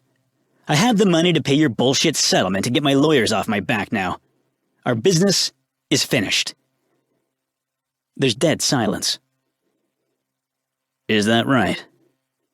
Why don't you check the email I just sent you and then see how finished we are? A sadistic laugh echoes through the line. See you in an hour, McCallum. The line goes dead. Grabbing my phone from the passenger seat, I scroll through my email and click the one from an unrecognizable address. There's no text, only an attachment. Once it downloads, my blood pressure hits stroke level. Motherfucker. It was taken 2 weeks ago, outside my house. A clear shot of Angel splayed out on a lounge chair, with my fingers buried inside her. Chapter 21. Dominic. Gaining access into Silverline Studios requires a photo ID, birth certificate, passport, fingerprint, background check, blood sample, and full body cavity search. And that's just at the front security booth checkpoint. After I'm granted access, I drive up to the main studio building. Slamming the car door, I stand there, stewing in my own anger, fueled by the bright green lawn surrounding me like a grassy moat. It's immaculate, flashy, a few of whom are going to be put out if they miss getting dicked down because I was dicking with you. Glaring at me, she punches a few numbers into her desk phone, scowling as she speaks into the wireless headset strapped to her face. Dominic McCallum is here to see you, Mr. Roston. Told ya. She gives me a barbed wire smile. Down the hall, exit, and go to the main studio building, then take the elevator to the penthouse. She slides a square piece of plastic across the top of her desk. Use this keycard once you're in the elevator. It'll provide you access to the penthouse where Susan will collect it. Perfect. I give her a wink and head toward the lion's den. The damn place is like a maze. Doors leading to more doors and studios that look like construction warehouses. By the time I make it to the main building and board the elevator with a magical keycard, my fists are clenched. Dominic, so glad you could make it. Have a seat. No wonder this fucker has to drug women to get laid. Everything about him screams douchebag, from his Dumbo ears, to his patchy gray beard, to his beady little rat eyes, to his fuzzy balding head. If I were a chick, I'd rather suck off a horse. I prefer to stand, thanks. He shrugs. Suit yourself. I assume you got my present? You mean your blackmail? That's such an ugly word. I prefer incentive. Folding my arms across my chest, I tilt my chin. Is this about me outing your audition with benefits bullshit? Is your pride still hurt? Well, get the fuck over it. You've already sued me, Roston. You won. What can you possibly have left to gain by doing this? You're damn right I won. His attention diverts as he picks up the discarded photo. I don't like the way he's staring at it. If I didn't know half of Burbank worked here, I'd shove the damn thing down his throat. But maybe I should call up America's resurrected sweetheart, he says, licking his lips. A picture really does say 1,000 words, and it looks like she's screaming them all. All I see is red. Stay away from her, or I'll... He cocks a gray eyebrow. Or you'll what? Publish another blast? Out me again? You can't, McCallum. It's part of the settlement, remember? Letting out a dark chuckle, he tosses the photo on his desk. You can't say shit about me without invalidating our agreement and being held in contempt. He's right. It's the only reason he didn't take BTN in the settlement as well. A compromise my lawyers negotiated despite my repeated objections. I keep my business, but the names Greg Roston and Silverline Studio can't be mentioned in any capacity. Otherwise, the arbitration is considered broken, and I'm fucked, broke, and incarcerated. Running a hand through my hair, I tug at the roots and turn toward the window. I don't have a damn thing to hold over him.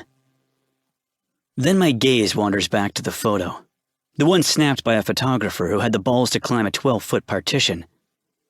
Then my mind reverts back to the front lawn, and a question mumbled by a paparazzo in a baseball hat. How do you feel about McCallum's feud with Greg Roston? Son of a bitch. That paparazzo wasn't working for a tabloid. He was on your payroll. And the minute he climbed over a fence and into my backyard, box office gold.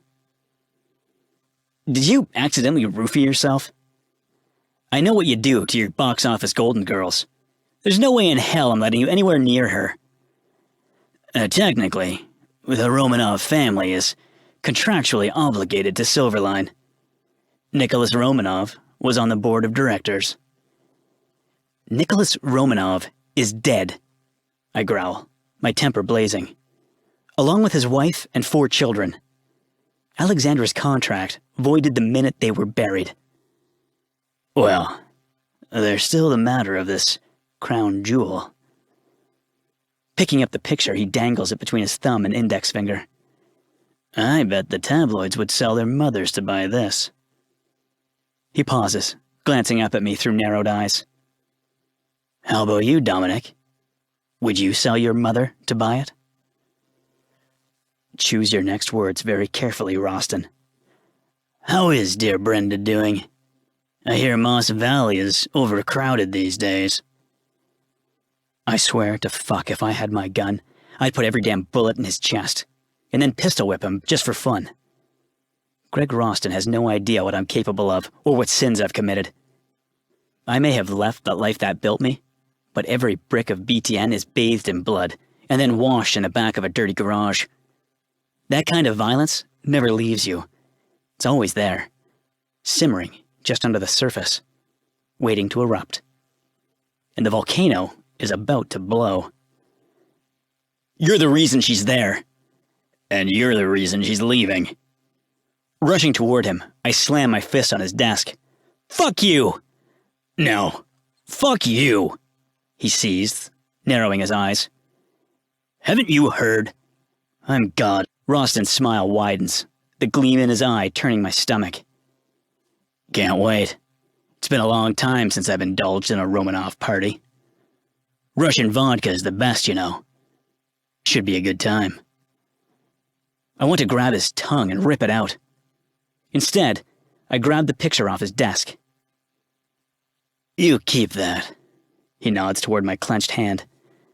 I have 100 more where that came from. Now get out of my sight. I have work to do. I don't take orders, but I'm afraid if I'm in this man's presence another minute, I might throw him out the window. Just as I get to the elevator, he calls my name. Dominic! I don't know why I stop. Call it morbid curiosity, or maybe subconsciously I'm looking for a reason to bloody my hands. Whatever the motivation, I look over my shoulder. He runs his index finger along his bottom lip and winks. Tell that special girl to save a dance for me. I don't breathe until I'm back in my car and alone. Only then do I lose it. Balling up the picture, I slam my fist into the steering wheel over and over. When I run out of steam, I slump back in the seat and close my eyes. The picture is bad enough, but the worst has yet to come. I started this war, but I won't be the only one who pays the price. I've led an unsuspecting, unarmed, and unaware army into battle. The fucked up part is, even knowing this, I'll still march. I'll still charge, I'll still drive an innocent woman straight into the arms of the enemy. To the same casting couch that drove my mother off the cliff of reality. Because I have no choice. War isn't pretty. It isn't fair. Sometimes you have to play dirty. But a part of me hoped tonight would be different. That he would be different. Slamming the rest of the champagne, I pick myself up and straighten my crown. Because I have one now. Fuck him very much. Dominic scrambles my thoughts every time he's within 10 feet of my vagina, making me forget I'm the one in control. I'm the heiress. I'm the one sitting on a family fortune the size of a small continent. I'm Alexandra Romanov. Fascinating.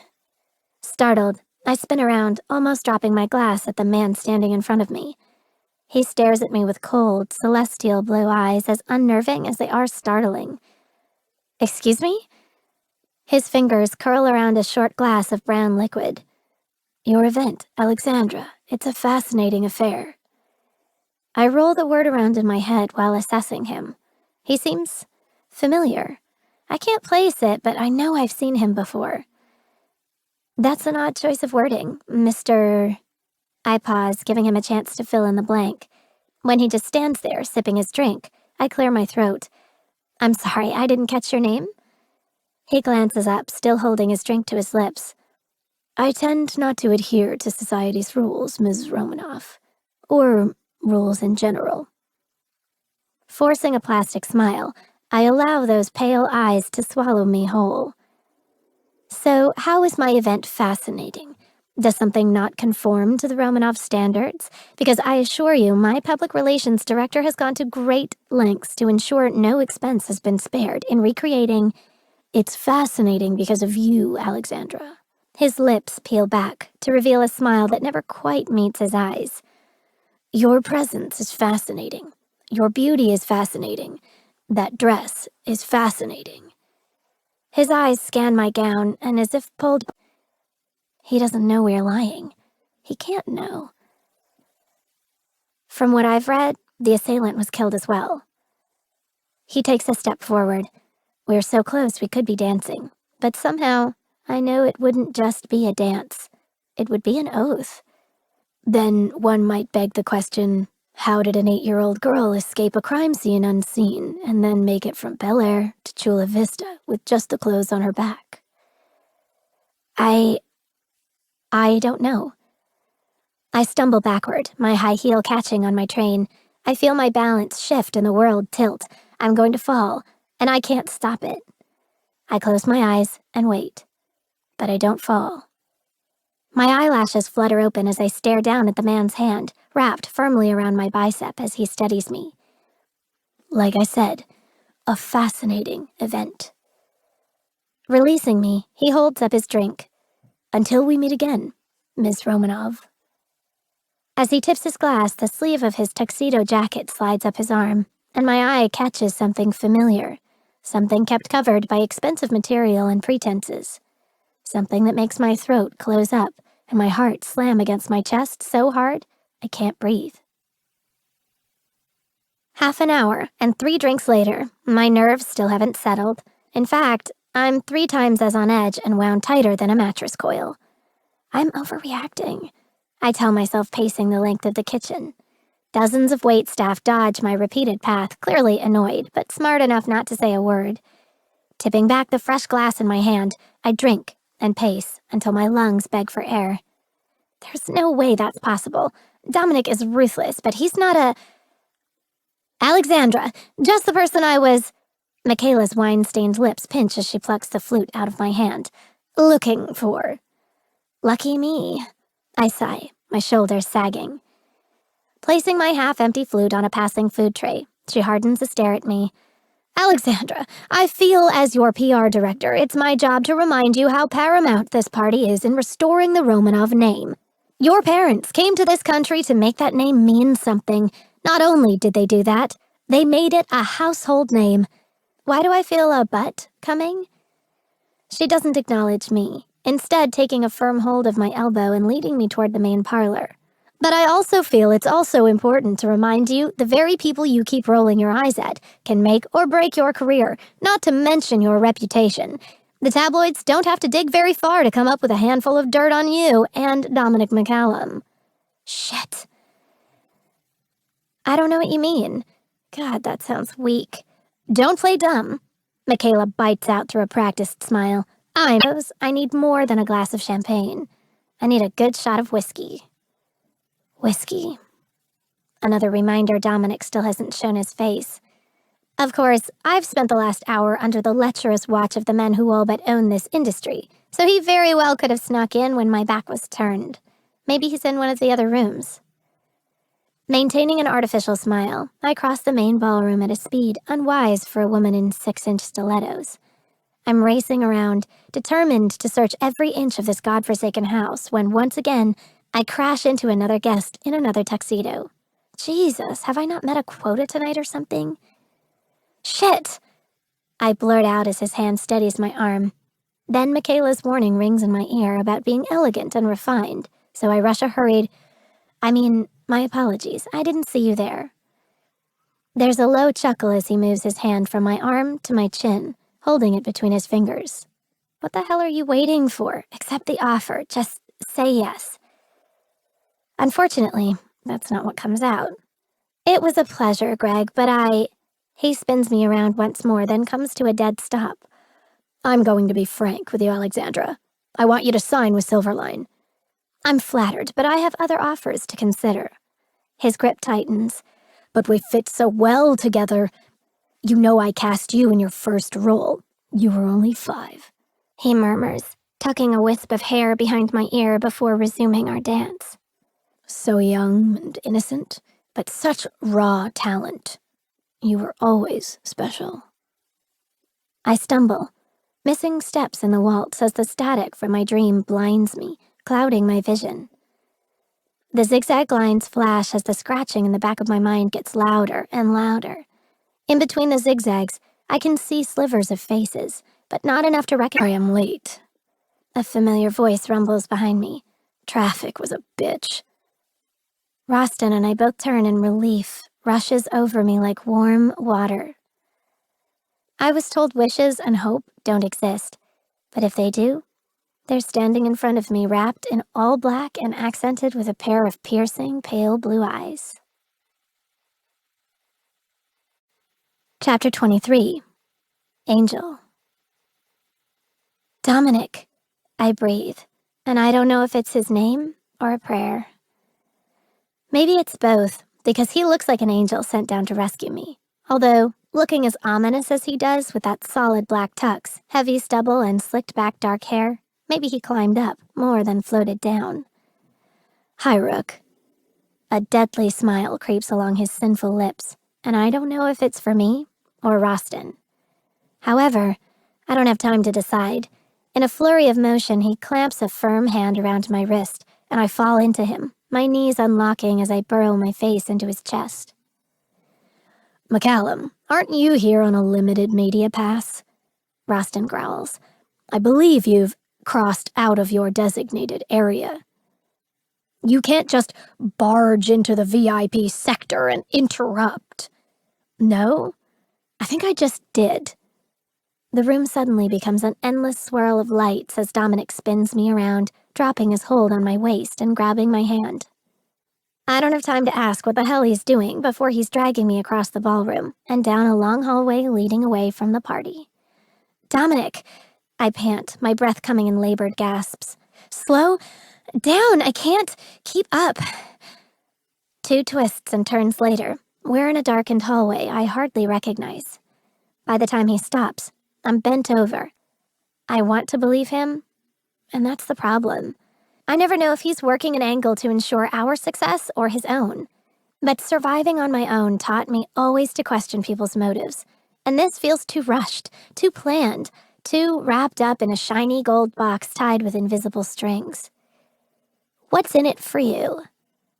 Dominic steps closer, and as the distance between us disappears, so do the shadows obscuring his face. Nothing. Maybe I just missed you. Oh, no, you don't. Not today, Satan. What happened to, we both got what we wanted, I got my money, and you got the career you kept bitching I stole from you. Everyone wins. He groans. Look, I'm used to working alone, Alexandra.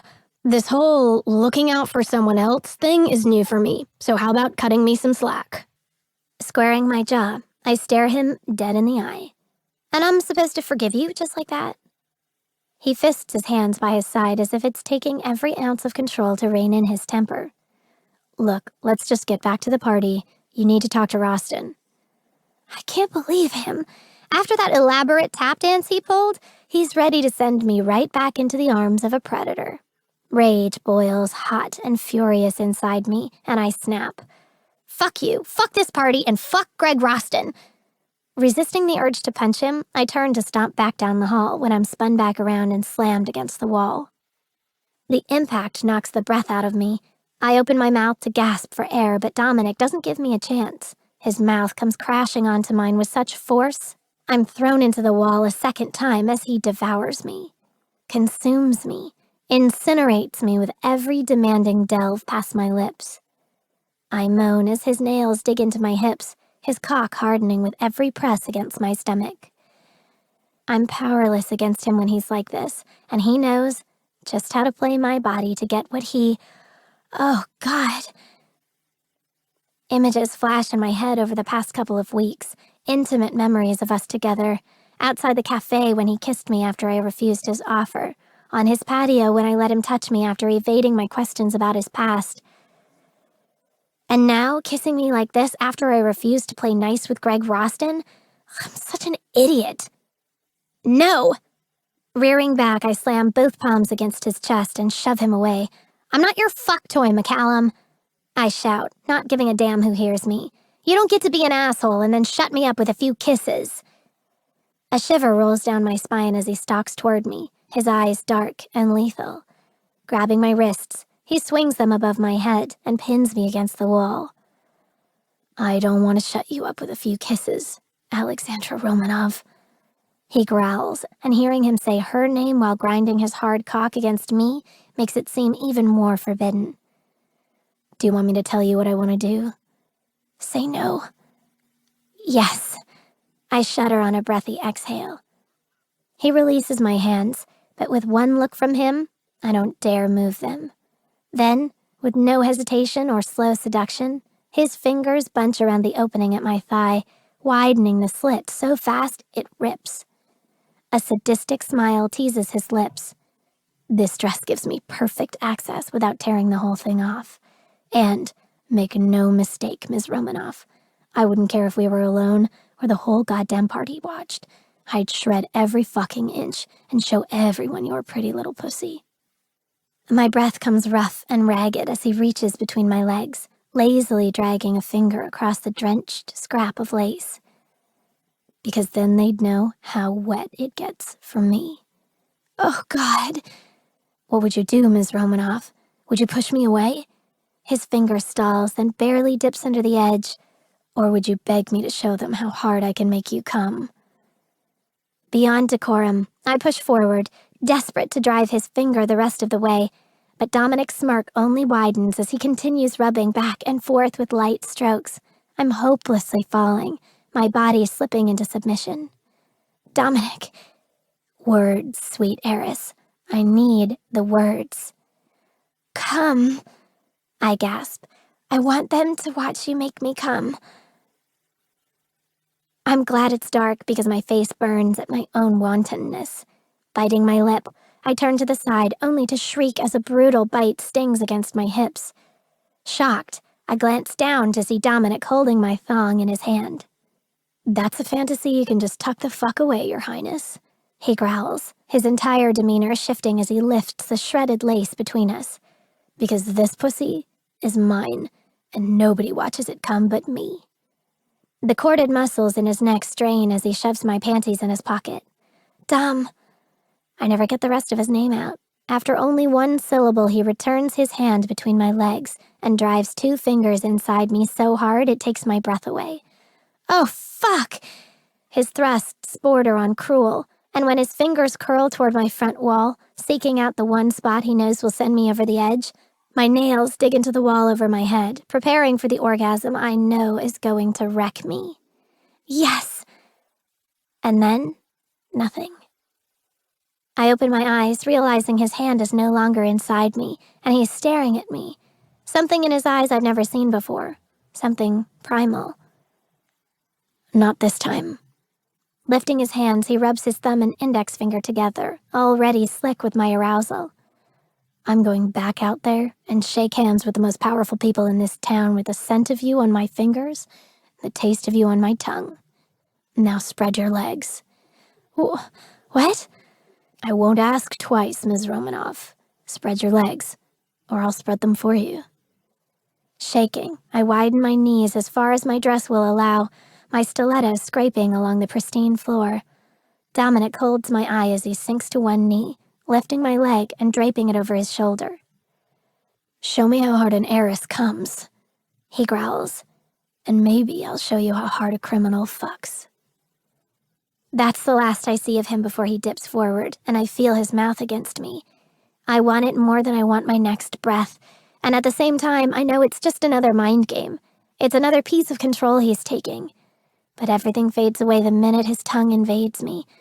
All semblance of reason evaporates, and all I can do is feel. My entire body bursts into flames as his mouth douses it with more and more gasoline.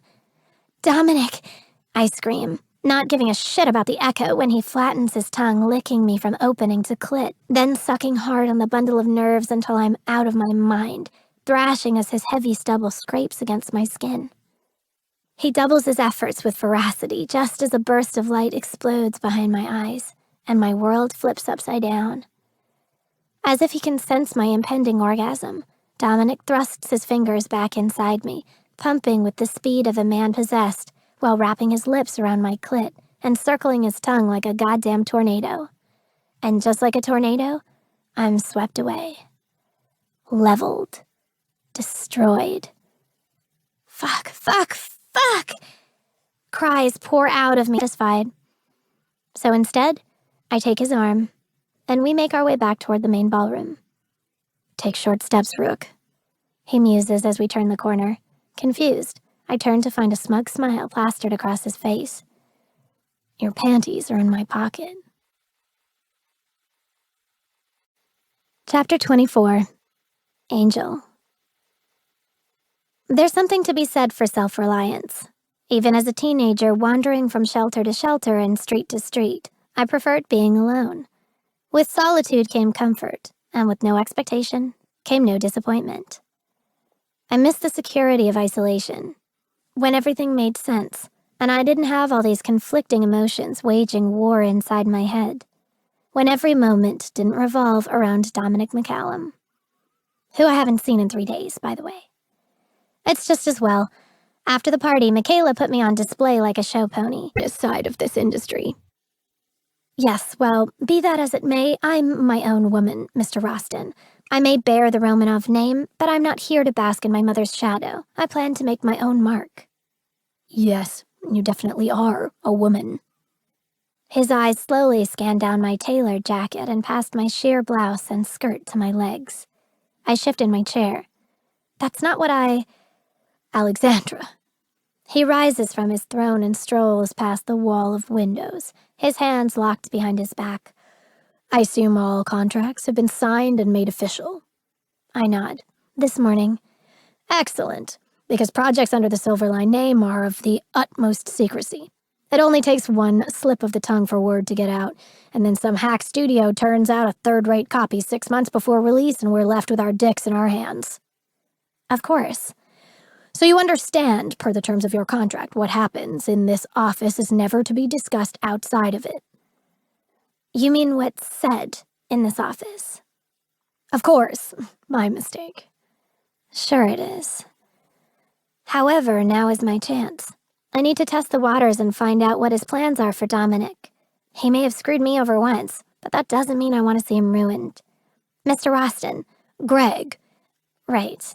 Greg. I've been meaning to talk to you about Dominic McCallum. He peers out over the movie studios, his jaw sawing from side to side. What about him? Well, there seemed to be animosity between you at the party on Friday. Chuckling, he glances back over his shoulder. Animosity? Alexandra, the boy can't spell animosity, much less go head-to-head with a man such as myself. He waves a dismissive hand. He's insignificant. But, however, there seems to be quite the opposite between you two. Roston takes a few measured steps toward me. Are you fucking him? Excuse me? It's a simple question, he says, his eyes darkening. Are you fucking McCallum? No! At least not yet. Good, then we can proceed. I have no idea what to say. I'm speechless. Which doesn't matter because Roston doesn't seem to notice. Silverline is producing a new film. Returning to his desk, he pulls a bound folder from a desk drawer and drops it in my lap. It's already well past the casting stage and into the table reads. However, the female lead isn't working out, so I've decided to recast. Bound Fate. Top secret my ass. I've heard of these books. Violet was obsessed with them. She nearly lost her mind when rumors circulated a Hollywood studio had bought the movie rights for the entire trilogy. However, nothing was ever confirmed. Well, until now. I have no idea what else to say, so I flip to the first page, shocked at the name I see. Holy shit, you're replacing Greta Amherst? The woman is a legend, only 26 and already 2 Oscars and 3 Golden Globes under her belt. Who's replacing her? You are. My head jerks up, the script almost tumbling off my lap. I'm sorry? Alexandra, Greta is beautiful and talented. And a guaranteed box office draw. He flashes that brutally white smile.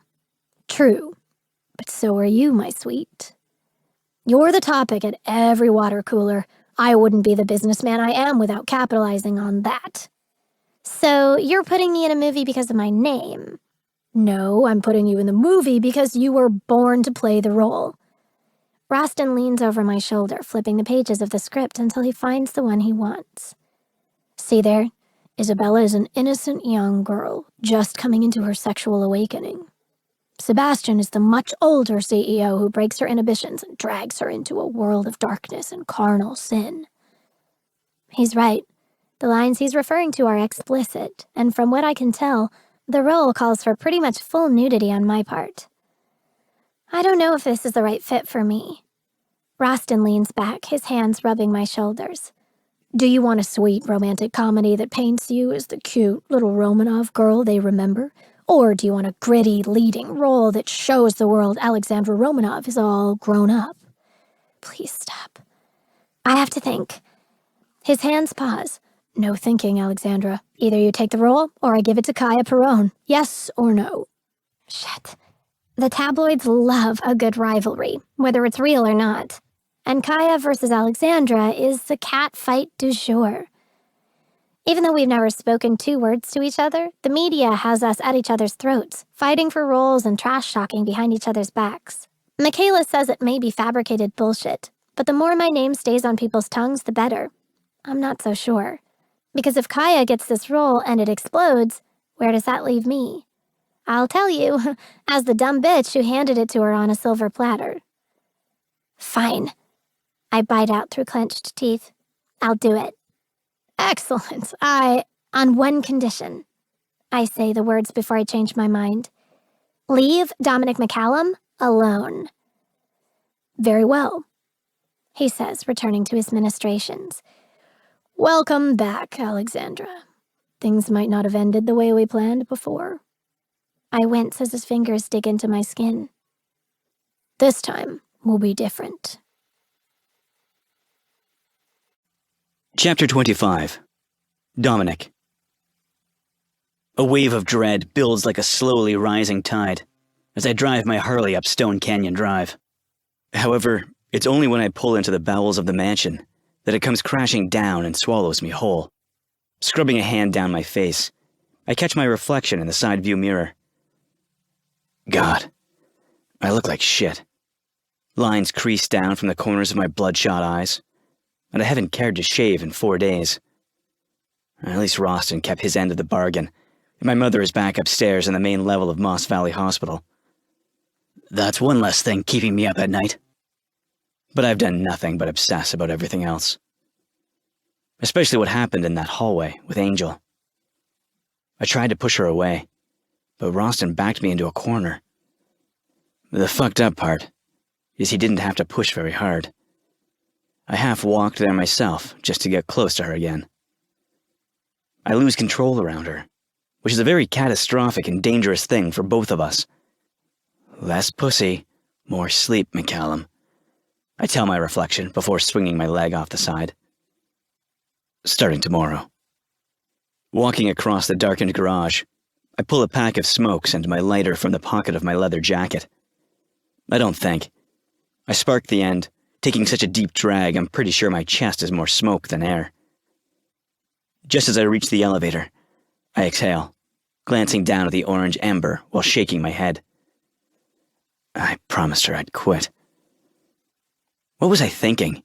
I'm Dominic McCallum. I don't change who I am for any woman. Cursing, I toss the half-smoked cigarette on the concrete, stomping it out with the heel of my boot. Definitely less pussy, I mutter. Kinda late to be making house calls to a business partner, don't you think? I chuckle. Why wouldn't he be here? The man's like a cockroach, ugly as shit and impossible to get rid of. Turning around, I shove my hands in my pockets. Detective Rubio, I'd say I'm surprised to see you here, but I'm not. We both know you have a blatant disregard for private property. Rubio just stands there, stone-faced in his three-piece suit. You didn't answer my question. You're right. You can't ignore me forever, McCallum. Really? I thought I was doing a pretty good job up until now. I make a sweeping motion across the empty garage, and then it hits me. How did you get the access code to get in here, anyway? Oh, wait.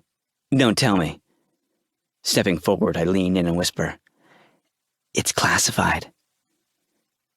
He doesn't react to my taunt, offering only a calm smile.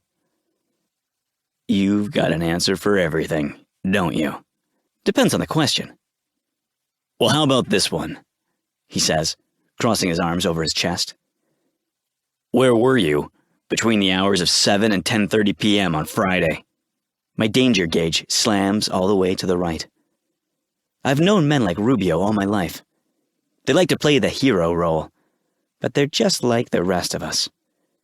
Predatory bastards who look out for number one. And if this asshole thinks he's going to spin me in verbal circles until I say something stupid, he didn't do his homework. It's mid-September, Hav.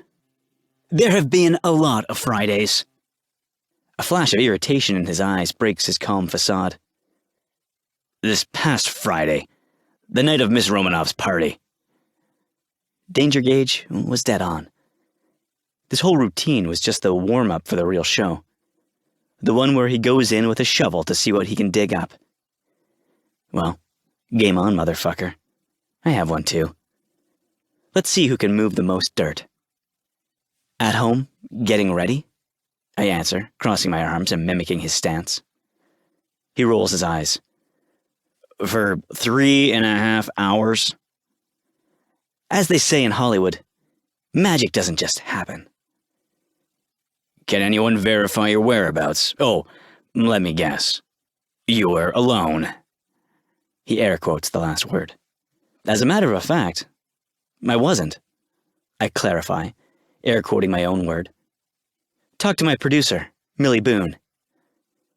He raises a curious eyebrow. Now, isn't that interesting? Does Miss Romanov know your producer works? He clears his throat.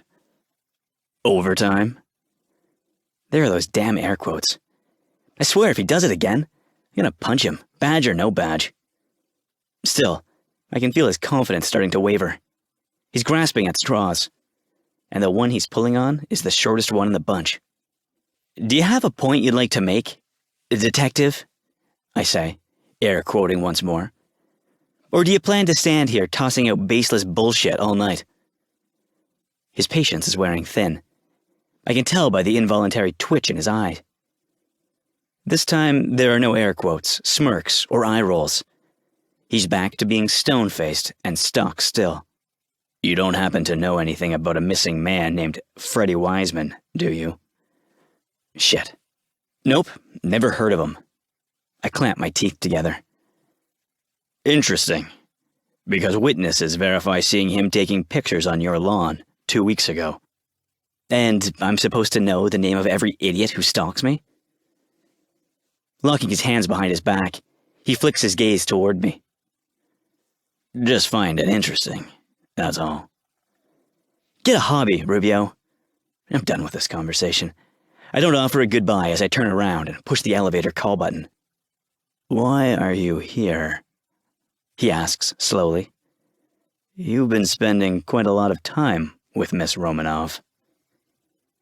Losing my patience, I cock my chin over my shoulder and glare.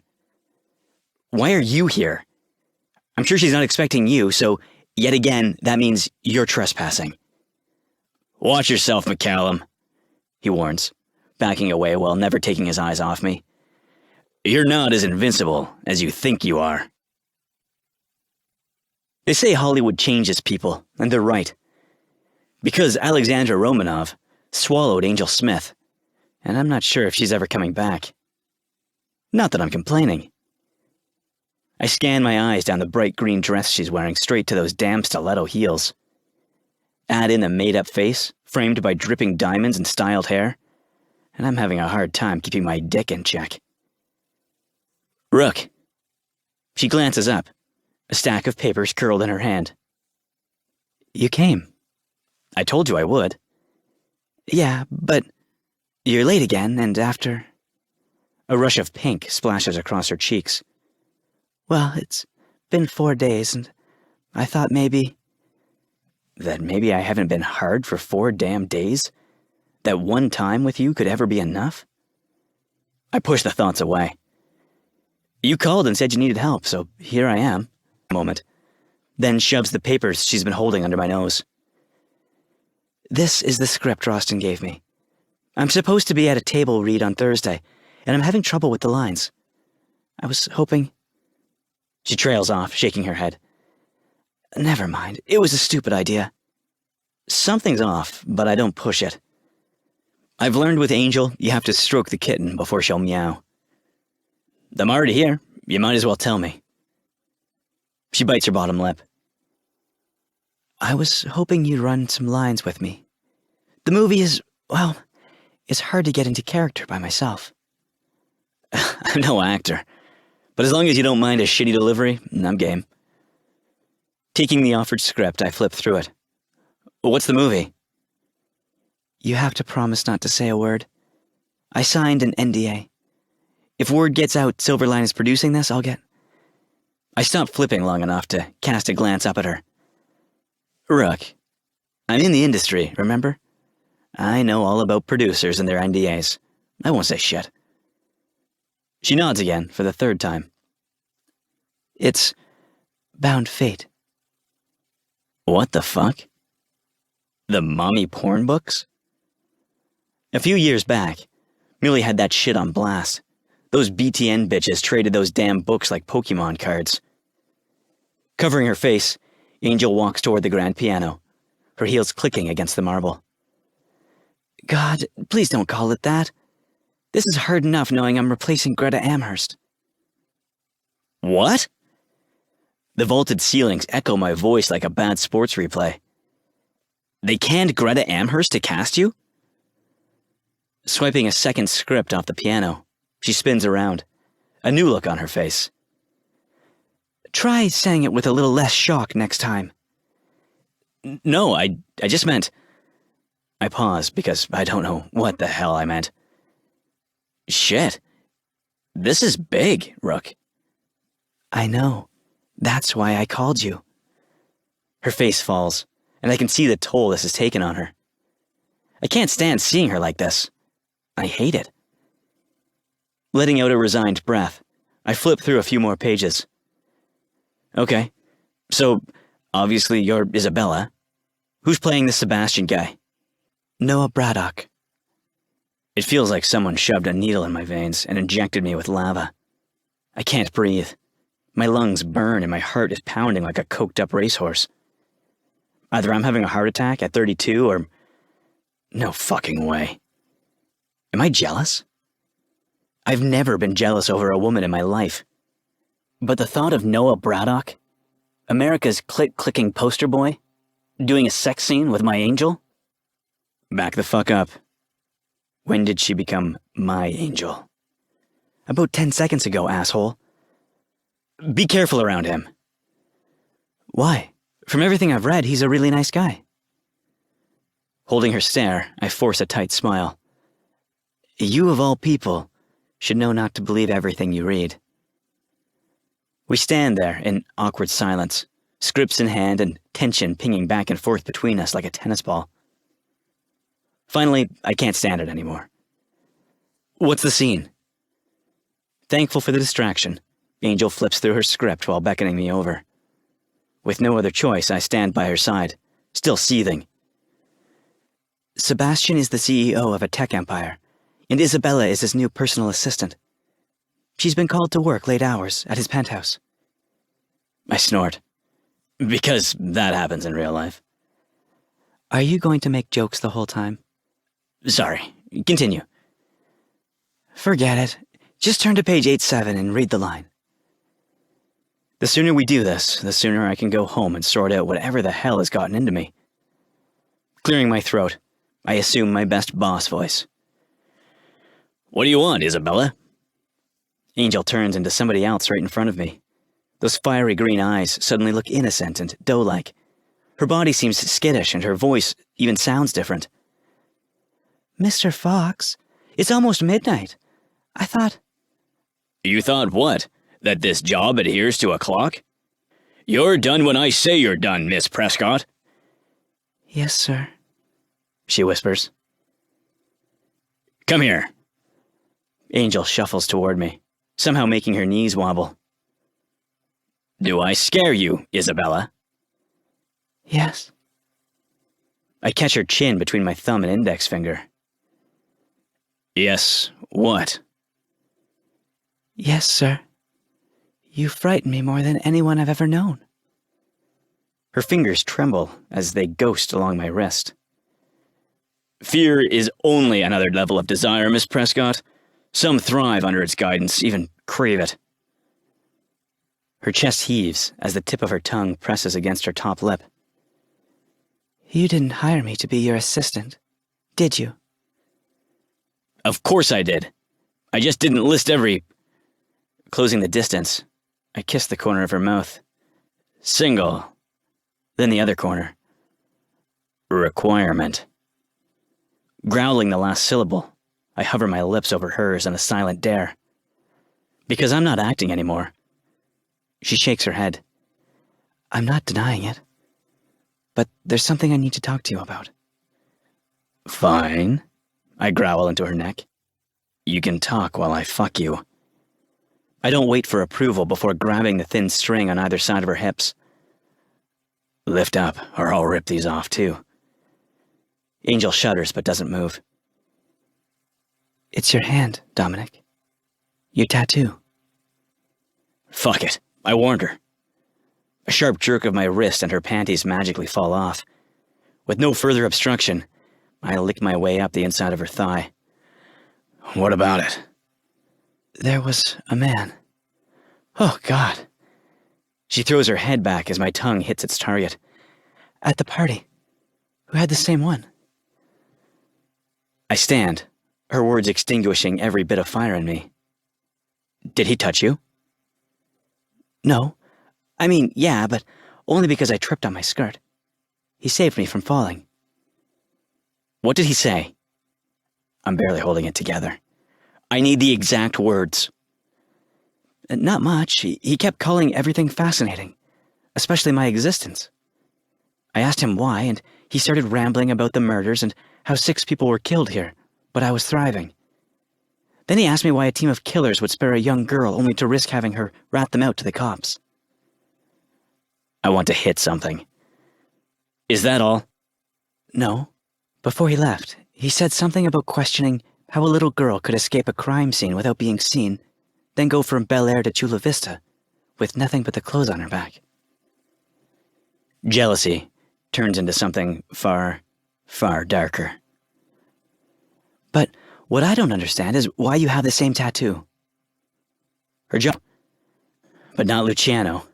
He thinks he's a conduit with the power to direct the spark. Which, if true, damns us all.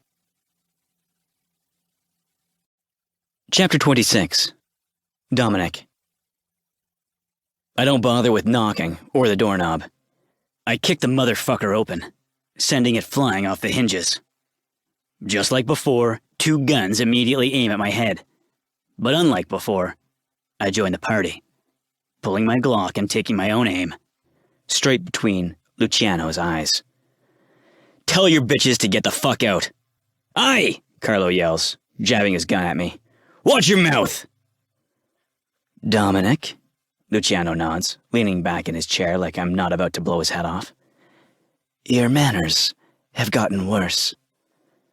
My apologies. Tell your bitches to get the fuck out. Please. Are you pulling some backdoor shit with the cops? He raises a curious eyebrow. What kind of a question is that? A point-blank one.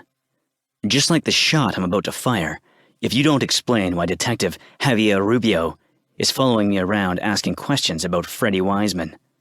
Possibly because the man was found looking like a pile of warm jello at the bottom of a suicide bridge?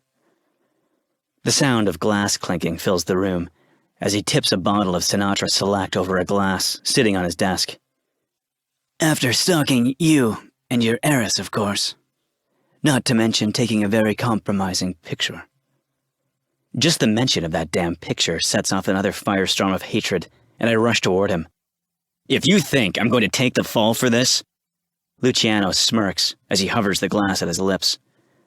Oh, relax, Dominic. Your friend, Rubio, is pulling shit out of his ass and throwing it against the wall just to see what sticks. Taking an indulgent drink, he sets it down and hooks me with a critical stare. If he has anything, it's because you've forgotten how this game is played and fucked up. I haven't forgotten shit, and I don't fuck up. Then there's nothing to worry about, is there? He says, the words laced with challenge. Now, I believe you had 2 burning questions? If I wasn't so pissed, I might enjoy watching Luciano twist the truth into balloon animals. But we're not on the same side anymore, and I don't trust him. I want to know what the hell you thought you were doing showing up at the Romanov mansion. He presses his lips in a thin line, watching me carefully, as if every twitch and blink is a... He dips his chin before clipping the end off the cigar. So I did. Besides, she'd be the last person I'd risk going down that twisted road for. And why is that, precisely? You know damn well why. I'm not playing games with him tonight. He has the audacity to laugh. Ah, yes, because you're in it for the money. Poor, clueless Angel Smith assumes all the risk while Mastermind Dominic walks away with his pockets full and his secrets intact. My grip tightens on my gun. He doesn't get to sit on his throne and pass out judgment like some kind of god when it's his commandment that created the storm. Don't act like I nailed her to a cross. I grit through my teeth. I took her from a starving cocktail waitress to a billion-dollar heiress overnight. She's hardly suffering. Ignoring the gun still pointed at him, he pins me with that unflappable underboss glare.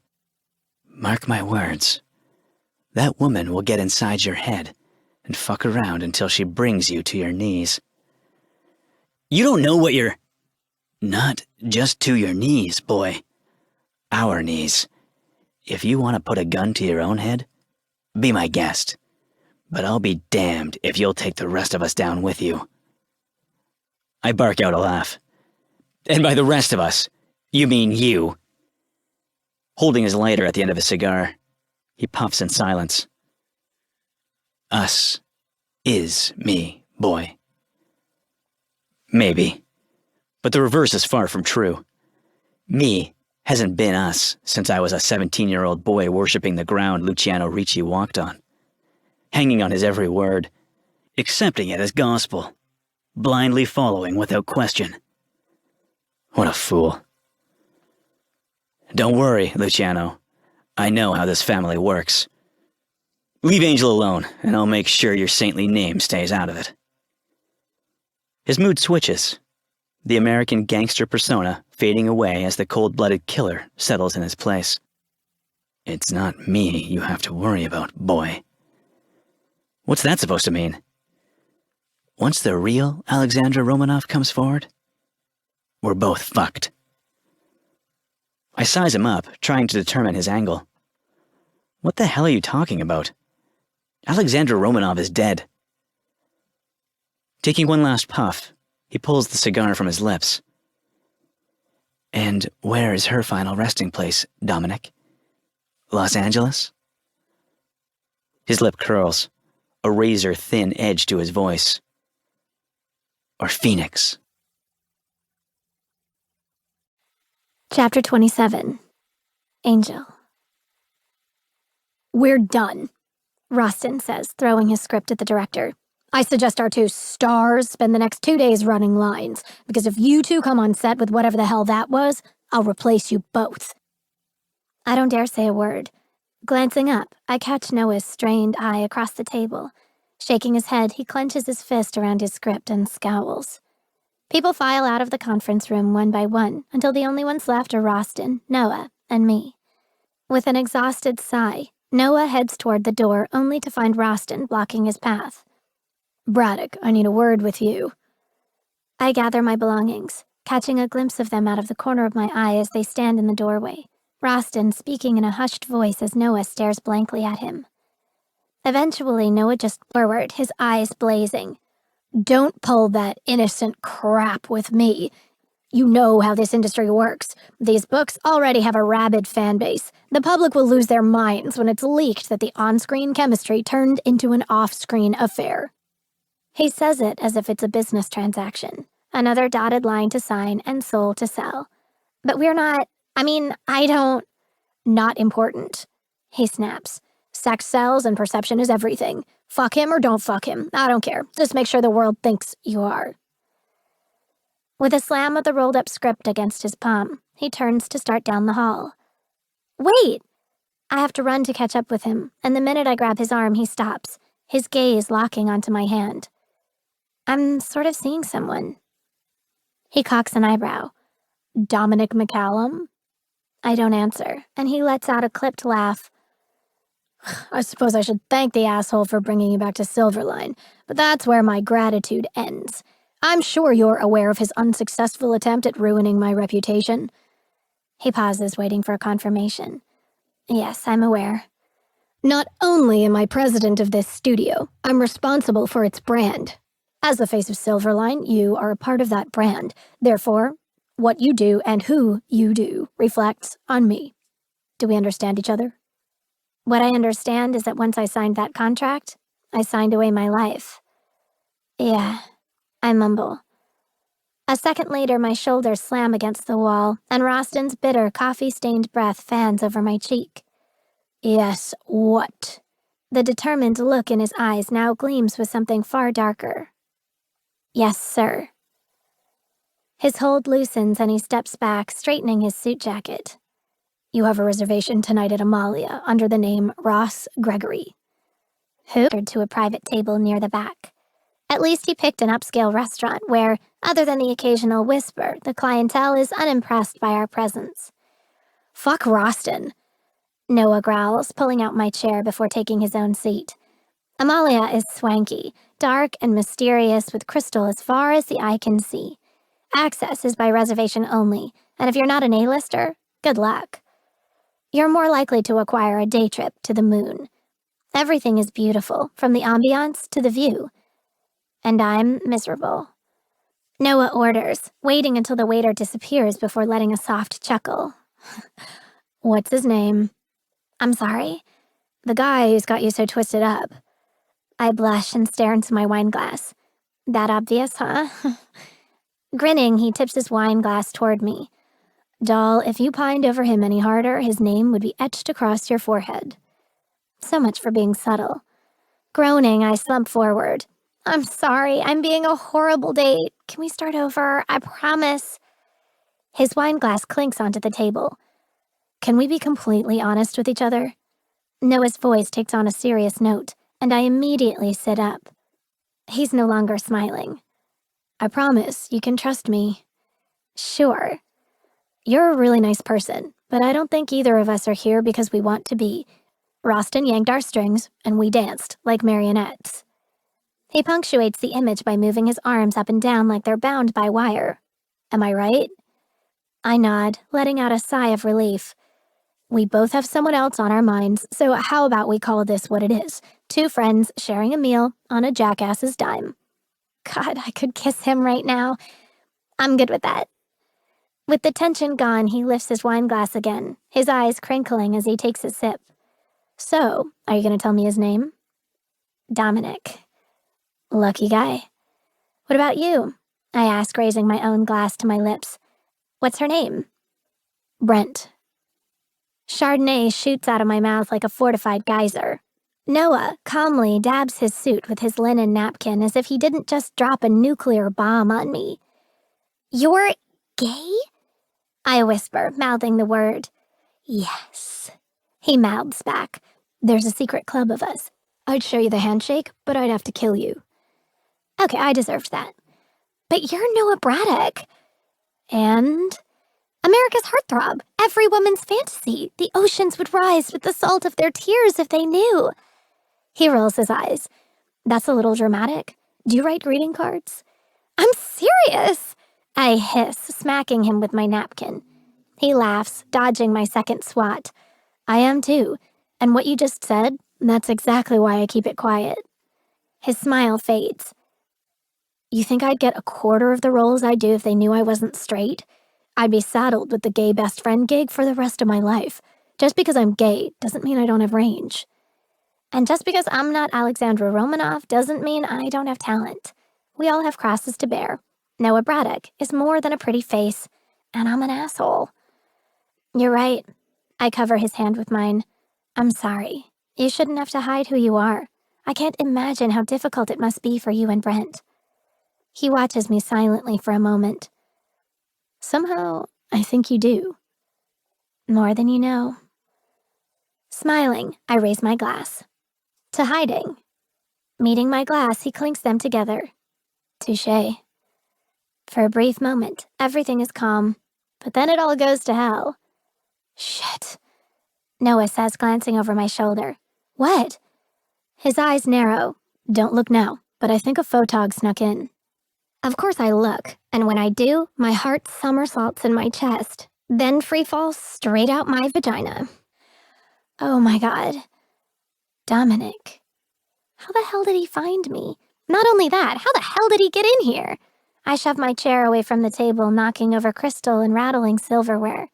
I have to go to the bathroom. I don't wait for a response before tearing across the restaurant in a blind panic. I realize on my second wrong turn, I have no idea where I'm going. By the time I stop, it's only because I come to a dead end in a hallway that leads to nowhere. Great, now what? Trapped in a corner isn't ideal, especially when distant footsteps start getting closer and closer. Frantic, I start turning doorknobs to what I assume are supply closets, praying one of them works. Come on. His voice is low and rough, like the rumble of a summer storm. Because the thought of it makes me crazy. It makes me want to go out there and break every bone in that fucker's face. Dominic. You're mine, Angel. He heaves, grinding his hips against mine. Angel Smith, not Alexandra Romanov. My angel. Every damn inch of you. It's wrong. So wrong, but I can't help it. I want him, and he knows it. Before I can stop myself, I wrap my arms around him and he claims my mouth in a violent, hungry kiss. Dominic's possession has always been rough, but there's something in his touch tonight that's different, frantic, almost as if there's a ticking clock for both of us. Bright light spills into the closet as the door cracks open. Alexandra, is everything okay in here? Noah, shit. I try to pull away, but Dominic tightens his hold, only breaking the kiss long enough to turn his head. Damn, it ain't Alexandra. Fuck! We're not doing this again. He pinches the bridge of his nose. I sigh and close my eyes. Noah is just a friend. Opening them slowly, I expect to see retaliation, but surprisingly meet with a serious stare. Besides, I'm not exactly his type. Screw it, he's coming out anyway. Dominic is silent for a moment, then a wolfish grin spreads across his face. He's gay. I don't have to confirm it. My shocked expression does it for me. But I also know what he does for a living, how he has built an empire on uncovering secrets and destroying reputations. And because I know the reach he still has, I lean forward. So help me, McCallum, if you breathe a word of this before he does, I'll expose our little arrangement and drag you down with me. You'd sacrifice yourself to hurt me. For him? If you force me to, yes. The scowl on Dominic's face turns from irritated to deadly, and my pulse races. What the hell is wrong with me? As pissed as I am at him, I still have the insatiable urge to bury my face in his neck and lose myself in his arms. So, Roston's got you doing softcore porn with a co-star who bats for the other team? Until he opens his mouth. Reaching behind me, I grab my purse and push my chair back. At least Noah knows how to treat a woman. I'm a 23-year-old heiress of the wealthiest family in Hollywood. I don't have to sit here and justify myself to a drunken shithead like you. With fire swirling in my chest, I stand to leave until an inked hand grabs mine, holding it against the table. When I try to pull away, his grip tightens. Get your hand off me before I kick you in the balls, I order in between clenched teeth. Dominic's fingers tighten. No. What's going on, Dominic? I have a complicated past, Rook. It's not pretty and it's not safe, especially for you. He shakes his head. I shouldn't even be here. I should walk away and never talk to you again. But you won't. I know this as sure as I know my own name, which, admittedly, isn't the best analogy. No, I've told you before, I'm not a good man. I'm selfish, too selfish to put your safety above my needs. I've never turned a blind eye to who or what Dominic McCallum is, yet here I sit, reaching for every shredded piece of attention he deems me worthy of. So, who's the real selfish one? Breathy words tumble past my lips. Who are you, Dominic McCallum? He rubs his hand across his stubbled chin like he's appraising me. I'll tell you just as soon as you tell me what's in Phoenix. My spine stiffens, every defense I have ready to man the line. I'm sorry? At your apartment. I asked you why you chose Chula Vista of all places to live. You said if everything had worked out, you would have gone to Phoenix. He sits back and stares at me. So what's in Phoenix? Wow, you sure know how to kill a mood, don't you? My blood pressure kicks up at his callous laugh. Not going to work, Rook. I let you get away with changing the subject one time. I don't fall for the same shit twice. Lifting my wine, I buy as much time as I can by sipping slowly. It's acidic and tart, just like the truth sitting on my tongue. Finally, I lower the glass. You have your secrets, and I have mine. He scrubs his palms down his face. Why are you so against trusting people? A valid question, but not one easily answered. You of all people should know the answer to that, I mumble. You're never going to stop punishing me for that, are you? That cocky sneer of his ignites again, making my stomach tighten. Is that what tonight was all about? Did you go out with that pretty boy actor to get back at me? Well, 10 fucking points, Cupcake. You win. My heart skips a beat. So you admit it. Admit what? A smile blankets my face. You're jealous. All traces of arrogance fall from his face, and he leans forward. Is that what you want to hear? Fine, maybe I am jealous. Maybe seeing him touch you made me want to cut his hands off and shove them down his throat. And maybe I am an asshole, but I'm an asshole who can still afford to take his girl to expensive places, just like any Oscar winner. He gestures around the restaurant. A sizzle shoots down my spine. You called me your girl. A flash of red sweeps across his cheeks. Yeah, so what? Is that what you think? Dominic's shoulders stiffen. Don't read into anything. I don't do labels, Rook. A throaty chuckle rumbles in my chest as I lean across the table and brush a wayward strand of inky black hair out of his eyes. You love me, Dominic McCallum. Why don't you just admit it? I'm half joking, but I find myself holding my breath for his answer. Moments pass in silence before he stares into my eyes, pinning me with a mask of resolve. Because I don't, and I can't. Ever. I stare at the floor a moment, then lift my gaze to his, my stomach sinking to my toes. I should go. Grabbing my purse, I head toward the back exit Noah mentioned. I don't stop until I'm outside, staring into the night sky as if it holds all the answers to my brand new, fucked up life. I've never known you to walk away from an argument. Dominic appears behind me, the faint scent of whiskey faltering my steps. I bite my lip and turn an impassive gaze on him. I'm not walking away from an argument. I'm walking away from you. I have to rip whatever is between us off like a worn Band-Aid. It's not just Roston's threats that stand between us. It's the constant dreams. It's the static, the scratching, the zigzag lines that are becoming more and more frequent. It's the voice in my head whispering words I don't understand. And that damn room at the estate. The one I sit in night after night because it's the only one in the whole godforsaken mansion that quiets everything. The place where I count away the monsters as I wait for the nameless boy with frozen eyes to appear out of the shadows. But I don't tell him any of that. I care too much about you to do this. I whisper. You have no idea the fire we're playing with or how badly you could get burned. Dominic's features harden. Fire doesn't scare me. I shake my head before turning on my heel.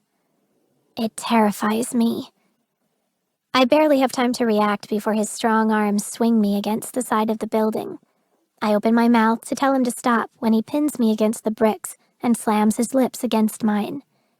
Relenting to the fire welling inside of me, I melt into him. I finally break away. No, stop! His voice dips low with want as he pulls back, his lips resting against mine. Is that what you really want? Because if you do, say it again, and I'll walk away. But we both know you want me to fuck away whatever shit you've got bottled up in your head. Dominic, just say it. I press myself as far back into the wall as possible. My body possesses no self-control around him, and it pisses me off. I hate you. I whisper, shivering as his hands slide down to my hips. Is all right. I'd planned to tell her a watered-down version of my past with Luciano. But somewhere between sitting down at the table and opening my mouth, my plan went to hell. We started arguing, and before I knew it, words became lust. I still haven't figured out when the tables turned. However, even the most patient man has his breaking point. Mine was her walking out of that restaurant. Without saying a word, I turn off the ignition and wait for her to get off first, before swinging my leg to the concrete. Narrowing my eyes, I stare at her, starting at her fuck-me heels and working my way up to that black skirt and fancy blue shirt. Angel shifts nervously. Dominic? She fidgets with the diamonds dripping from her neck. Why are you looking at me like that? Why? Because I warned her outside that bar in Chula Vista that this would happen. She asked me what I wanted from her. I told her everything. And here I am, taking everything. I stalk toward her, and she steps back. Wait, Dominic, I'm not so sure. I am. Another step back. But Roston will... Shh. A smirk creeps along the corner of my mouth as I back her against the door and cage her between my arms. If it weren't for the neighbors, I'd fuck her right here against the door. Instead, I stick a boot between her legs and pin her arms, my body flush against hers. Angel pulls at her restrained arms, and unable to move them, kicks her heel backward against the door. Men are such controlling assholes. I push against her, rubbing friction between our bodies. She rewards me with a full groan. Women are such manipulative bitches.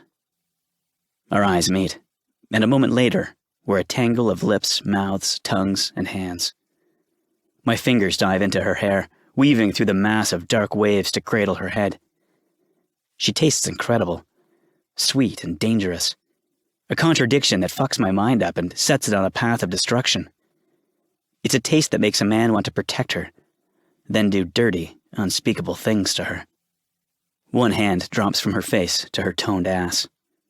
It fits perfectly in my palm. But the skirt pisses me off, so I slide my hand underneath it to find bare skin. No thong. Fuck me. Our kisses become frantic, and teeth begin to clash as our breaths becomes choppy. As I dig my fingers into her skin, Angel draws my bottom lip between hers and bites down. Shit. That's it. I'm done. Growling, I unlock the door, kick it open, and pick her up by the back of the thighs. She wraps her legs around my waist, and as I carry her to my bedroom, she whispers against my lips, her voice hoarse from our hard kisses. I still hate you. Good, I say, kicking my bedroom door shut. Chapter 30. Angel. You can justify just about anything if you want it bad enough. The logical side of me knew we crossed the line the first time we kissed, but again, justification made it easy. He's a safe oasis nestled in the eye of chaos. Even though he can be bitter, there's still beauty in his pain. He's cruel and bitter, yet still beautiful. I stiffen, flung like a rag doll into a storm of static, scratches, and zigzag lightning. Throwing my head back, I moan as sensation tears through me. Dominic, I beg. Shame is no longer a word I know. He's pushed me past the point of caring. Glancing up, he chuckles. Patience, Rook. You might miss something good. Fuck patience, I groan, running my hands down his chest again. I need you, now. What did I say about being greedy? He gives my ass a hard slap and moves around me until the back of my legs press against the mattress. I've waited 5 weeks for this, so I'm gonna do what I damn well please. Do you understand what that means? I swallow hard as he unzips my skirt and pushes it down my legs, never taking his eyes off me. Yes. No. Maybe. It means I'll fuck you when I want to, where I want to, and how I want to. I should tell him to go to hell. Instead, I nod like a bobblehead as I tug at the button on his jeans. Releasing the zipper, I dive my hand inside his boxers as a hiss of air falls from his chest. While stroking him, I steal a look up at his face as his body thrusts into my hand. His eyes are closed, and his jaw pulses around clenched teeth. My rhythm becomes faster and more controlled as I watch the pained expression on his face with fascination. Jesus fuck, Angel. Call me Alexandra, I whisper, the static in my head commanding my words and actions. Using my free hand, I push his jeans and boxers down to his knees when, without warning, Dominic grabs me by the shoulders and tosses me on the bed.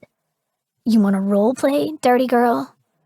I barely have time to register what's happening before his jeans are off and he climbs over me, his lips trailing a path up my chest. Control slips away, and I not only fall over the edge, I run toward it and free fall to the ground with no regard for anything but this feeling of pure ecstasy. Immediately, Dominic's hips jerk, and he sinks his teeth into my calf, letting out a muffled groan as he comes. The room falls silent, except for our ragged breathing. "Count it," he mumbles, kissing the bite mark he left on my skin. I blink. "Huh?" "I told you I was going to fuck you at least 6 different ways tonight, and you were going to count all of them." Pulling out, he moves my legs off his shoulders and rips off the condom. There's a wicked gleam in his eye as he climbs off the bed. Taking my hands in his, he drags me to the edge of the mattress until my head tips off the edge. But I didn't say where. "Dominic, what?" Fisting his cock, which, holy shit, is already hard again, he gives it a few rough strokes before angling it toward my lips. "Count." "1," I say, barely getting the word out before it's cut off and drowned out by a satisfied groan. My feet feel stuck in quicksand. I want to move, but I can't. Pennies. I don't like pennies. "Go now, go now, go now." The words break through and the quicksand goes away. My legs move and I'm running fast as the wind with the smell of pennies trailing after me. I don't know where to go, so I go to the only place I feel safe. I won't cry. Tears are a tool, not a weakness. Sinking to my knees in between my bed and my dresser, I shake, saying the broken pieces of the Lord's Prayer I can remember. And the first thing I see is Dominic's face framed by the burned backdrop of a barely lit dawn. His eyes are wide and alarmed, his hands wrapped around my shoulders as if he's afraid I might disappear into thin air. It's only then I look around, realizing I'm in his bedroom, tangled in his sheets. "Jesus, what the hell were you dreaming about?" I thought. Slumping back, he scrubs a hand down his face. Never mind. I'm still shaking, but the harder I reach for the fragments of the dream, the quicker they dissolve. Pieces filter in, but they don't fit together. Nothing makes sense. It's like playing a record backward and skipping every third groove. "I don't know," I whisper, falling into his arms. But it's not over. Chapter 31. Dominic. Closing my hand around my phone, I pull it close to my face, my eyes blurry from lack of sleep. After checking the number flashing on the screen, I let out another gruff curse and hit the answer button. Hold on a damn minute. A soft sigh exhales beside me as Angel rests tangled in a cocoon of sheets. After the nightmare she had, I don't want to wake her, but I can't resist brushing a hand over the strands of dark hair spilling across the pillow beside me.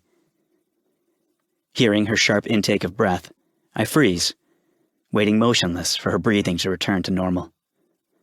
Still lost in her dreams, she rolls forward, the sheet falling to the tops of her thighs.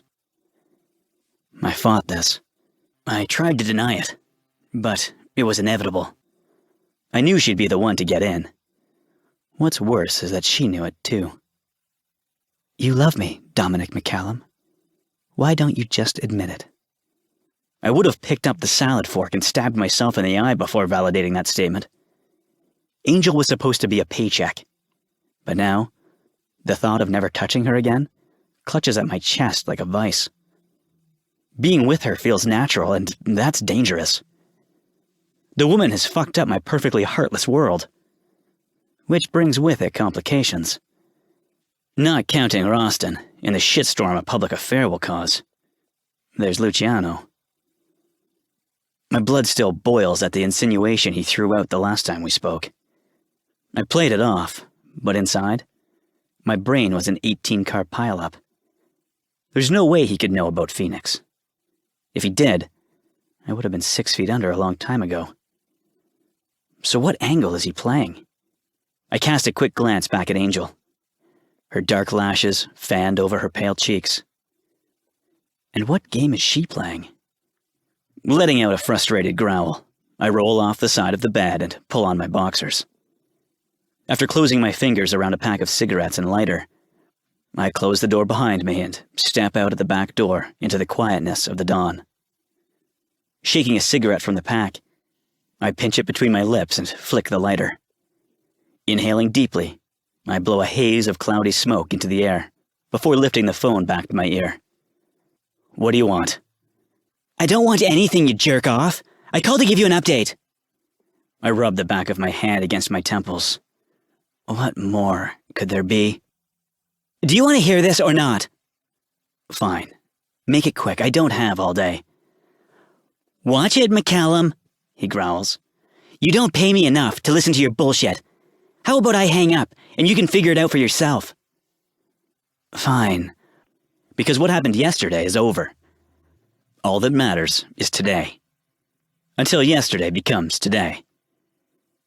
I don't know how much time has passed, but the dark mist of dawn has disappeared, and the bright light of a new day burns my eyes. One that comes with a choice. Opening the patio door, I walk down the hall, Angel's incoherent nightmare-infused words ringing in my ears. Are you God? My eyes focus on the bedroom door, a sense of dread resting in the pit of my stomach. For a moment, I consider getting in my car and getting the hell out. But I can't do that to her. Because I made a promise once. And pinky promises are binding. Lies are fascinating things.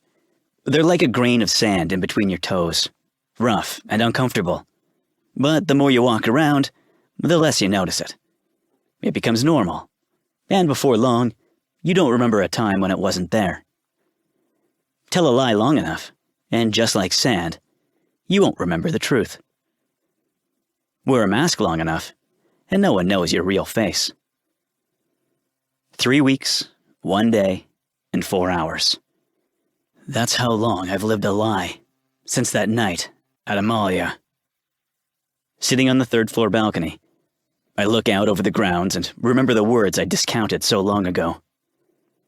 Fate always finds a way. Resting my arms over the thick rails, I inhale and let it out slowly without a wheeze or a cough. Smirking, I tip the neck of my beer bottle back and take a long drink. It's also been 3 weeks, 1 day, and 4 hours since my last cigarette. My lungs thank me, but my nerves are pissed as hell. Especially since I still haven't told Angel about Luciano. To be fair, she hasn't asked. If she brings it up, I'll tell her enough to satisfy her, while holding enough back to keep her off the Vitoli radar. Since that night in his office, Luciano has remained quiet.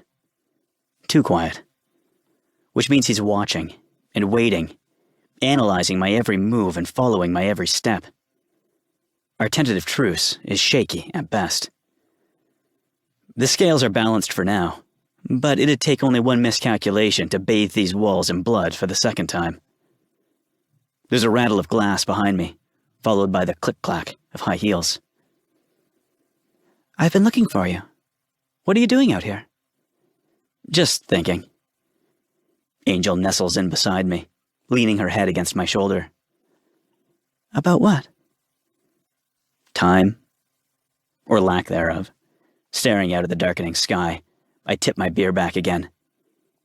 Angel stands quietly as I lean over the railing, rolling the nearly empty bottle between my palms. How did filming go today? Her shoulders shrug lightly against me. Same as always. Roston tried to do everyone's job and made a bunch of homophobic remarks. By the fourth one, a production assistant had to escort Brent off the set. My grip tightens around the bottle. For 3 weeks, I've bit my tongue. A studio executive's purpose is to fund projects. They make sure everything runs smoothly, then get the hell out.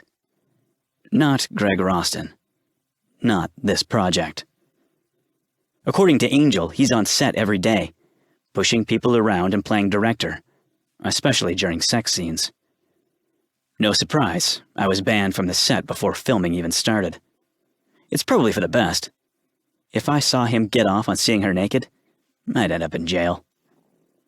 Which is why I have an unlikely ally in Braddock's boyfriend. He's been on set every day, keeping an eye on things and reporting back to me. The guy hates Roston almost as much as I do, and promised to look after Angel. He's a good guy, and his boyfriend's becoming tolerable too. Okay, fine. Braddock isn't so bad. I kinda like him now. Since coming out, his popularity has tripled, if that's even possible. Hollywood, man. Fickle as fuck. But they'll take up a cause like a bad habit. Did he at least get one good swing in? Unfortunately not. Which I guess is a good thing. He doesn't have a former actress/cocktail waitress to conspire with to pay off the debt. Tipping her chin up, she bumps her hip against my leg and grins. I wince. Not just because 2 weeks ago, I came clean to Angel about the lawsuit, which, fuck you, Millie, she already knew about. But because the more time we spend together, the harder this weight presses on my chest. I wish I looked at her the same now. I wish I looked at her and saw my Angel. But I don't. I don't think I ever will again. All I see is penance. I wish I could let her go. But I'm in too deep to turn back now. Not only for my own selfish reasons, but for her protection. At the least, I owe it to her to make sure her world doesn't become as tainted as mine. Cupping her cheek, I trace those full lips with my thumb. As if commanded, they part and her eyes flutter closed. Lowering my hand, I grit my teeth and turn away. With a groan, I set the beer bottle on a side table and drop onto the chaise lounge. Angel watches me, her fingers twisting by her side before taking a few tentative steps. Hey, are you all right? Yeah, why wouldn't I be? You've just seemed off lately. She looks down, her cheeks flushing, blood red. If this is about what happened last night, It's not. Angel flinches at my tone. Admittedly, it's sharper than I intended, but I'm in no mood for this conversation. Things are fucked up enough, without analyzing why my girlfriend flipped out in the middle of sex, crawled into a corner, and cried for 2 hours. I don't know what happened. It wasn't you, it's me. The dreams are getting worse and more real.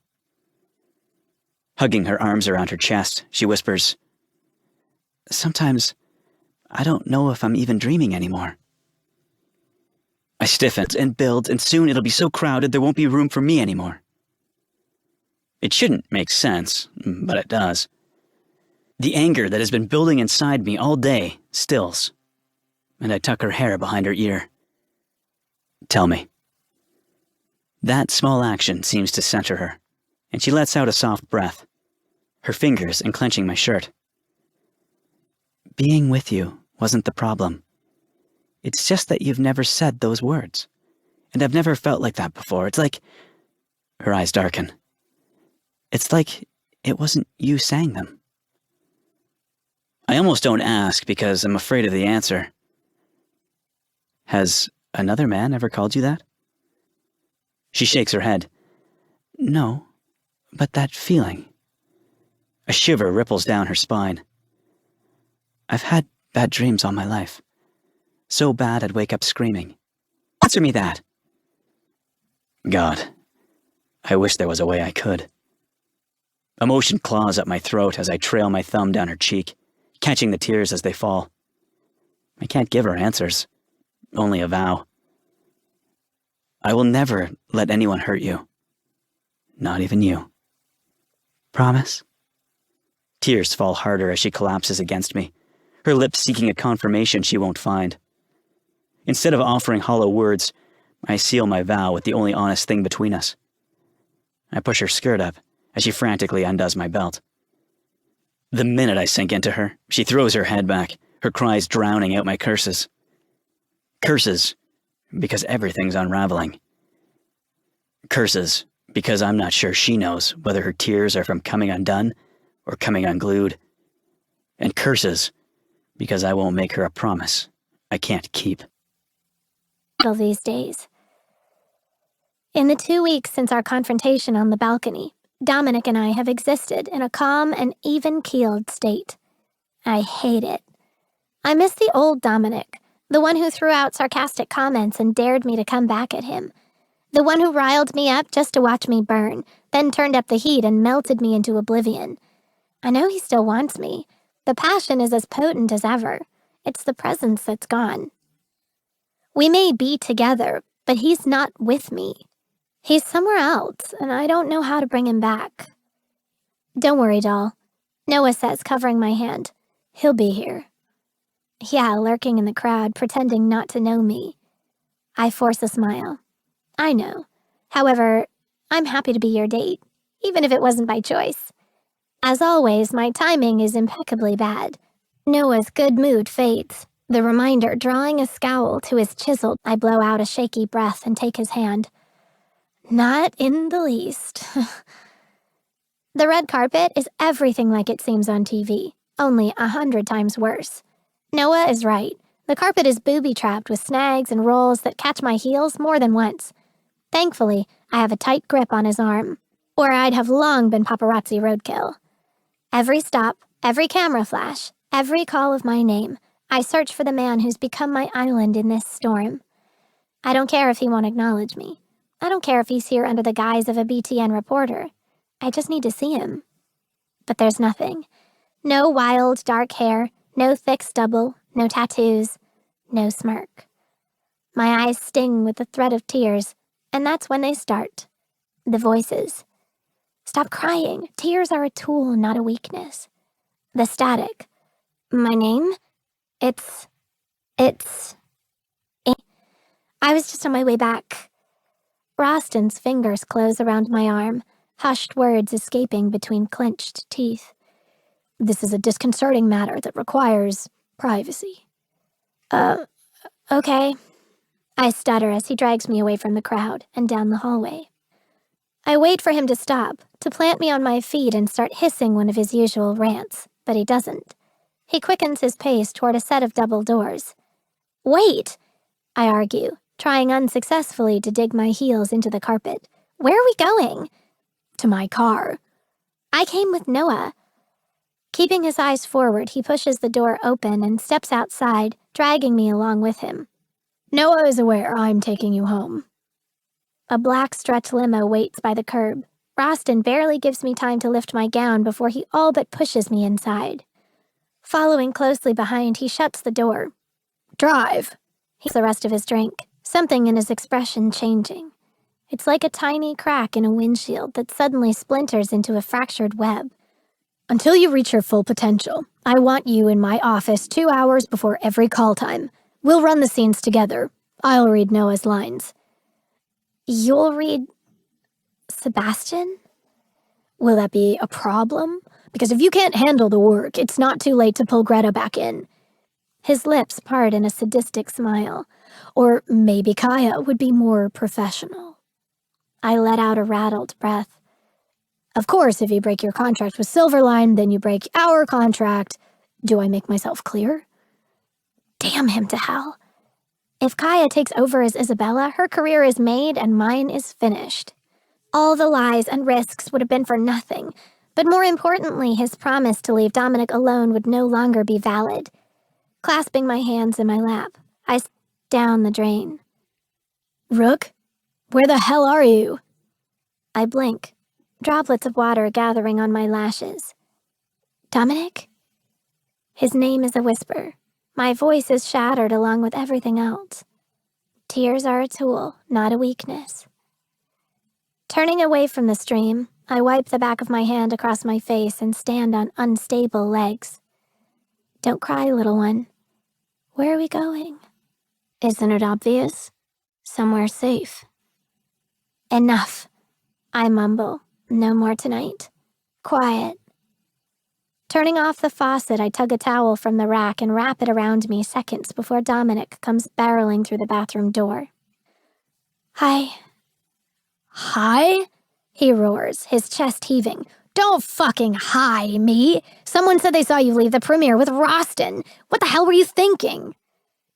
Stepping out of the shower, I hold the towel like a vice as I pass him. He just wanted to talk about the movie, and then he dropped me off here. Please don't ask me anything else.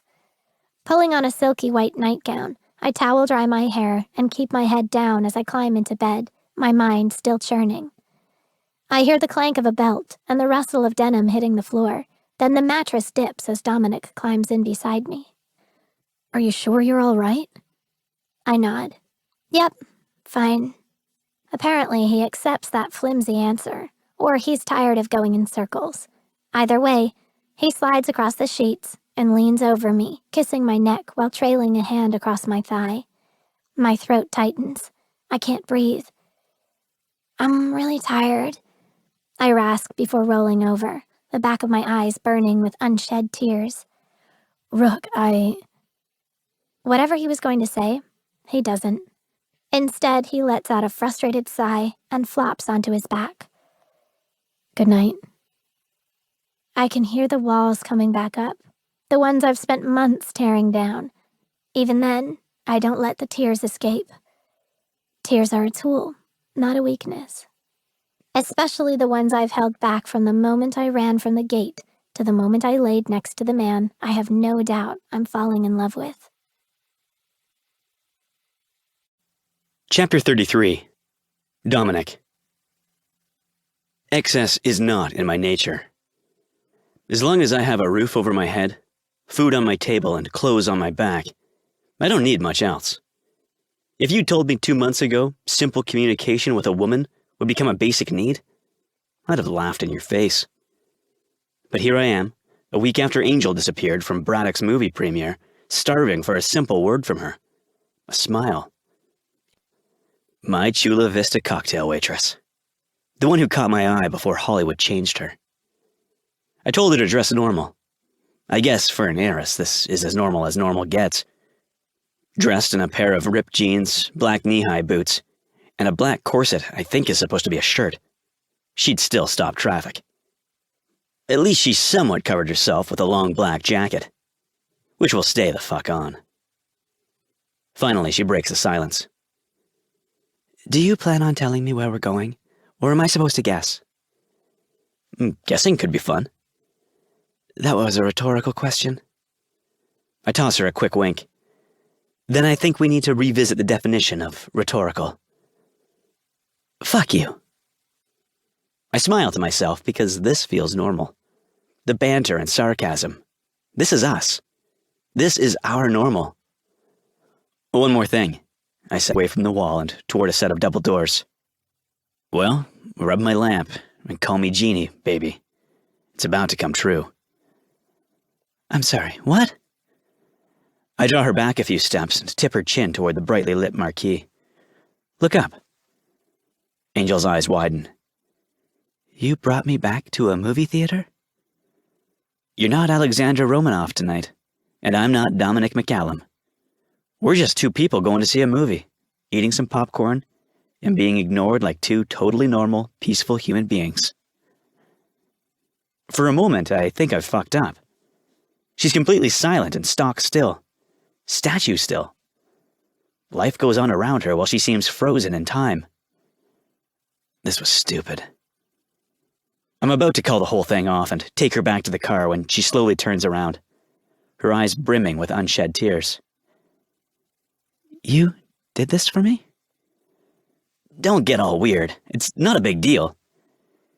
Yeah, it is, she chokes out, blinking back emotion. It's a big deal to me. This is... Angel's voice breaks and she shakes her head, dragging in a shaky breath. This is the nicest thing anyone's ever done for me. Thank you, Dominic. I shrug. Yeah, well, don't thank me yet. It's an action flick, explosions, car chases. Real James Bond kind of shit. A genuine smile brightens her face. I don't care. I'm in uncharted waters here. I know how to combat her attitude. I know how to handle her body. I know how to deal with her anger. But this? I have no defense. I don't know how to cope with affection. The way she's looking at me, it's like I hung the moon. If she only knew I stained it with blood first. I don't know what game she's playing, but it's not funny anymore. Stop, I growl, grabbing a firm hold around her wrist. Why? I grit my teeth. It's been 7 days, Rook. You get those fucking nails any closer and that SUV won't be the only thing to explode. 7 days is a long time. Her voice is barely audible as she lifts the armrest separating her seat from mine. We should do something about that. What the hell do you think you're doing? Even in the dark, I can see a different look in her eyes. Want to know my second wish, Genie? No. Yes. Well, she drags a nail down the prominent bulge in my jeans. I'll have to rub the lamp to make it come true. I should stop her. Bringing her here wasn't about me. It was to drag her out of whatever hole she'd fallen into. But, goddamn, the moment she unbuttons my jeans and pulls down the zipper, I become mute. All I can do is watch as she reaches inside and pulls out my hard cock. Right here, in the movie theater. When she wraps her hand around the base, giving it a few thorough strokes, I can't stop the low rumble in my throat from traveling out my mouth. I try to focus, but everything goes blurry. Rook, I rasp, gripping the remaining armrest so hard my muscles shake. I can't. I growl again as she flicks the tip with her thumb, making whatever was blurry go black. Christ, been too long. People here. I'm so wound up I can't even speak in complete sentences. Then I guess you're just gonna have to keep quiet. Reaching toward the floor with a wicked grin, she returns only to shove a handful of popcorn in my mouth. There. Now both our mouths will be full. Holy shit. I can't argue. My mouth is stuffed so full I can't even chew. All I can do is breathe through my nose as Angel takes a firm grip, opens her mouth, and draws me in so deep I hit the back of her throat. I groan, the curse muffled by a mouthful of soggy popcorn. Pumping her hand, she sucks even harder, and I lose it. I don't know if it's ecstasy or pain, but I don't give a fuck. If it's the latter, it's the best pain I've ever known, and I'll chase it for the rest of my life. Fuck the people, fuck the movie, fuck being quiet. I'm about to come, and it's going to be brutal. Grabbing the back of Angel's wig, I rip it off and toss it on the floor, twisting a handful of her long, dark hair around my fingers. I guide her up and down my dick as I fuck her mouth. My head is spinning with so many dirty things I want to say to her, but I can't because I have a mouthful of damn popcorn. So I groan. I grunt. I pull her hair tighter and chase the orgasm I know is going to ruin me. Faster. Deeper. Then there's no escape. My balls tighten, and a violent contraction hits so hard I throw my head back against the seat, popcorn flying out of my mouth as I come into hers. Finish, I rasp, dragging in air as my hips jerk. Finish what you started. I glance down as she looks up at me through those long eyelashes, swallowing every drop and licking me clean. I swear to God, woman, you're gonna be the death of me. Angel rises with the devil in her eyes and runs her index finger along her chin. I don't know what possesses me to ask. I'm sitting in a packed movie theater with my dick out and my cum staining the lips of the most famous woman in the world. Yet the only thing I can think to say is, well, I don't know. I've never done either one. And I don't plan to start now. Not with Angel. It means something I'm not ready to admit. To her or to myself. Because once I do, that makes it real. And real things hurt. Especially when they're taken away. Rolling onto her side, Angel props her elbow on the mattress and tucks her chin in the palm of her hand. Tell me something about yourself. I hate popcorn. I'm serious, she laughs, lightly punching my ribs. You never talk about anything personal. She frowns, her eyelashes fluttering to where I can barely see her eyes. I want to know you, Dominic. Tell me about your family. For a brief second, I consider putting on my clothes and going back to my house. My life isn't open for discussion or inspection. However, for the first time, his dick, he tried to rape her.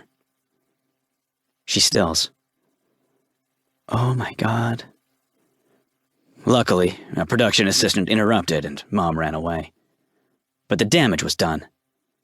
He blackballed her. She couldn't get an audition for a used car lot commercial, much less a movie.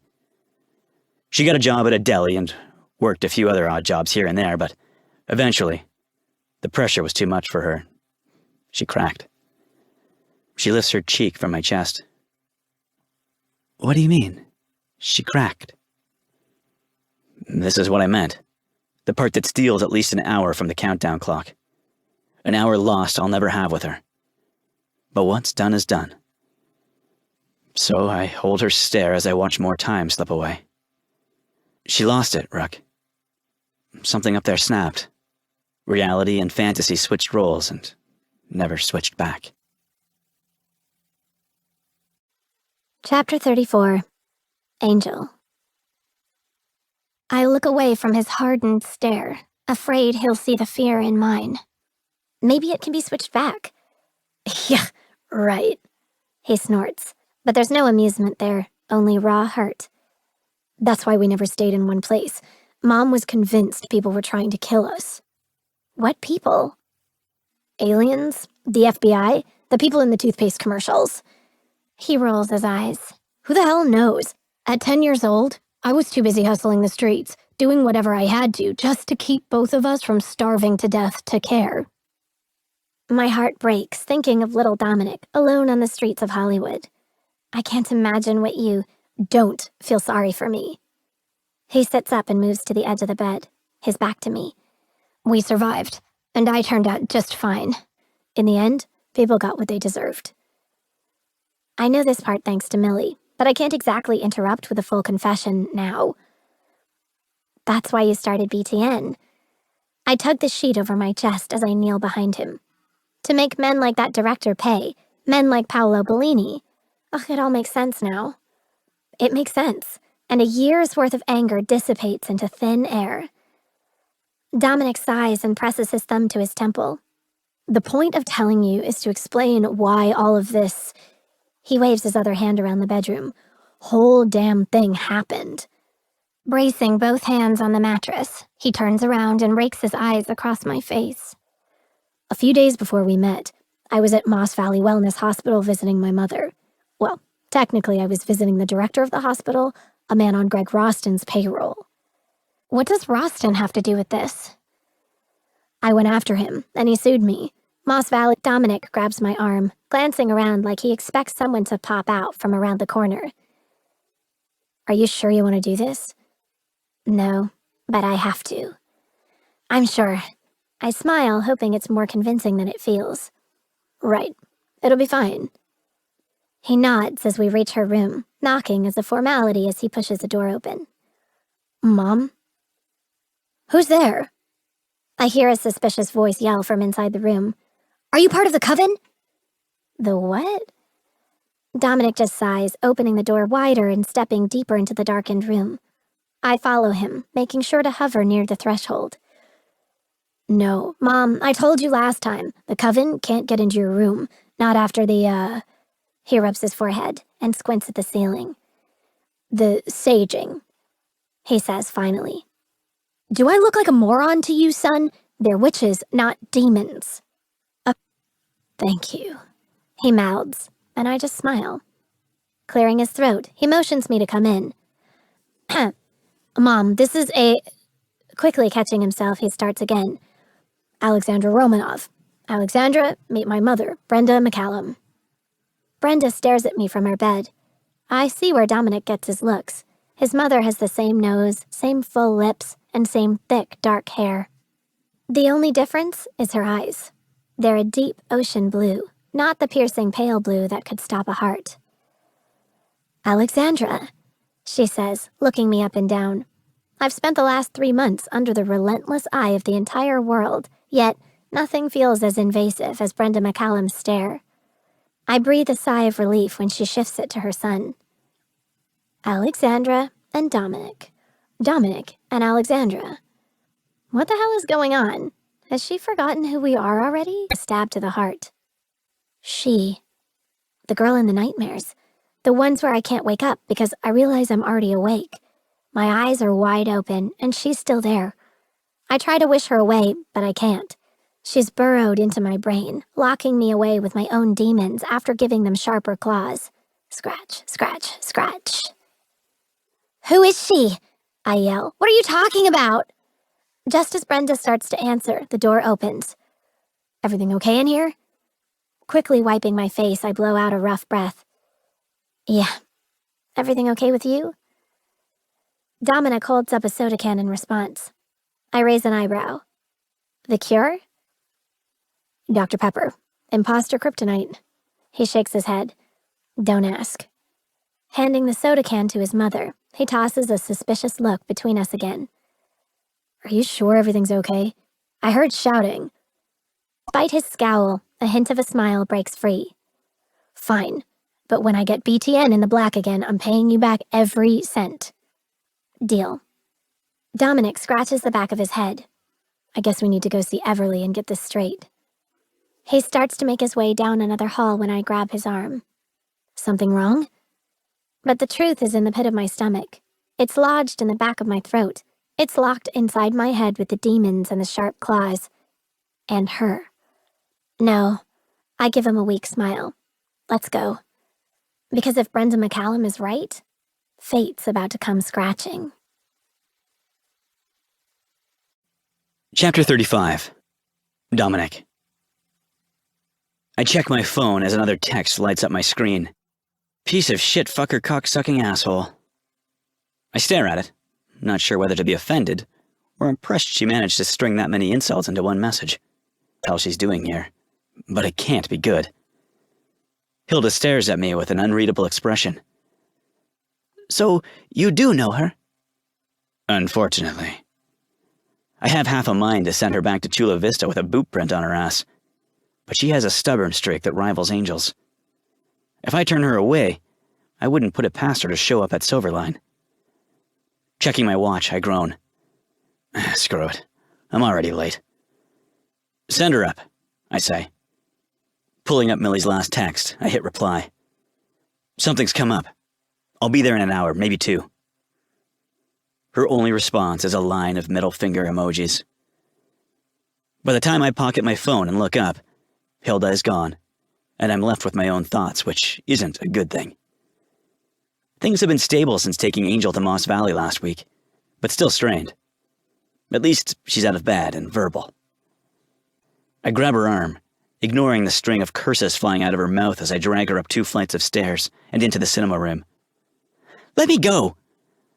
Slamming the door, I shove her aside as I snatch the remote control off the couch and press every button I can find until the screen comes to life, with, of course, some shitty Katerina Romanov film. With Violet still chirping threats in my ear, I jack the volume up, then toss the remote across the room. Are you insane? I yell, stalking toward her. Every wall in this house has ears. Are you trying to get her busted? Understanding dawns across her face, and she crosses her arms in a huff. Maybe I should. Maybe living dirt poor in Chula Vista is better than... Scowling, she waves a hand around the pretentious room, then toward me. Whatever this is. What are you trying to say, Miss DeLuca? I knew your reputation, and I still served my friend to you on a silver platter. But I didn't think even you would sink as low as to take advantage of a woman with no memory of her past. I stiffen. I don't like what you're insinuating, Violet. And I don't like what I'm seeing on my television, Dominic. I see the way she looks at you. She cares about you. More than she should. Funny, she says, those heavily lined eyes narrowing to barely their slits. I see something very different in your eyes. Impossible. She's just pissed she didn't negotiate a finder's fee, so she's setting as many traps as she can, hoping I'll fall into one. And what's that, Miss DeLuca? $. I breathe a sigh of relief. Is that right? Violet's eyes flick toward the movie screen. Angel is a wealthy woman now. Quite the cash cow for a man such as yourself. Careful, Miss DeLuca. I've made a very lucrative career from destroying people's lives. She whips back around, eyes blazing. Is that a threat? It's a fact. Now that I know her game, my voice is dangerously calm. I've been accused of money-mongering all my life. Most of the time the accusations were true. This time, well, I'll let Violet DeLuca think what she wants. Because she means something to Angel, I won't push back. Unless she does. Then the gloves come off. Angel and I are very happy. I circle her, her eyes following my every move. And we're gonna stay that way. Or you and I are gonna have a problem. Do we understand? Vi! We both turn around as Angel comes barreling through the door, her arms open and a smile on her face I haven't seen in months. She crashes into Violet, wrapping her in a hug so tight, I'm not sure either of them can breathe. Violet squeezes her just as fierce. My watch, my study, and as Violet's eyes shift my way, I warn, don't do it. Rook, I thought you were on set. Angel breaks their embrace and waves her hand. Noah came down with food poisoning, so I shot a few scenes without him, and the director called it a day. Wonderful. A full day at home. Just Angel and Violet. As I count up all the things that could go wrong, Angel squeals and hugs her again. I can't believe you're here! How long are you staying?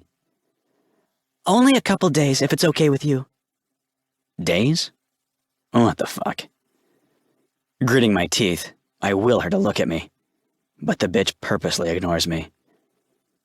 Okay, Angel squeals again, and this overly perky attitude is starting to grate on my nerves. Stay 2 days, 2 weeks, 2 months. For the third time, she pulls her into a crushing hug. God, I've missed you. Finally, Violet casts a quick glance my way, a smirk playing on her mouth. This whole thing leaves a bad taste in my mouth. It's a grenade waiting to explode, and that Crayola-haired bitch is going to be the one to pull the pin and blow us all to hell. Breaking their embrace again, Angel's face lights up. Oh, we should all go to Amalia for dinner. You two have fun, I tell her, forcing my way in between them. Because, fuck you, Violet. She's mine. I have a lot of work piled up. I start to give her a kiss on the cheek, but change my mind and take her lips instead. It's a demanding, unapologetic kiss, and Angel lets out a nervous laugh when I finally let her go. We'll catch up tomorrow. The last thing I hear just before I walk out of the room is Violet's whispered voice. Count on it. I see it coming as soon as I open the door. I'm sorry. Do I know you? I'm not in the mood, Millie. Back off. I push past her, ignoring the curious stares of my former employees as I storm into my office and collapse into my chair. Of course, she doesn't listen. The door doesn't even close before she's barreling through it like a mini cyclone, crossing her arms over her chest in front of my desk. Who peed in your Cheerios? I pinch the bridge of my nose in an attempt to ward off the headache brewing behind my eyes. The ghost from dive bars passed. Sighing, she plops down in one of the 2 chairs in front of me. Dom, why are you still with her? You got the money. Roston's off your back. All you're doing is drawing more attention to yourself. You can get laid anywhere. Why her? It's more complicated than that. Does this have anything to do with that detective? I still, slowly lifting my gaze over my fingers. What detective? The one that keeps coming by here asking about you? She squishes her face and snaps her fingers. Remo. Russo. Rubio, I say, picking up a pencil and rolling it between my fingers. Her eyes light up. Yeah, that's it. Rubio. What have you told him? Nothing. He keeps asking if I've ever seen you and Angel together before your little announcement. This last time, he asked if you'd ever mentioned Freddie Wiseman. I flinch at the name, but she doesn't seem to notice. My answer to both was no, and I left it at that. Great.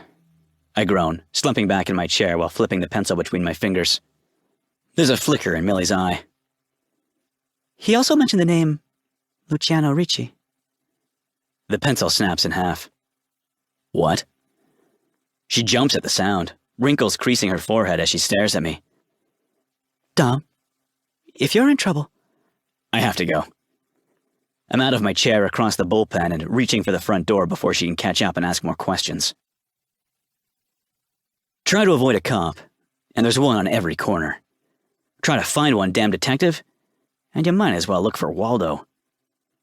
Rubio has no problem sneaking around my shit like a side hoe. But when I try to find him to confront his ass, he disappears like a fuckboy. Or something like that. Another one. Turning the empty glass upside down, I watch the brown droplets run down the inside of the glass, then disappear into the scuffed wood. Gone. At it, willing him to answer. Of course he doesn't. I called him twice after Violet and I got back home from Amalia, and both times it went straight to voicemail. Between the nightmares and worry, I barely slept anyway, so I started again early this morning with the same result. It's not like him, and I can't shake the feeling that something is very wrong. Feeling Violet's eyes burning into the side of my face, I lift my coffee mug to my lips and stare out from the balcony.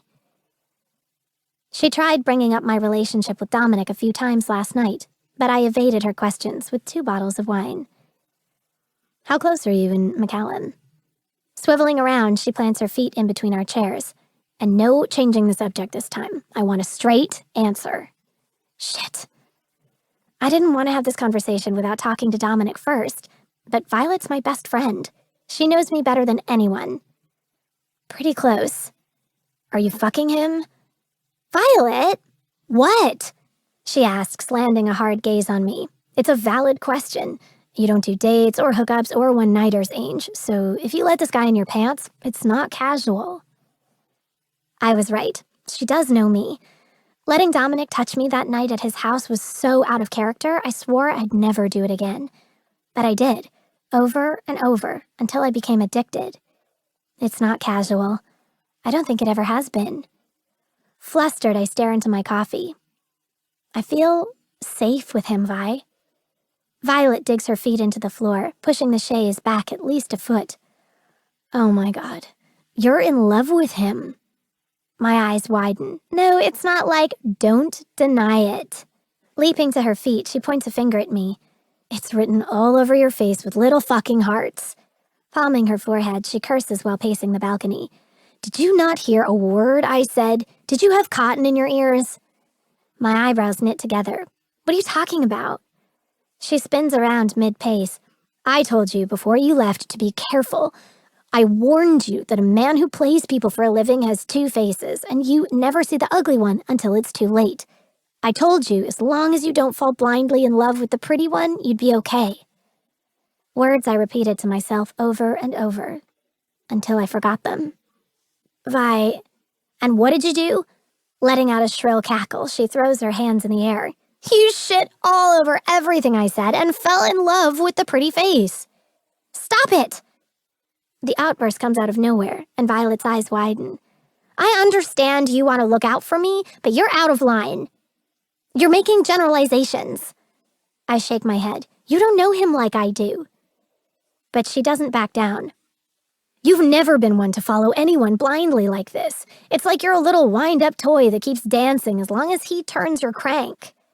Was that meant to be as offensive as it sounded? Letting out a long sigh, Violet lowers beside me.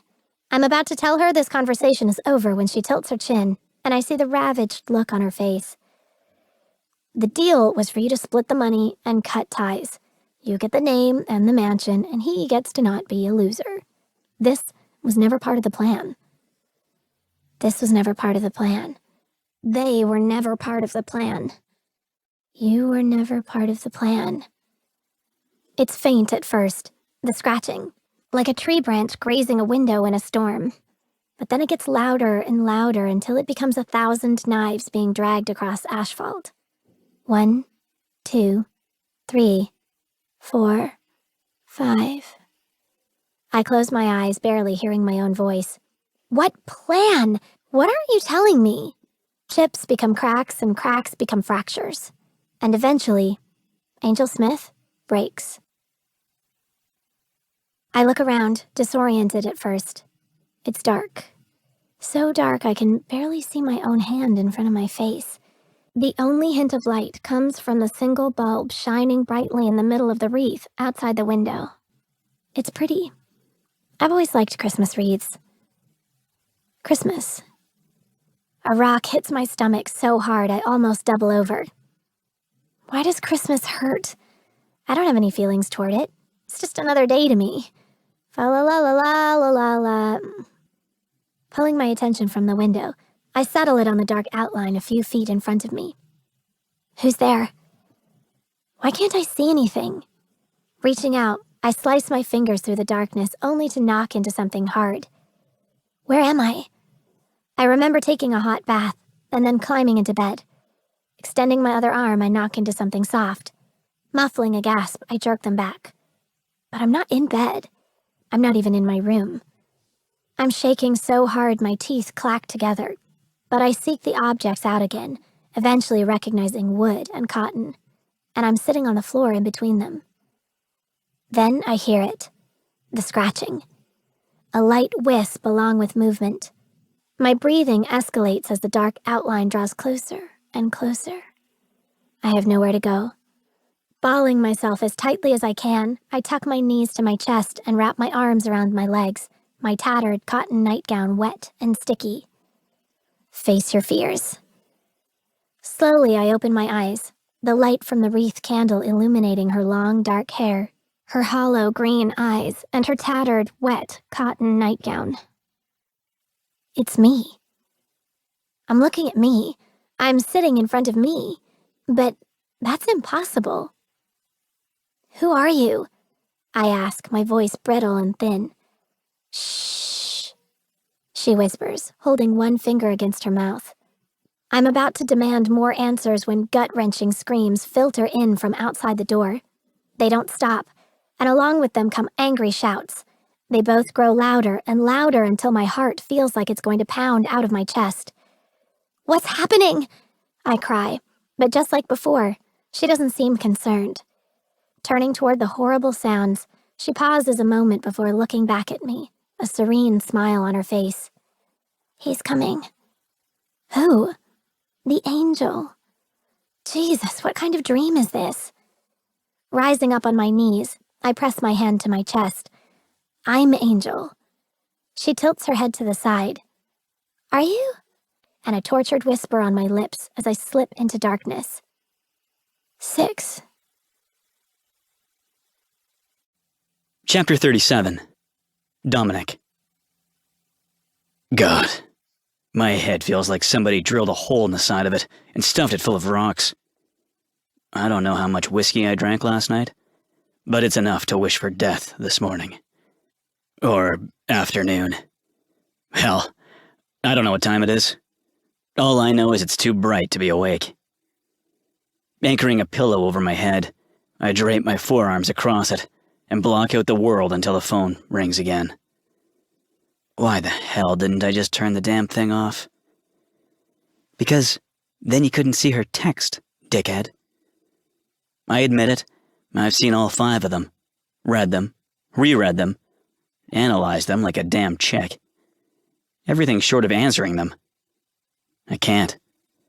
Not until I get my shit together and figure out what I'm going to do about Violet, and Rubio, and Roston, and Luciano. Fuck, I groan into the pillow. I wish they'd all just die. After the 3rd time my phone rings, I'm pissed. Throwing the pillow across the room, I roll back across the mattress, hitting the answer button without bothering to look at the caller ID. Stop fucking calling me! I'm about to hang up when a familiar voice catches my ear. McCallum, wait! This is about Alexandra! Who is this? It's Brent. Ah, yes, my bound fate spy. Why are you calling me so early? It's 4 o'clock in the afternoon. I rub at the new headache forming between my eyes. Ear point. I would have called you earlier, but I had to wait for Noah to leave. He has enough problems with Roston, and if he overheard, he'd do something drastic and ruin his career. On hearing that fucker's name, I sit up, the rocks rattling around in my skull calming to a dull roar. What about Roston? Shit in my head starts untangling. You said this is about Alexandra. It is. The line goes silent for a moment. Look, I want you to promise you'll think of Alexandra's future before you go flying off the handle. Just say it. I bite out between clenched teeth. He lets out a labored breath. I got to the studio early on Friday because Noah likes to run lines on set before the crew shows up. I arrived before him and found a Bound Fate script just lying around. You know how Roston is about stuff getting leaked. Get to the point. Right. So I swung by reception, grabbed a keycard, and went up to his office. Susan wasn't in yet because, like I said, it was early. But I heard voices. I closed my eyes and gripped the sheet. Not because of the bright light or the headaches or the rocks in my head, but because of the impending storm I know is coming. I heard Isabella and Sebastian's lines, and not the tame ones, the ones that make me walk off set. I was about to go in when the door opened. The last thing I wanted to do was get caught eavesdropping, so I hid around the corner, but... He pauses, almost as if he's battling with himself to say the words I know are coming. It was Alexandra. She works for him. The words are hollow, even to my own ears. She was crying, Dominic. And before she left, Roston... He hedges, a tense silence passing between us. Then he says the three words that knock the air out of my chest. He touched her. He did what? My voice is dead calm, but the grip on the sheet is merciless. She looked catatonic, man, like no one was home. And then she just walked away.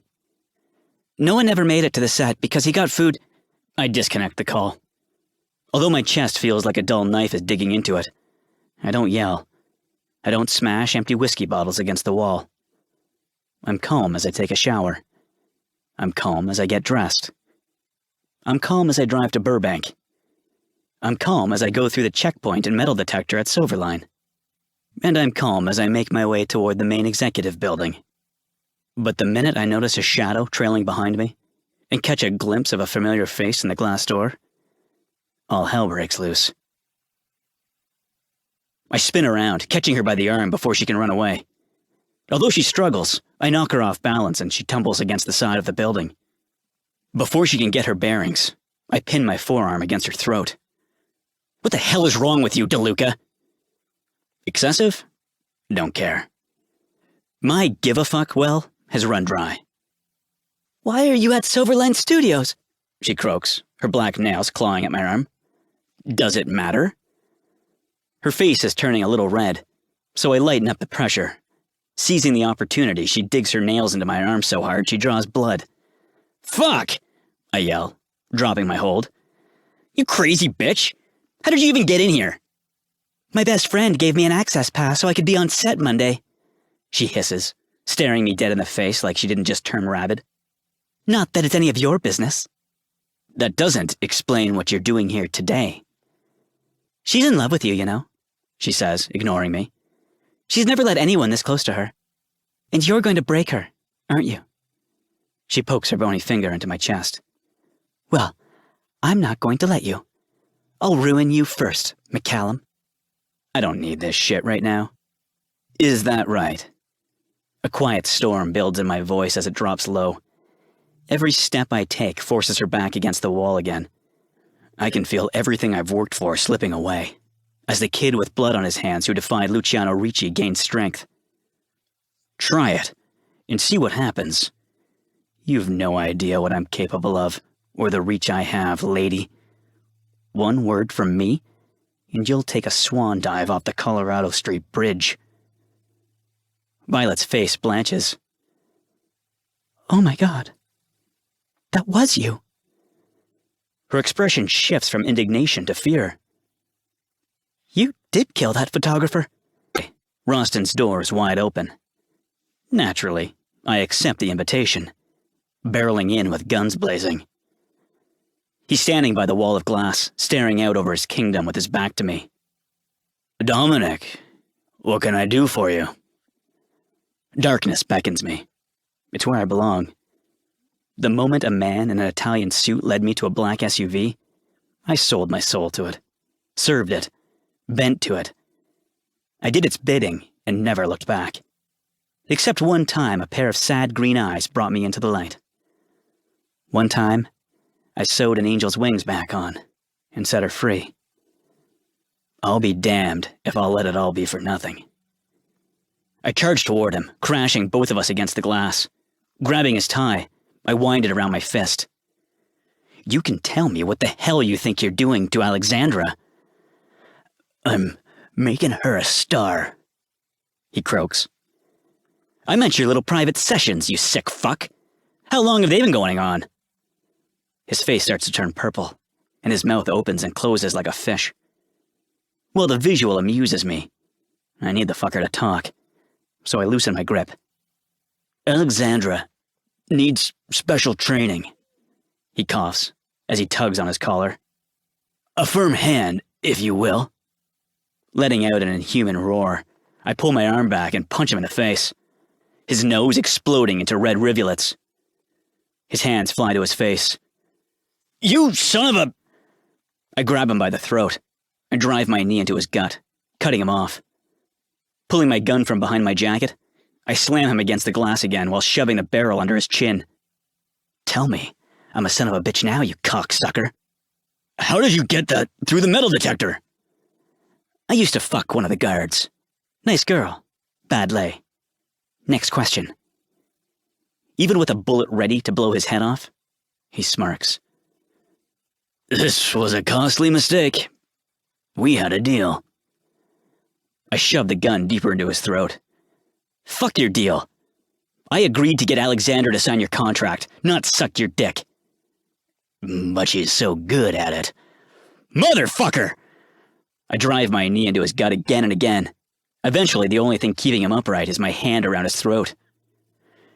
You also realize, he wheezes, this nullifies our agreement about your mother.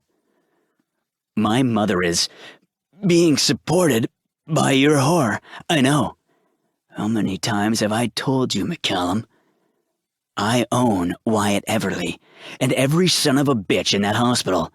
I don't care if Alexandra blew strings, then went back home, got on my Harley, and drove. I had no destination. I just needed an open road and the roar of the engine to clear my head. To plan. To figure out how to check off the rest of my boxes. Now, here I am, pacing the inside of the garage elevator at the Romanov mansion at 11:30 on Monday night. She's not going to like what I have to say. But there's no other option. I got her into this mess, and I'll get her out of it. I did it once. I can do it again. It took every ounce of restraint I had in me to let her step foot on that studio lot today. But one call to Brent set my nerves at ease. He promised to be her shadow. And since I didn't get a call all day, I assumed that bastard kept his hands to himself. As soon as the elevator doors open, Angel runs straight into me and buries her face in my chest. Thank God you're here. I don't know what to do. She didn't even say goodbye. That's not like her. I know I told her to leave, but all her stuff is still here, so I called the bar, but no one's seen her. I called the apartment, nothing. She looks up at me, those earthy green eyes frantic as they search mine for an answer. Why wouldn't she say goodbye? What are you talking about? Her shoulders sag, the dark circles under her eyes more prominent than ever. Violet's missing. Chapter 38. Angel.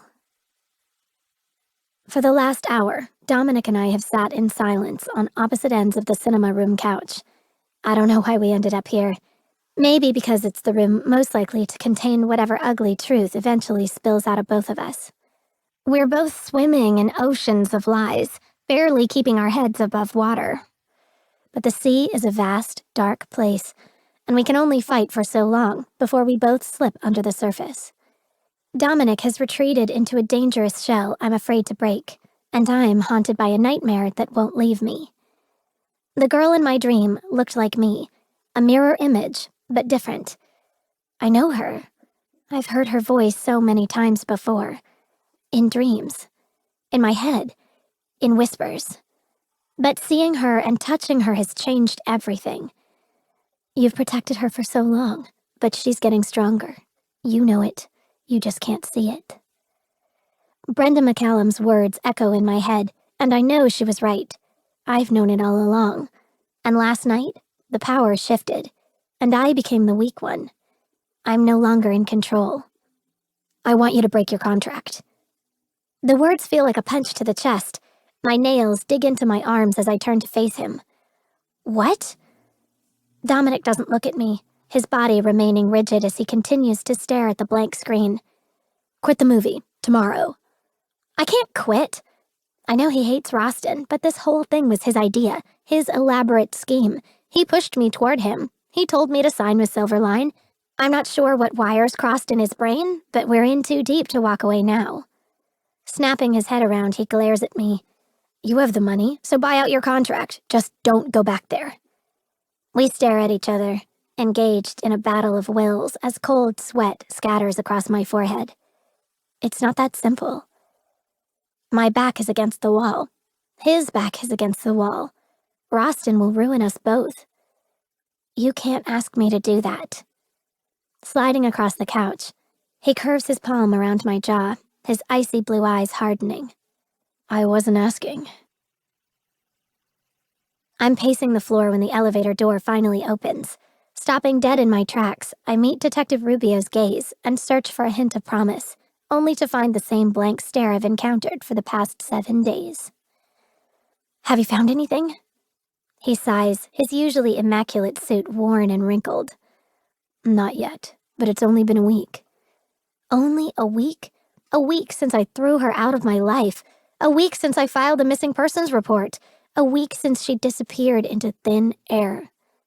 I turn away, resuming my pace, my stomach churning as I wrap my hands around my waist. A week, a week, a week. I wish Dominic was here. Even though there's still an uncomfortable distance between us, his presence makes me feel safer. Ms. Romanov, are you all right? His question takes me by surprise, and I spin around. Why? Instead of answering, his gaze flicks toward my waist. Glancing down, I realize the skin on my arms is red and raw from being pinched between my fingers. Clearing my throat, I drop my hands by my side. Maybe we should sit somewhere and have a few words? He sounds insistent, but exhausted. Like me. But not like me. Never like me. I'm sure he goes home at night, crawls in bed, and sleeps just fine. I'm sure he closes his eyes knowing screams and faceless angels aren't waiting for him. Well, fuck that. No, we can talk here. Very well, he says, finally dropping the act. How well do you know Dominic McCallum? I pause again, my muscles twitching. Why? What does Dominic have to do with anything? Are you aware Greg Roston sued him for libel and settled an arbitration for $400,000? Fools. They think they can turn us against each other, but they're wrong. He can't tell me anything I don't already know. I'm in control, not him. Our secret is sacred. We're sacred. Yes. My eyes dart toward the elevator. If that's all, I'm going to have to ask you to leave now.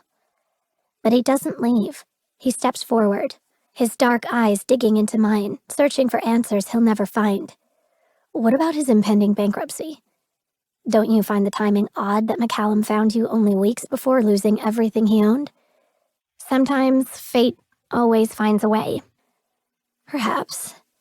He walks a slow, deliberate circle around me. Or maybe a man makes his own way. He stops right in front of me, and I hold his stare. 1, 2, 3, 4, 5. Gritting my teeth, I clear every ounce of emotion from my voice. Are you following up on Violet's disappearance? Or do you have a personal vendetta against Dominic, Detective Rubio? I'm excited for this opportunity. Contract release, my ass. On Dominic's demand, I bought out my contract with Silverline, but that's not the story Roston spun to the media. As far as the world knows, Alexandra Romanov was canned and tossed out on her ass for shitty acting and a diva attitude. Now all I have is time, so I've spent it picking apart every minute of the last 3.5 months. Do you ever wonder why he showed up at the right place at the right time? Rook, what the hell are you doing? Glancing up, I see Dominic standing over me. He looks about as exhausted as me. The lack of sleep is getting to us both. Watching TV. Sighing, I pat the cushion next to me. Sit down. He hesitates for a moment, then sinks down beside me as if his bones can't stand the strain anymore.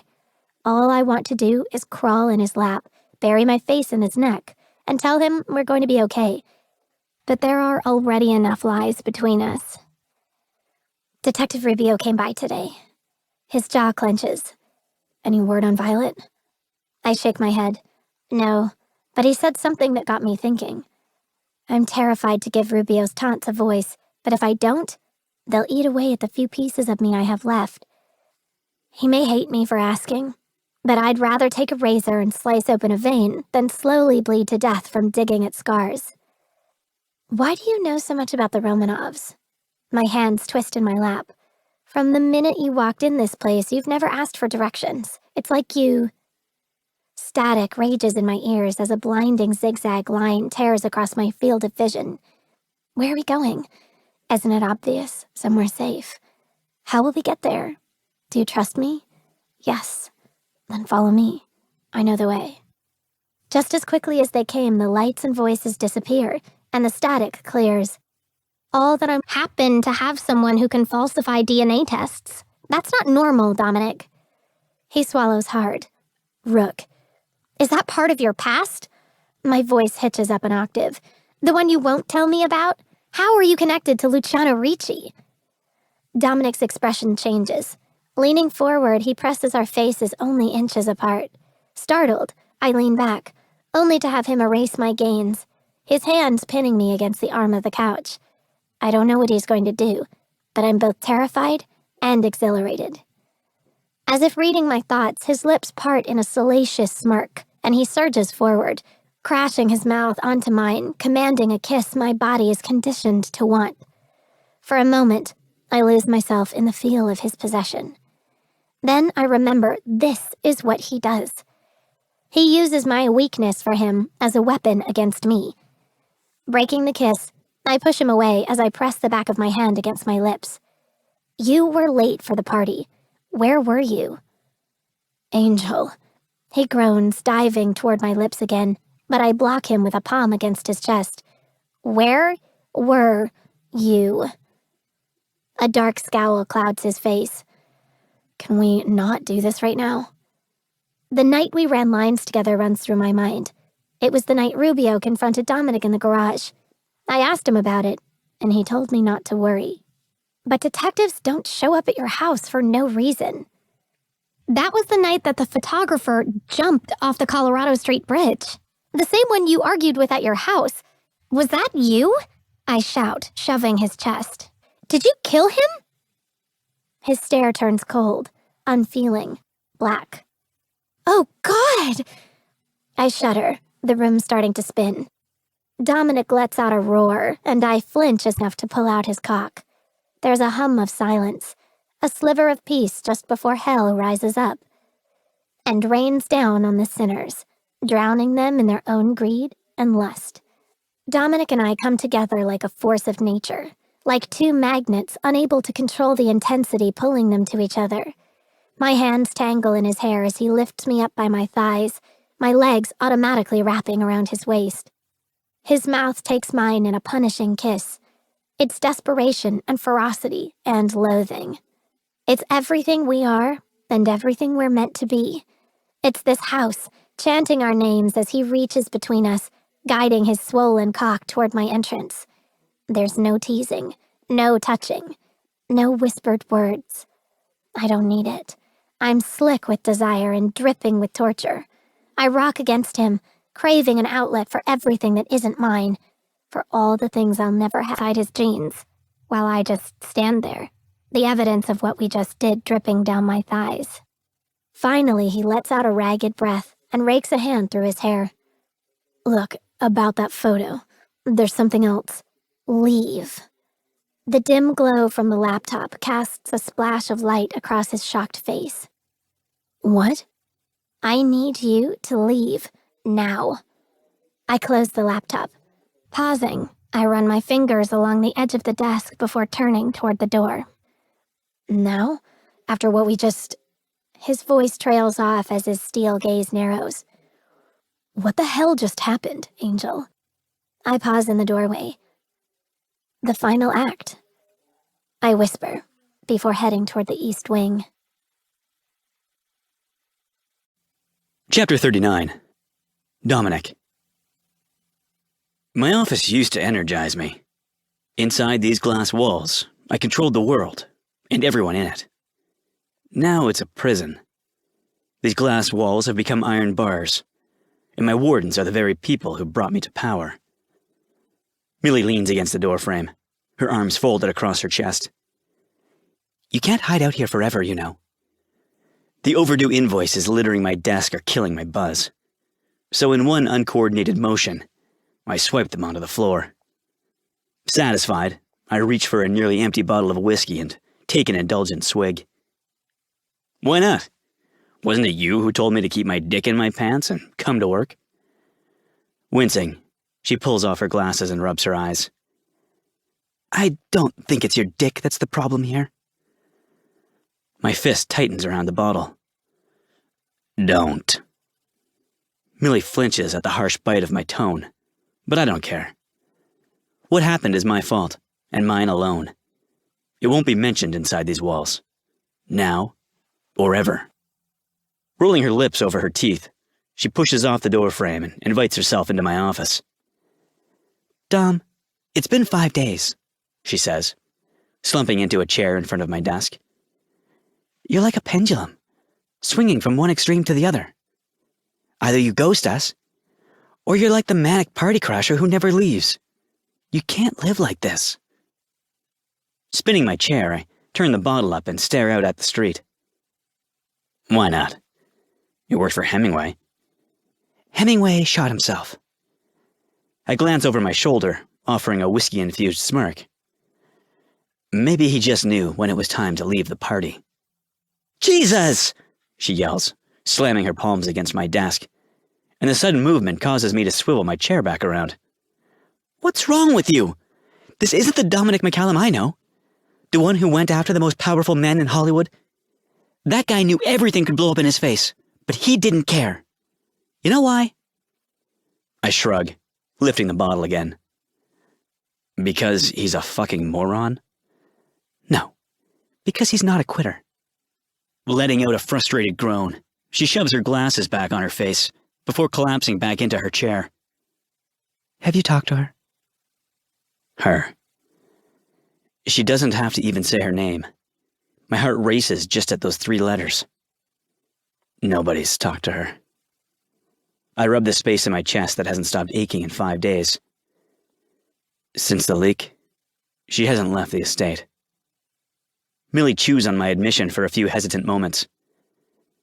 Maybe it's not as bad as it seems. Maybe after everything blows over, this could be a good thing. By making her feel what she refused to hear, I neglected to tell her the blackmail didn't die with Freddie Wiseman. She threw me out before I could tell her about Roston's threat. Maybe that makes me just as responsible as him. What about you? Millie asks. I glance up to see her head cocked to the side and her eyes boring into me. How are you doing? Me? I let out a dry laugh. Oh, I'm great.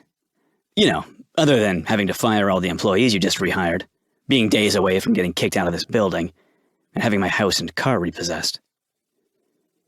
She opens her mouth for what I have no doubt is another motivational speech, when the main BTN line rings. It can ring until the end of time for all I care. But when I see Millie's ass lift off the chair, I shove a finger across the desk. Don't you dare, I warn. Millie's one of the only friends I have, but if she makes one more move toward that phone, I'll wrestle her to the ground. It's either a bill collector or another reporter wanting an exclusive on... I swipe my hand through the air, mocking their newest bullshit headline. Alexandra Romanov's erotic fall from grace. She plops back down with a huff. Wouldn't they just call your cell phone? I smirk as the ringing stops only to immediately start again. They would, if I didn't toss it in the garbage outside my house. Good luck getting a quote now, fuckers. 4 rings later, Millie slams her palms against the armrest of the chair. Well, it's driving me insane.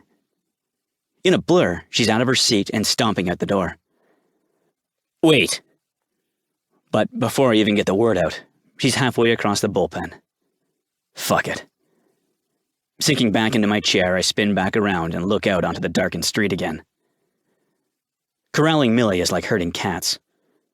Control the controllable, as my mom used to say. Another one of Brendan McCallum's nuggets of wisdom. Don't spend your time flipping your shit over things out of your hands. Concentrate on taking hold of what's in your grasp and manipulate it to your advantage. I've done it my whole life. That's what this whole damn thing has been about.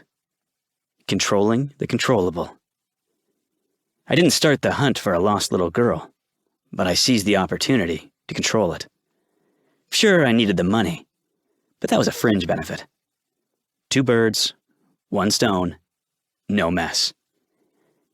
But when you build a labyrinth of deceit, you can get lost in your own maze. Maybe in the beginning my reasons were a selfish attempt at protecting myself. As long as I found Alexandra Romanov first, people would stop looking. They'd stop questioning. And in case the little girl with green eyes broke her first pinky promise, another queen would have already been crowned. But that was before a down-on-her-luck cocktail waitress from Chula Vista, California, stole $20 from me and something I didn't even know I had. A heart. She slowly brought me back to life. And in return, what did I do? I turned her loose in her own labyrinth. The one that slowly chipped away at her sanity and soul, pushing her toward the edge. Every day, I watched more and more of Angel slip away, as the truth bled through the fissures in her mind. I saw it coming, and said nothing. Not out of fear of losing my freedom, but out of fear of losing her. I watched my mother break before my eyes. I refused to watch Angel break too. Be careful what you ask for. Now it's too late for apologies or confessions. It's almost poetic. I finally get the balls to say the words to her, and she didn't want to hear them. But I meant every word. I love her. I think I always have. The type of love changed over time, but she stole my heart the moment I saw her. The hope in her eyes when she first looked at me sealed my fate. Sitting there in the eye of the storm, she looked at me like I was her world. Are you God? Every jagged piece of me belongs to her, even the ones hell-bent on cutting her and drawing blood. Somehow she smoothed the edges just enough to tolerate the bite without breaking the skin. I've never allowed anyone this close, and it feels like I'm being smothered and set free at the same time. Like soaring headfirst into the sun, only to suddenly burst into flames. She's my salvation and damnation. My redemption and ruin. The biggest mistake I'll never regret. As soon as I hear footsteps, I palm the back of my neck and spin back around. Let me guess. Roston sold the rights. Millie's face is chalk white. Dominic? I hope he knows I deserve at least a third of the... Dominic, she says, again, her voice unsteady. There's a silence in her tone that chills my blood. But it's her next words that bring me to my knees. It's your mother. Chapter 40. Angel. Whether you're at the top of the world or the bottom of the river, time stops for no one. You can't wish it away, and you can't turn it back. It moves forward at its own steady rhythm, oblivious to the change going on around it. Awake or asleep, it doesn't matter. The hands of the clock move whether you're conscious of them or not. Tick, tock, tick, tock, tick, tock. It's been 10 days since I watched Dominic drive away from my bedroom window, and 9 since the world turned against me. I know because time may hate me, but the sun greets me each morning. 1, 2, 3, 4, 5, 7, 8, 9, 10. I've counted every one of them in this bed, in these clothes. I can't face anything outside these 4 walls. This room is my safe place. It's where I listen to the clock, watch the sun, and wait. The East Wing is so peaceful, far away from the shouts and chants of the crowd gathered outside the iron gates. Some want me to leave. Some want me to answer for my sins. A few want me to die. I should have been prepared for this. The leak came from static. Scratching. 6 is coming. I whisper. Ms. Romanov? I look up to see Lars moving toward me with a concerned look on his face. We need to go. Now. 6 is coming. Hello? I don't remember answering, but suddenly the phone is at my ear. Ms. Romanov? Yes, who is this? My name is Vanessa Hunder. I'm a nurse at Moss Valley Wellness Hospital. I'm sorry to bother you, but we've been trying to get in touch with Mr. McCallum and have been unable to reach him. Since the billing department has listed you as a personal contact, we thought you could have him call us immediately. I glance back at the empty space where his Harley usually sits. God knows where he is, how long he's been gone, or when he'll come back. Of course, is there a problem? If there's a final payment that needs to be made, No, nothing like that. We were clearing out Brenda McCallum's room and found a sealed envelope with her son's name on it. Someone needs to pick it up in the next 48 hours, or it'll be labeled as unclaimed property.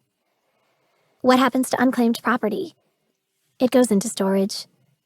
There's no inflection in her voice, as if tossing away someone's last possession is as easy as taking out the trash. I'm not sure where, Miss Romanov. We don't track it from there. I don't hesitate. I'll be right there. Lars is already forming a rebuttal when I skirt around him. Take me to Moss Valley. Now. The package is a large manila envelope, distressed and worn by time. It's fairly thin, and, just like Vanessa said, sealed tight with Dominic's name written across the front. When I ask where they found it, she just shrugs and says, somewhere, while waving a hand around the room. Thanks, that's helpful.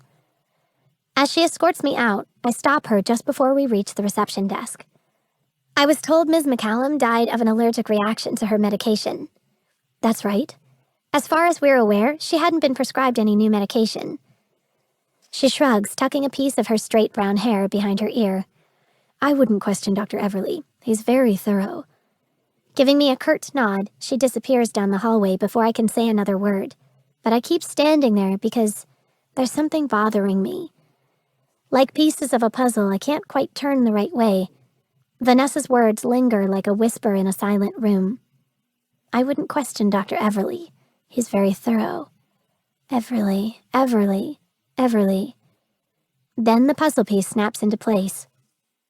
Isn't it ironic that I never knew his name until 6 months ago? Dr. Everly, Moss Valley's director, likes his experimental drugs, one of which, it seems, works as quite the truth serum. My hand flies to my mouth. Oh my God! I want to throw up. I want to call Detective Rubio and demand an investigation. That's very kind of you. I raise an eyebrow, waiting for her to get the hint. Diane! She squeals, again tapping the name tag pinned to her shirt. I'm Diane Mans. I'm 38 and originally from Chicago. Way too much information, but okay. Well, would you like an autograph, Diane? Her jaw drops. Are you shitting me? It's the least I can do for my #1 fan. And my only hope at getting into hospital records. Oh my God. The words keep spilling out of her mouth as she tears her desk apart, looking for a piece of paper and a pen, finally shoving them toward me. As I sign Alexandra's name, I try to figure out how to slip what I need into the conversation when she flings the door wide open.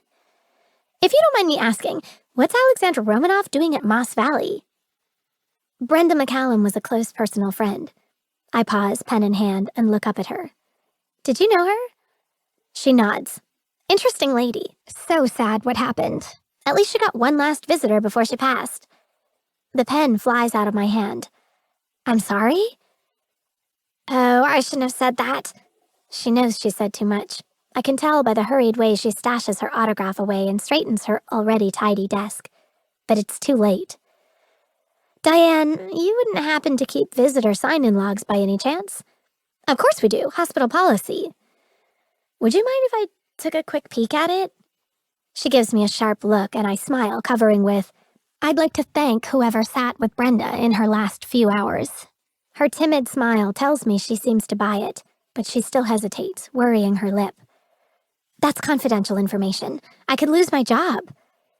Leaning onto the desk, I go in for the kill. But it can be our little secret. I smile, holding up my pinky finger. Just between me and my #1 fan. When Diane's eyes go wide and glassy, I know I've got her. The promise of sharing such a special bond is too enticing to pass up. Okay, she says, locking her pinky around mine. But don't tell anybody. Promise? Cross my heart and hope to die. But as soon as she pulls up the ledger and flips to the day in question, my smile fades. Black spots race in from the corners of my eyes and dot my vision as I stare at the name. Ross Gregory. Chapter 41. Angel. A confrontation takes a level head. That's why I insist that Lars drive me back to Bel Air.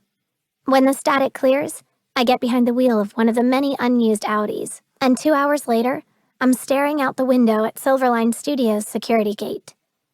Sal, the night guard, raises an eyebrow as he peers into the car. Kind of late on a Sunday night, Ms. Romanov. I realize I left a piece of jewelry on set. Even I'm surprised at how easily the lie rolls off my tongue. It's a family heirloom. Technically, you don't work for Silverline anymore. Hesitating, he glances toward the lot. In fact, I've been instructed not to let you... I'll be quick, I promise. I flash him the sincerest smile I can muster. A quick nod is all the acknowledgement he offers before waving me through. Hitting the gas, I leave him behind along with his wavering guilt. I don't think about what will happen to him after tonight. I'm winging this. The studio is dark and deserted. The familiar rush of constant movement, now a sinister calm. There's an overwhelming sense of prophecy in the air, whispered chants from the past bleeding into the present. Fate always finds a way. Standing in the elevator, I stare at the slot. He saunters over to his desk. You know damn well what I'm talking about. I hiss, ignoring the churning in my gut and storming across the office. I saw your alias on the visitor's log, Ross Gregory. That's the name you used to make reservations at Amalia. I wait for the revelation to knock that smug look off his face, but it doesn't. You need to get out of that house more, Alexandra. It's making you delusional. Oh no, not this time. This ends here. I assure you I am quite coherent about this, I say, and his jawline tightens. Greg Roston is used to me backing down. It's my only advantage, so I keep my finger on the button. I know all about your history with Brenda McCallum. How you made her life a living hell after she refused to sleep with you. But ruining her wasn't enough for you, was it? You had to go after her son, too. There's a brief wrinkle in his confidence before he takes a step toward me. It would be wise for you to retract such statements, Miss Romanov.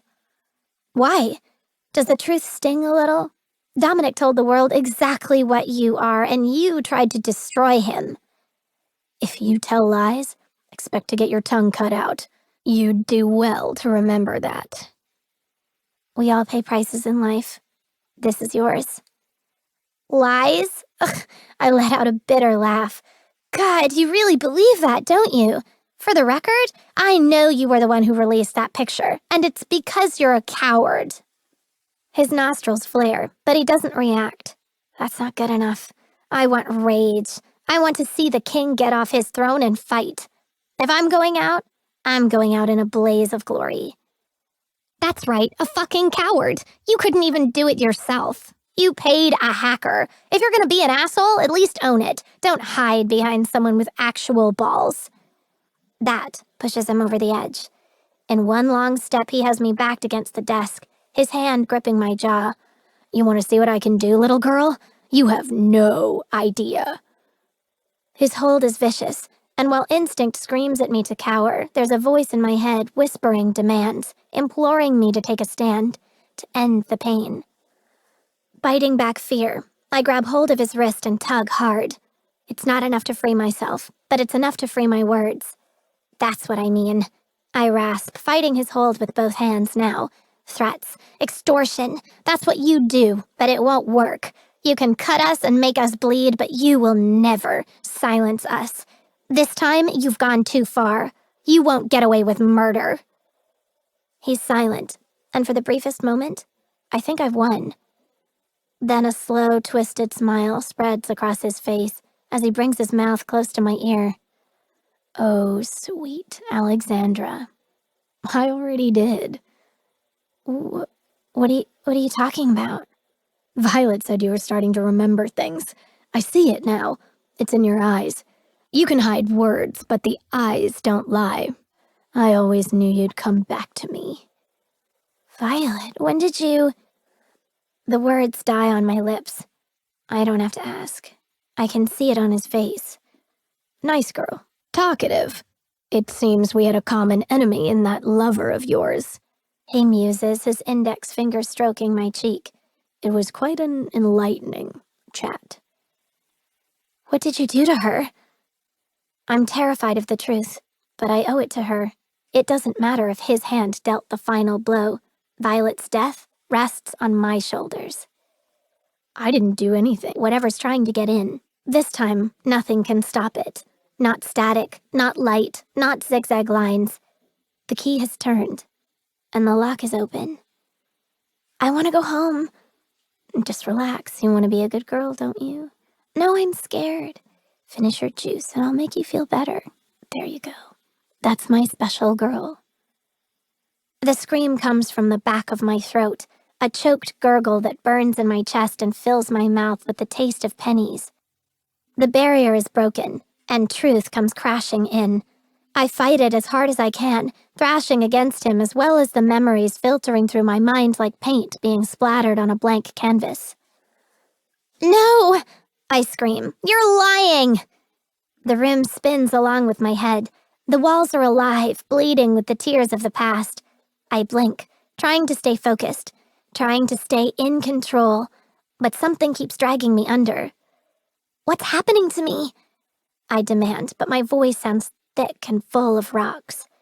Shh, he whispers, climbing on top of me, his heavy weight crushing me against the unforgiving wood. It's all going to be all right. I'll take care of you. His lips graze my neck as his free hand reaches for the button on my jeans, just like I always have. You killed them both. The words are as flat and emotionless as they are inconsequential. Whether he admits it or not, when he's finished with me, I'll be dead too. If not by his hand, by my own. Not directly. He grunts, jerking my jeans down and tearing the sash off his robe. I never get my hands dirty. You should know that. I struggle beneath him, but his weight is too heavy. My stomach churns, bile creeping up my throat, but my death won't be in vain. I won't slip away quietly. Reaching out, I slap my palm against his desk for leverage. If I can just grasp the edge. No, stop! I cry. Tears stream out of the corners of my eyes as a woman with long, raven hair grabs my chin and leads me into an elevator. Tears are a tool, not a weakness. You'll stop this crying right now, Alexandra. We all pay prices in life, darling. Now smile pretty and be quiet. Remember, you were his special girl. As my fingers finally wrap around the desk, I turn my head and vomit. One word on my lips. Papa. I blink, opening my eyes against the harsh light. Everything hurts, and my arm feels like it's been beat with a sack of bricks. Groaning, I pull myself upright, rubbing my eyes while trying to get my bearings. Oh my God. Adrenaline pumps through my veins as I claw at my body, desperate to rid it of its tainted skin. I feel his hands on my throat, his weight on my chest. The scream I let out is inhuman, a wail of pain torn from the depths of my soul. Crawling to the cabinet, I turn and collapse against it as my phone catches my eye. With nothing left inside me, I wrap my fingers around it, hot tears pouring down my cheeks. Even as I dial the number, I know he won't answer. It doesn't matter. I still leave a message. Dominic, please. I need you. Chapter 42. Dominic. It takes about 5.5 hours to drive from Phoenix to Los Angeles. After hearing Angel's message, I make it in 4. I weave my Harley in and out of traffic like I'm threading a fucking needle. The whole time, choking the life out of the handlebars and wishing they were Roston's neck. I warned him. Now, I'm going to kill him. I don't care if I spend the rest of my life behind bars, or if I fry in the chair. I'll go to either with a clear conscience and not one damn regret. But that's not true. I'll always regret leaving her alone, for wallowing in my own grief and putting 372 miles between us, for letting my biggest fear become reality, for giving Roston the chance to take the only thing left in this world I care about. No, that I love. Once I'm through the gate, I barely make it into the garage before everything becomes a blur, and I'm standing outside the elevator, jabbing the call button over and over until it finally arrives. Then I pace the 4 walls like a caged animal, my teeth bared, and my predator instinct hungers quietly. Sometimes the only escape is to surrender freedom. I don't stop to analyze what that's supposed to mean. I have a singular focus, and that's all that matters as I continue toward the kitchen. Angel, I freeze the minute I see her. I want to hold her in my arms and shield her against the world. But I can't. The world has already eaten her alive and spit her out. All I can do is stand there and breathe through the black fury burning in my veins. She's sitting on the floor, slumped against the counter like a broken doll. Although she's in a beautiful red dress, what's behind it is damaged. There's no spark in her eyes. No life. I approach her slowly, afraid to speak and afraid not to. When I call her name again and she doesn't respond, I do the only thing I can think of. I bend down and scoop her into my arms. Angel's head lolls against my chest, her arms hanging listlessly by her side as I carry her out of the kitchen. Lars hands me the keys to one of the cars in the garage because I'm done with servants and mansions and pretending to be people we aren't. It's over. It's all fucking over. Halfway to Cedar Sinai, it dawns on me I'm driving Alexandra Romanov to the hospital. It's not like I can just walk her into the emergency room. So, thankfully, in one call, Angel and I are immediately taken through a secluded hallway, up an empty elevator, and into a private room without question. It isn't until I place Angel onto the bed that life returns to her eyes, and she claws at my arms. "Don't," she rasps, her voice breaking. "Don't leave me, please." "I won't. I promise," kissing her forehead. "I'll never leave you again." The words calm her down, and she gives a weak nod, settling back onto the pillow. It kills me when I notice the death grip she still has on my arm. She believes me, but she still doesn't trust me. The doctor comes in, and as Angel gives a replay of what happened in Roston's office, seething hatred like I've never known radiates through me. Old wounds rip open, digging new ones, and destroying every ounce of humanity left inside me. "I think he drugged me," she finishes quietly, staring at her hands. They're scratched, and my rage deepens imagining her small fists trying to fight him off. The doctor looks up from his clipboard. "And why do you think that, Miss Romanov?" "I don't actually remember when he..." Her breath hitches. "When he raped me, I felt dizzy and really confused. There were black spots everywhere, and I kept screaming, 'No!' "I'll go get him right now." "No," she says, tugging me back into my seat. "It's nothing like that. I forgot to tell you, I have something that belongs to you. I haven't opened it yet. I thought you should..." "Am I interrupting something?" We both turn to find a familiar face leaning against the doorway in his 3-piece suit and his stupid haircut. "You've got to be fucking kidding me," I groan, throwing my head back. "Can you get off my dick for one day, Rubio?" His gaze settles on me, that arrogant smirk smeared on his face. "Always a pleasure to see you too, McCallum. Fortunately, I'm not here to see you." He turns his attention toward Angel. "I'm here to speak to Miss Romanov." Angel blinks. "Me?" "Why?" I demand. "Standard procedure," he says, strolling into the room without an invitation. Apparently she nods because he nods back. I wait for whatever the hell is so important, but then his gaze slides toward Rubio. This time Angel speaks up. He can stay too. Then he can see how alleged this is. The doctor sighs. Miss Romanov, the rape kit was negative. The room goes completely silent because, like everyone else, I know I didn't just hear what I think I heard. What does that mean? Rubio clears his throat. It means alleged just turned into false. Angel recoils as if he slapped her. What? No, that's impossible. The doctor gives her a cold look, and that's when I see it. The distance he's keeping. The clipped words and monotone voice. He thinks she's lying. I'm afraid the detective is right, Miss Romanov. There's no evidence of trauma, no evidence of penetration, nothing to remotely suggest sexual activity of any nature. Not only that, the talk screen came back negative. You weren't drugged. No! Angel screams. Do it again! You did it wrong! I hold his stare. There has to be some mistake. I'm sorry, but there's not. The tests are accurate. Even if the alleged assailant wore a condom, there would still be internal abrasions. But my hands! My throat! I have bruises! Shoving her arms forward, she twists them in the air. I can feel her panic. And I can't remember! The doctor shrugs, and I have to curl my fists by my side to stop myself from choking him with his own stethoscope. Sometimes our minds play tricks on us. There might have been assault, Miss Romanov, but it wasn't sexual.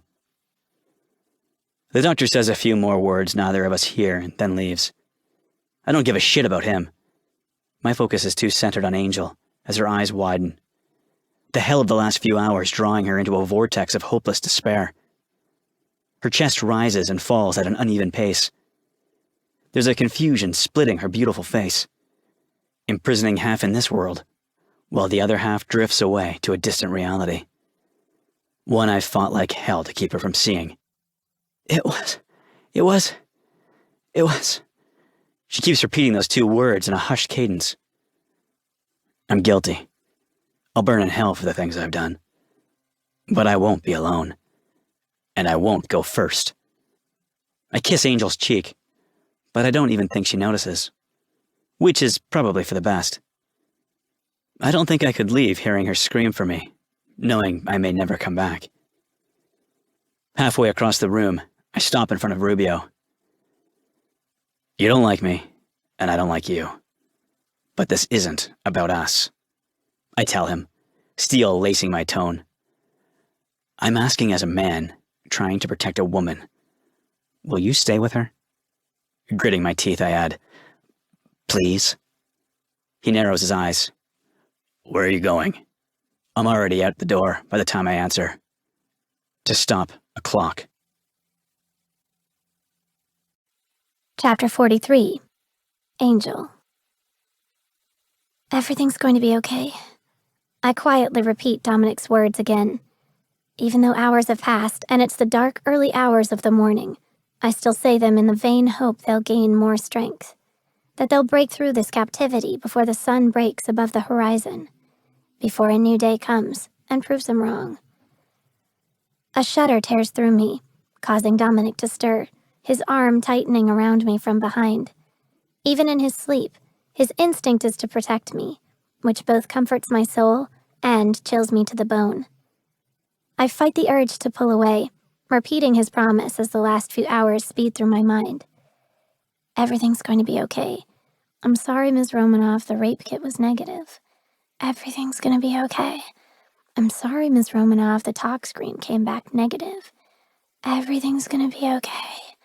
I went to Silverline to confront Rostenrook. He wasn't there. The night guard said he hasn't been there for 2 days. Everything's going to be okay. I whisper, but this time my voice breaks. If I can't make those words true, then I've lost. The spark that's kept me alive through my darkest days flickers out. There's no fight left. I always survived by believing you don't drown by standing in the rain as long as you run from the storm. What I failed to realize is that some people are just meant to drown. 6 is coming. It starts out as a whisper, a soft breath blowing across my hair, but it turns into an echo, bouncing off all 4 walls and beckoning me to follow. I lift my head off the pillow just as Dominic mumbles in his sleep, his arm braced protectively across my chest. Glancing over my shoulder, I remain perfectly still, and when his erratic breathing returns to an even pace, I slowly slip out from under his embrace and tiptoe out of the room. The halls are dark, and I have no destination. I simply walk, blindly following the whispers until I find myself in a familiar room, standing on a familiar floor, facing a familiar piece of furniture. I'm in the room that smells like pennies. The room with a magic door that blocks out screams and shouts. The room where an angel appears if you count long enough. But none of it is real. This house has a weighted energy that preys on the spirit. The history and tragedy that paints the walls and stains the floors is enough to trick the mind into believing things, seeing things. I'm Angel Smith. I left a group home in Phoenix, Arizona at 16 and moved to Hollywood to be an actress. That's who I am. I've never been anyone else. Yes, you have. Look around. Remember. I have no control.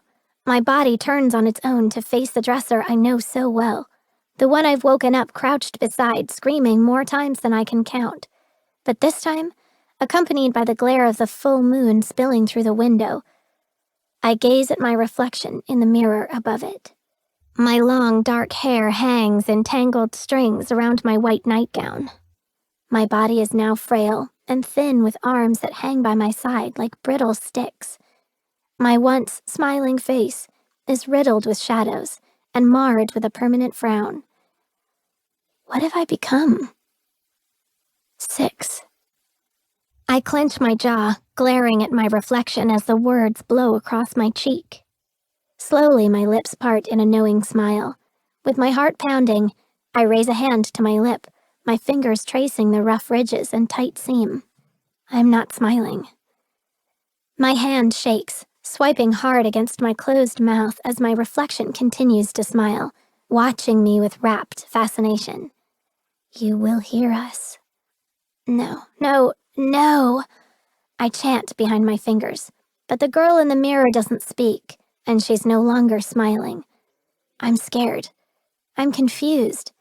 I want to know what all this means, but before I can ask, she presses her index finger against her lips as if to silence me.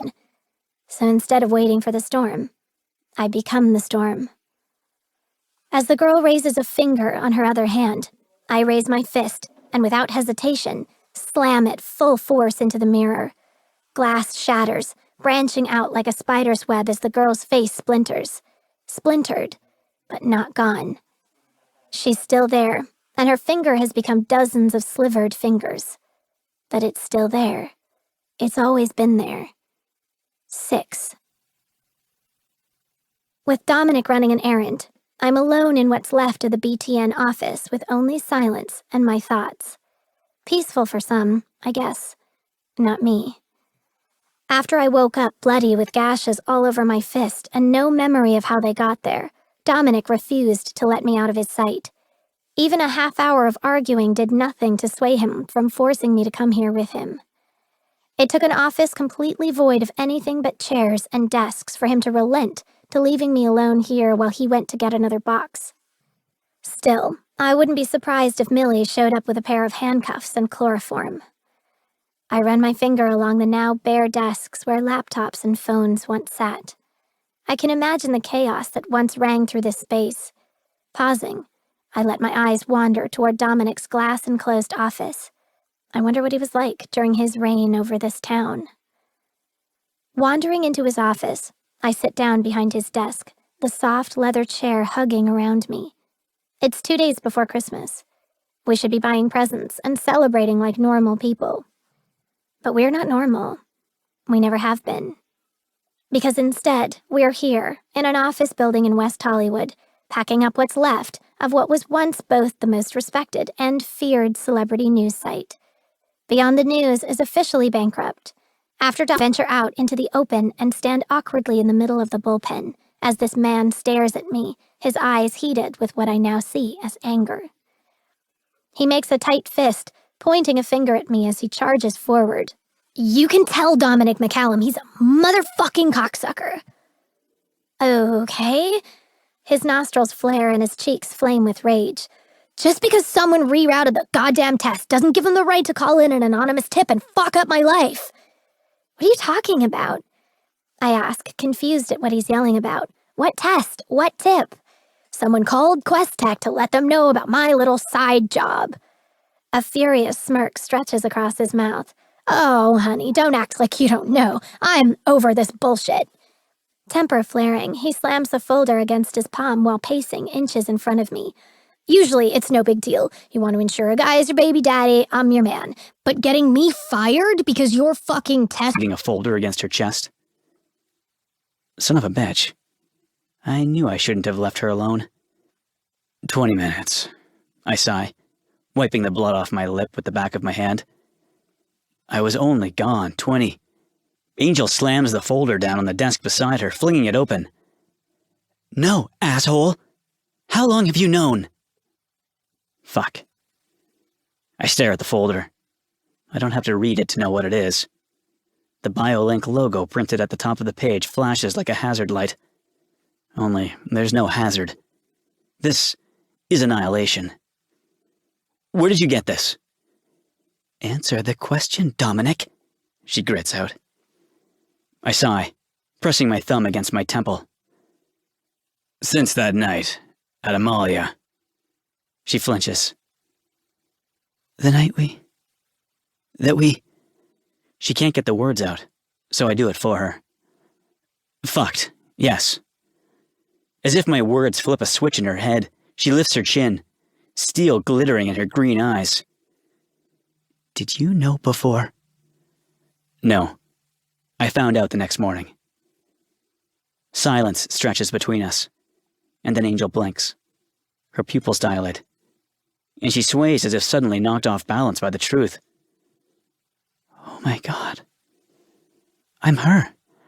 I'm really Alexandra Romanov. But how? Angel. I can see it coming, and the blood pumps faster through my veins. The door is opening wider, and the thread holding the past from the present is severing. She glances up, blinking so rapidly she almost looks asleep. Is this why I can't remember anything before the group home? What, did I just block it out? Am I just going to wake up one morning and remember? I don't want that, Dominic. I don't want those images in my head.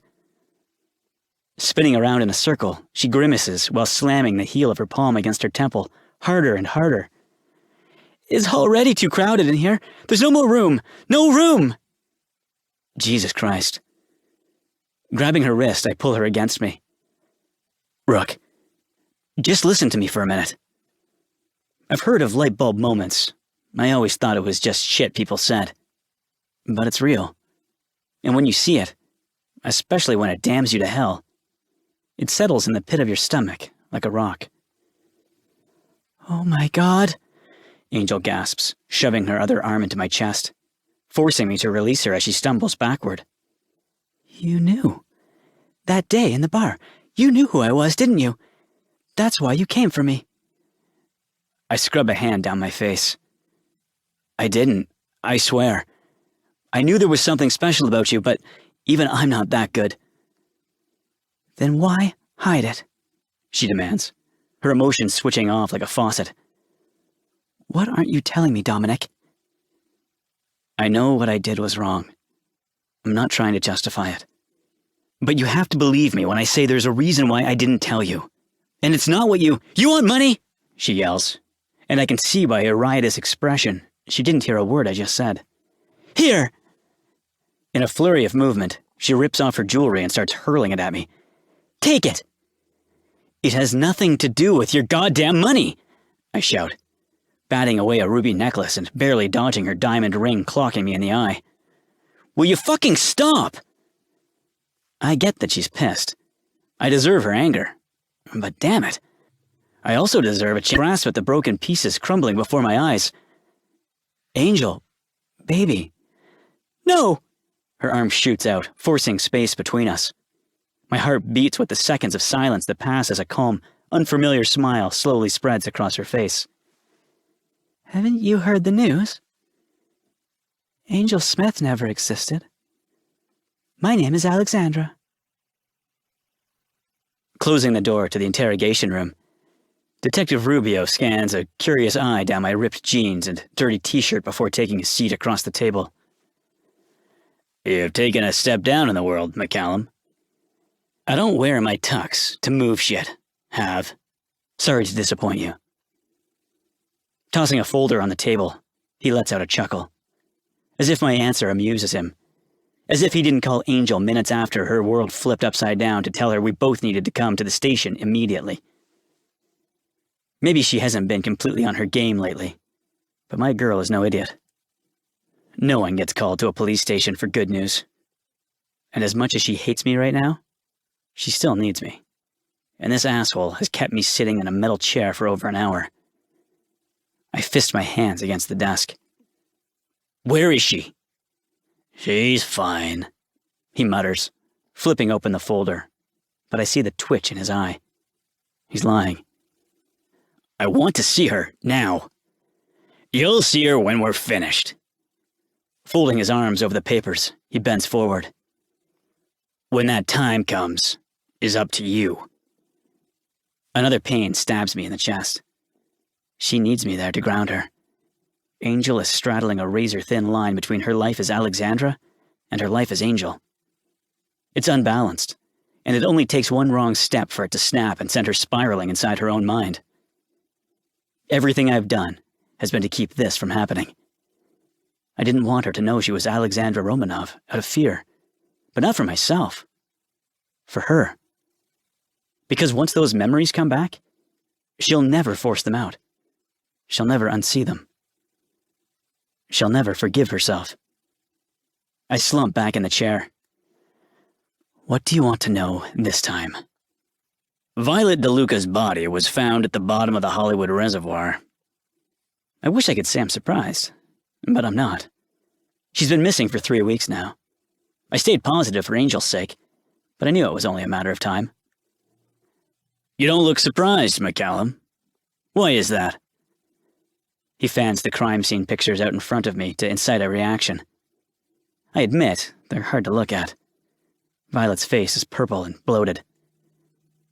But instead of giving him what he wants, I glance back up at him. I'm sorry, is there a certain protocol for this kind of thing? It's my first time. Maybe you have a pamphlet I can read? Rubio shakes his head, gathering the photos and setting them aside. Humor, that's good, you'll need it. Digging through his little folder again, he pulls out another photo and slides it toward me. This one makes me grip the edge of the table with both hands.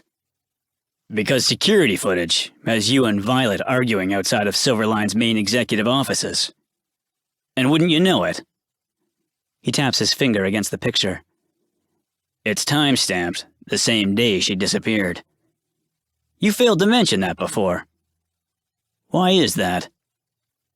I shrug. Didn't think it mattered. I can't control what she does. I guess not. Still, it looked like it got pretty heated. Like, right here. He points to the picture again, and I want to grab his finger and snap it in two. You had her pinned against the wall. Were you angry at her, Dominic? Angry enough to hurt her? No. He's provoking me on purpose. He wants me to snap. He's banking on it. Where were you that night, around 11:45? I was with Alexandra. Smirking, I gesture toward my dick. Would you like a blow-by-blow description of what we were doing, Have? That won't be necessary, he says, brushing off the innuendo. Luckily for you, Alexandra backs up your story. Although she doesn't seem too stable right now. So maybe she'll say anything if she's afraid of the consequences. A marked silence fills the room, and we both know he hit a chink in my armor. Taunting me with thoughts of her slipping away from me shifts the balance of power into his hands. I'd never hurt her. I don't know, he says, cocking an eyebrow. People die around you, Dominic. Freddie Wiseman, Violet DeLuca. Now Greg Roston is missing. He's what? Rubio doesn't miss my reaction. Oh, I'm sorry. Did I not mention that part? No one has seen Greg Roston since Friday night. You wouldn't happen to know anything about that, would you? I say nothing. I've done enough damage as it is. Unbothered, Rubio gathers all his photos and tucks them away. No worries. Secrets have a way of coming out anyway. Even if it does take 15 years. For the second time, I allow him to provoke a reaction out of me. What did you say? He knows he's got me, so he toys with me by spinning a pen on the table. I was going through my old man's files. It's all I've done for years since he died. And there's one thing I've never understood. And what's that? Well, there were assumed to be 2 shooters, he continues, spinning the pen faster and faster, and I can't stop watching it.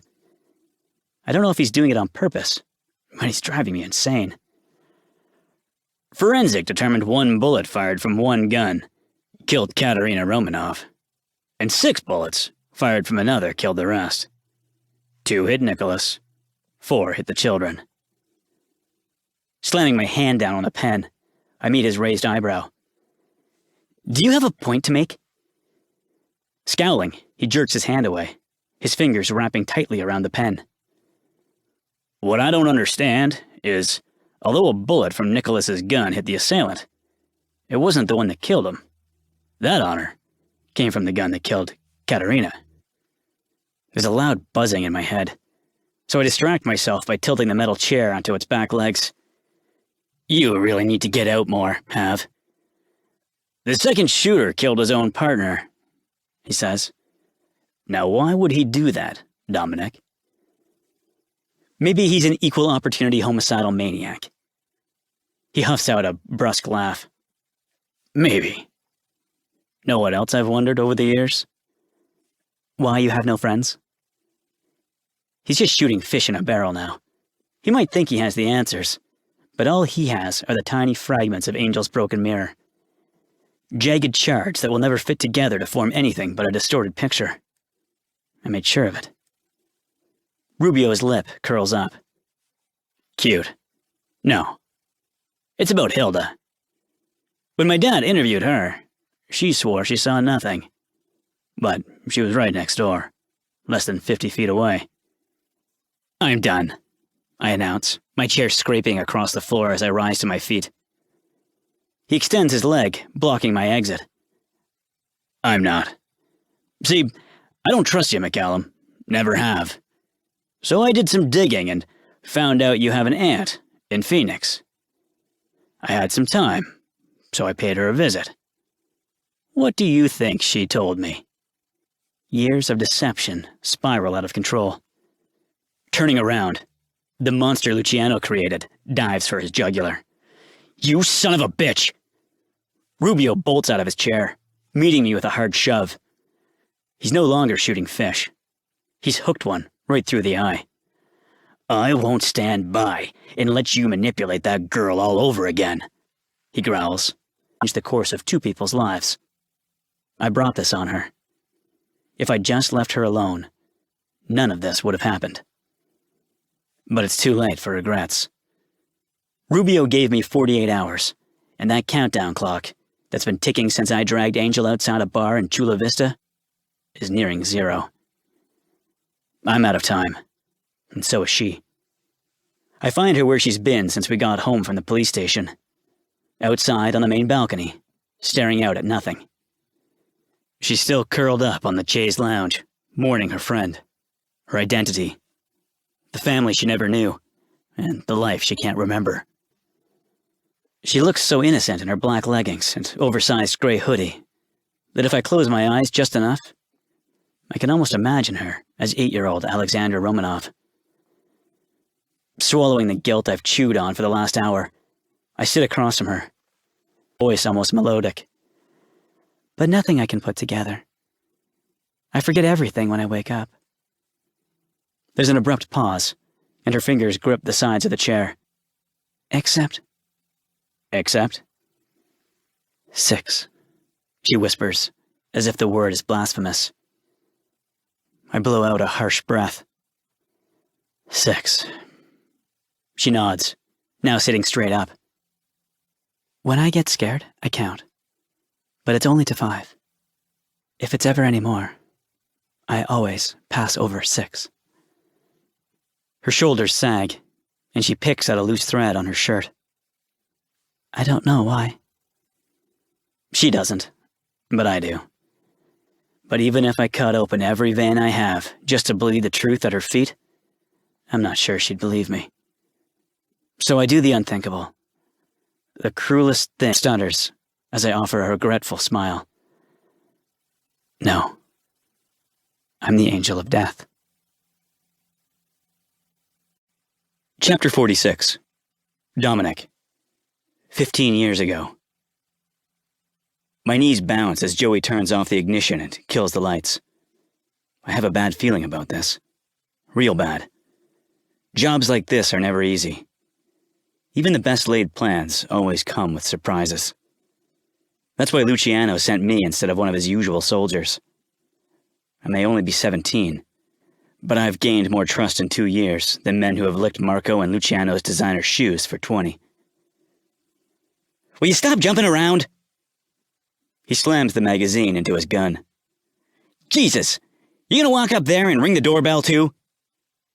Let's just get this over with. My eyes draw back to the house. I try to forget it's Christmas Eve.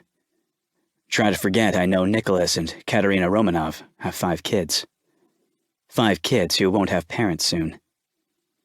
The thought hits hard in my chest, burning so deep I almost lose my breath. My hand tightens around my gun, irritated at whatever the hell has got me so twisted up. I never hesitate on a job. Luciano counts on me to keep conscience out of business. It's easy because I have no conscience. I'm a machine. Point, aim, fire, leave. If you fucked up enough to end up on Luciano's list, it's not my place or concern to question why. That's what makes me good. No, fuck that. The best.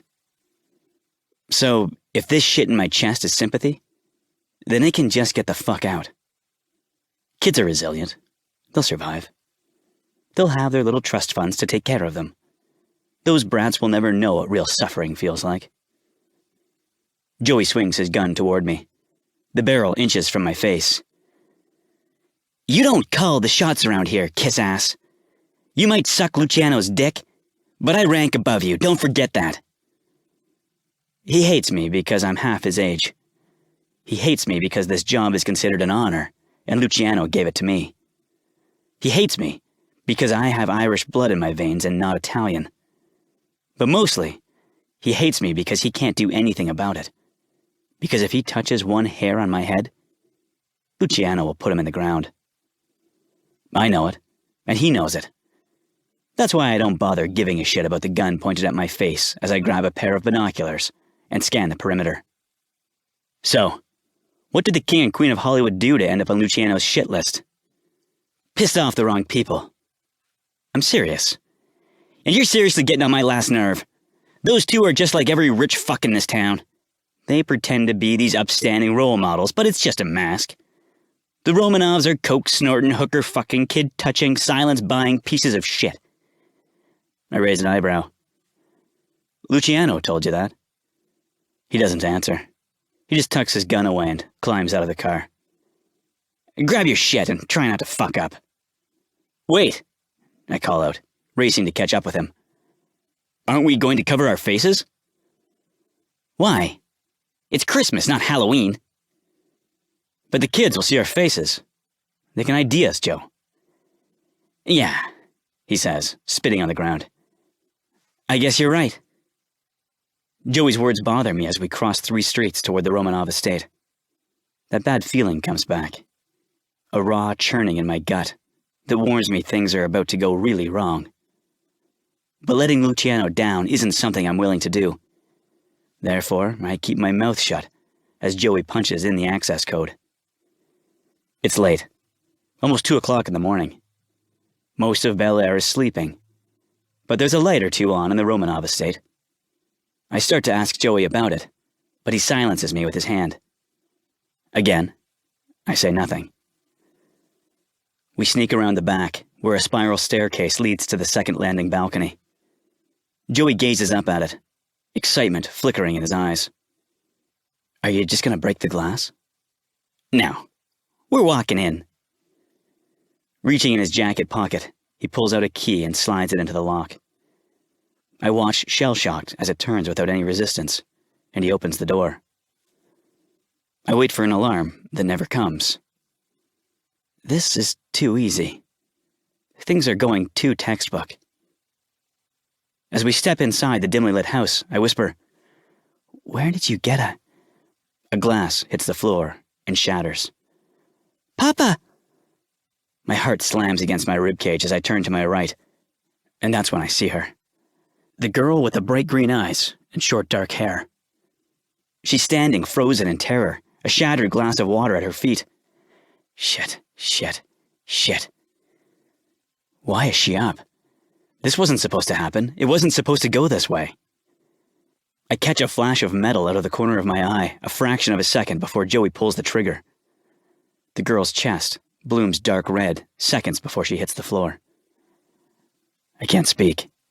I can't breathe. All I can do is stare at this kid, barely a few years younger than me. I don't think she saw it coming. It was a clean shot, so she didn't suffer. That's something, right? It has to be something. We're no longer hidden by the shadows. Joey's rogue bullet has caused every light to flicker on like scattered dominoes. My hand shakes as sweat drips down my temples. He just killed an innocent kid. He fucking shot a defenseless little girl. Joey walks past me.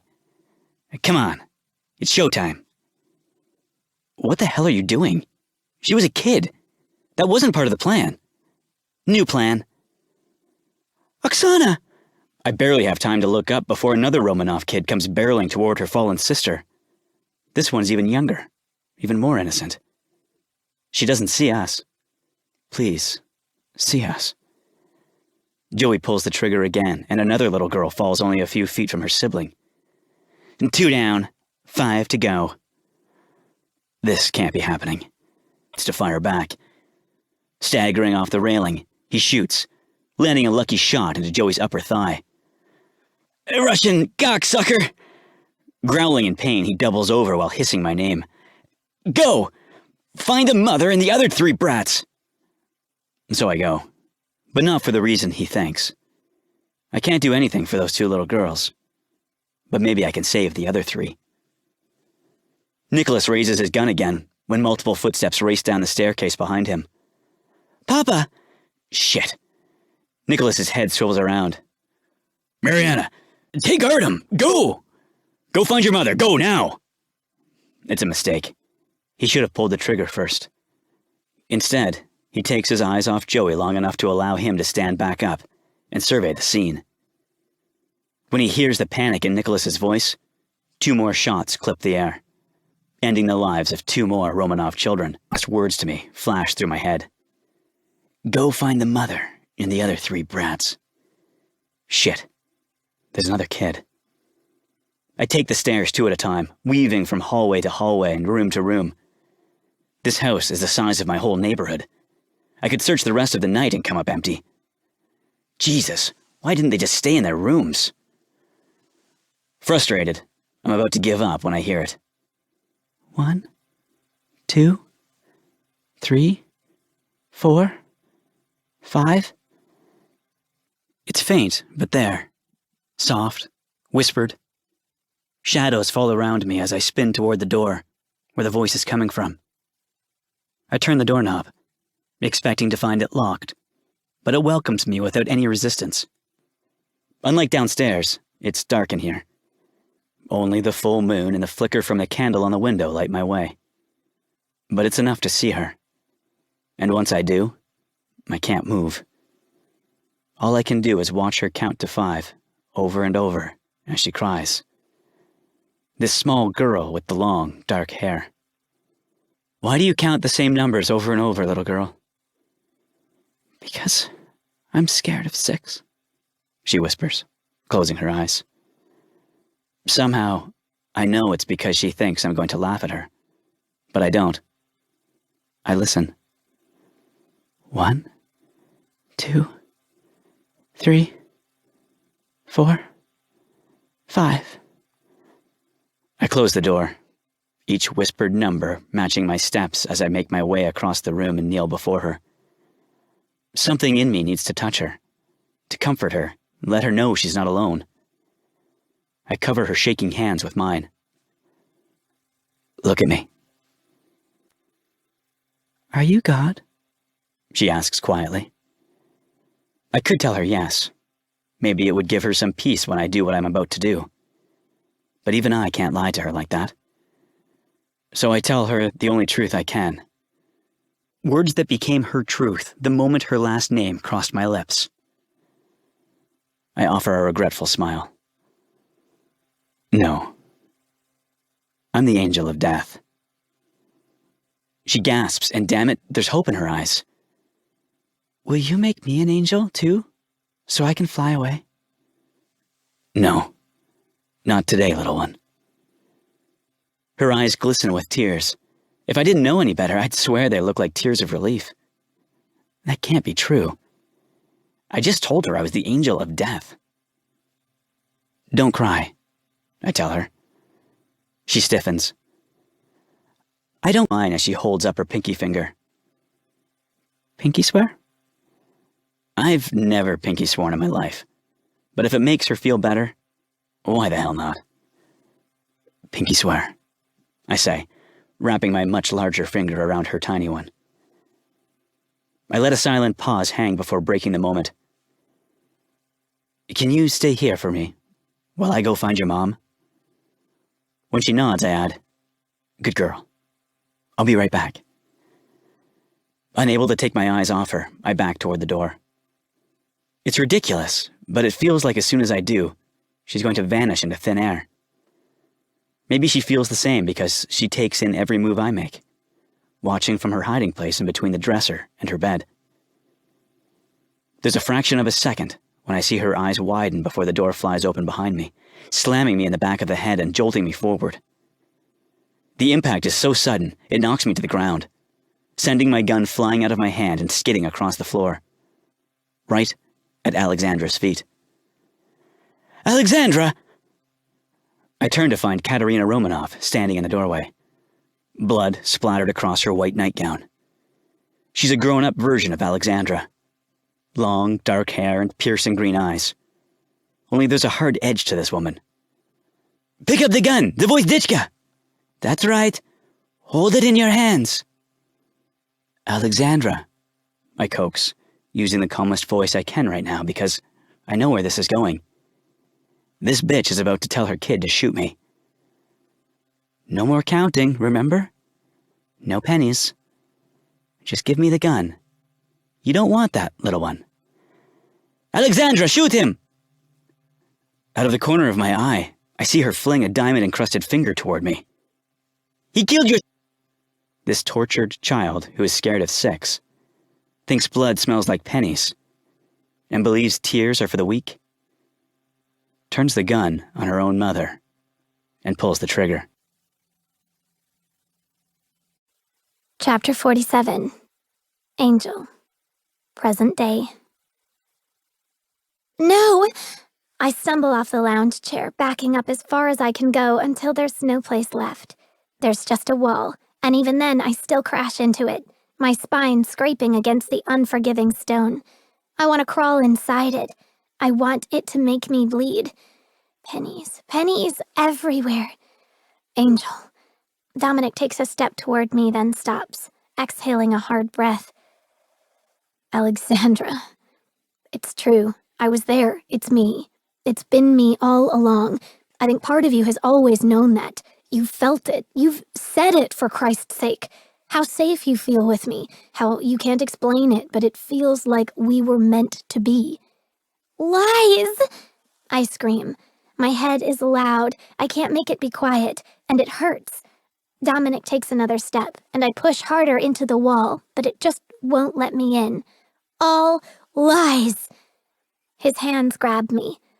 I watched you pull that trigger, Rook. No! I fight against him, but the harder I fight, the tighter he holds. It makes no sense. No sense. Why would I kill my own mother to save you? Why, Dominic? Why? I don't know. His voice sounds all choppy and rough. God, I wish I did, because that question has haunted me for 15 years. I shake my head harder, until my ears hit the wall and my face feels wet. No, my face can't be wet. It feels like a bomb. More lies, more truth. I don't know what's real anymore. Rearing back, I break our embrace. You have an aunt? He palms the back of his neck. Mom cut ties long before I came along. She's drunk more than she's sober, but I had no other choice. I offered her all the money I'd saved up from working for Luciano, which was enough to buy her silence. My jaw drops. You just left me there with a neglectful drunk? No. He scowls like he's actually offended. I told her to give me a few weeks and I'd be back for you when I figured a more permanent arrangement. Dominic's hand drops from his neck, his eyes glazed with frustration. What was I supposed to do? Your face was splashed across every television screen from here to China. So, what happened? Within a week, you were gone. She said you ran away in the middle of the night. I spent months driving back and forth from LA looking for you, but you just disappeared. My stomach twists again.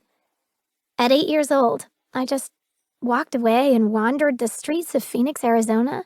How the hell did I end up at a group home? I don't remember that. Why can I only remember pieces? Because what you went through was traumatic.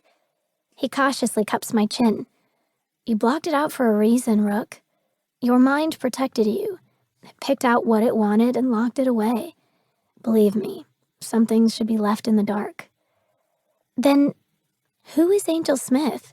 Where did she come from? For the first time since he destroyed my world, Dominic smiles, his thumb tracing my cheek. What did you say after I told you I was the angel of death? Come on, you know this. I think hard, spinning back through his words like a roulette wheel, until the little white ball, how my wardens have left me in peace to wander the one place I want to be. The East Wing. Baby-proofed, of course. There's no broken mirror, no sharp objects, no clothing, no loose ties. Even the wreath has been taken down, and the window boarded up. If the whole situation wasn't so fucked up, it'd be comical. I walk the perimeter of the room for what has to be the 20th time. My mind won't let me remember, but I stop every time in the same spot, in front of the door. I know that's where she died, where she took her last breath in a pool of her own blood. Blood that I drew. A life that I took. I wonder what the floor looked like back then. I squat down and run my hand along the new, pristine marble. I wonder if there are remnants of my sins buried underneath. Standing, I let out a low chuckle. Of course there are. The past can't stay hidden forever. Sooner or later, it demands to be heard. I walk again, tracing my same path, trying to remember how to fix this. How to fix me. Because Angel Smith may crack, but she does not break. I come to a dead stop. Angel Smith may crack, but she does not break. Violet says that. Violet's my glue. She always puts me back together and fixes me. Digging into the front pocket of my hoodie, I pull out my cell phone and dial her number. My cheeks feel funny, and I realize it's because I'm smiling. I'm smiling. It's been so long since I've smiled, I think my face forgot how to do it. Violet will answer, and Violet will remember. It doesn't ring. A computer voice tells me the number has been disconnected. That can't be right. So I dial again. Chapter 48. Dominic. It took everything I had in me to leave her.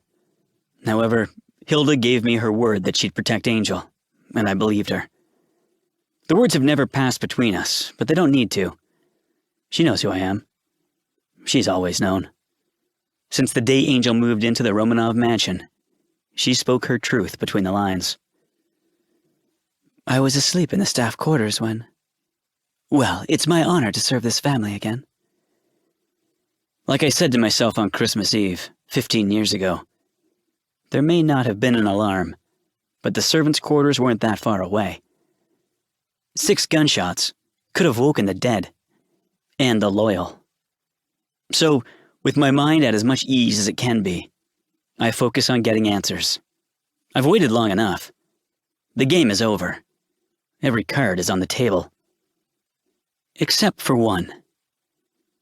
This time, as I storm through Monty's auto body repair shop, there's no Sophia to stop me.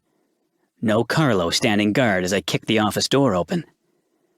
Nothing but a smug man in a designer Italian suit, sitting behind his desk, puffing away on a half-smoked cigar. A man like Luciano doesn't clear his entire shield unless he has a good reason. He knew I was coming. He doesn't bother to acknowledge the gun clenched in my hand as he tucks the cigar between his teeth. What took you so long? It's not a challenge or a taunt. It's a loaded question. And he'll get his answer. As soon as I get mine. My finger curls around the trigger as I hold his stare. Greg Roston is missing. He draws in a deep inhale, answered. But Luciano is nothing if not unpredictable. And instead of pulling out his own gun and making this a fair fight, he nods his head. I think I remember this Salvatore person. Decent guy. Would give you the shirt right off his back if you asked for it. Giving me a pointed look, he places a flash drive on the edge of his desk. As for Roston, well, who knows where he is?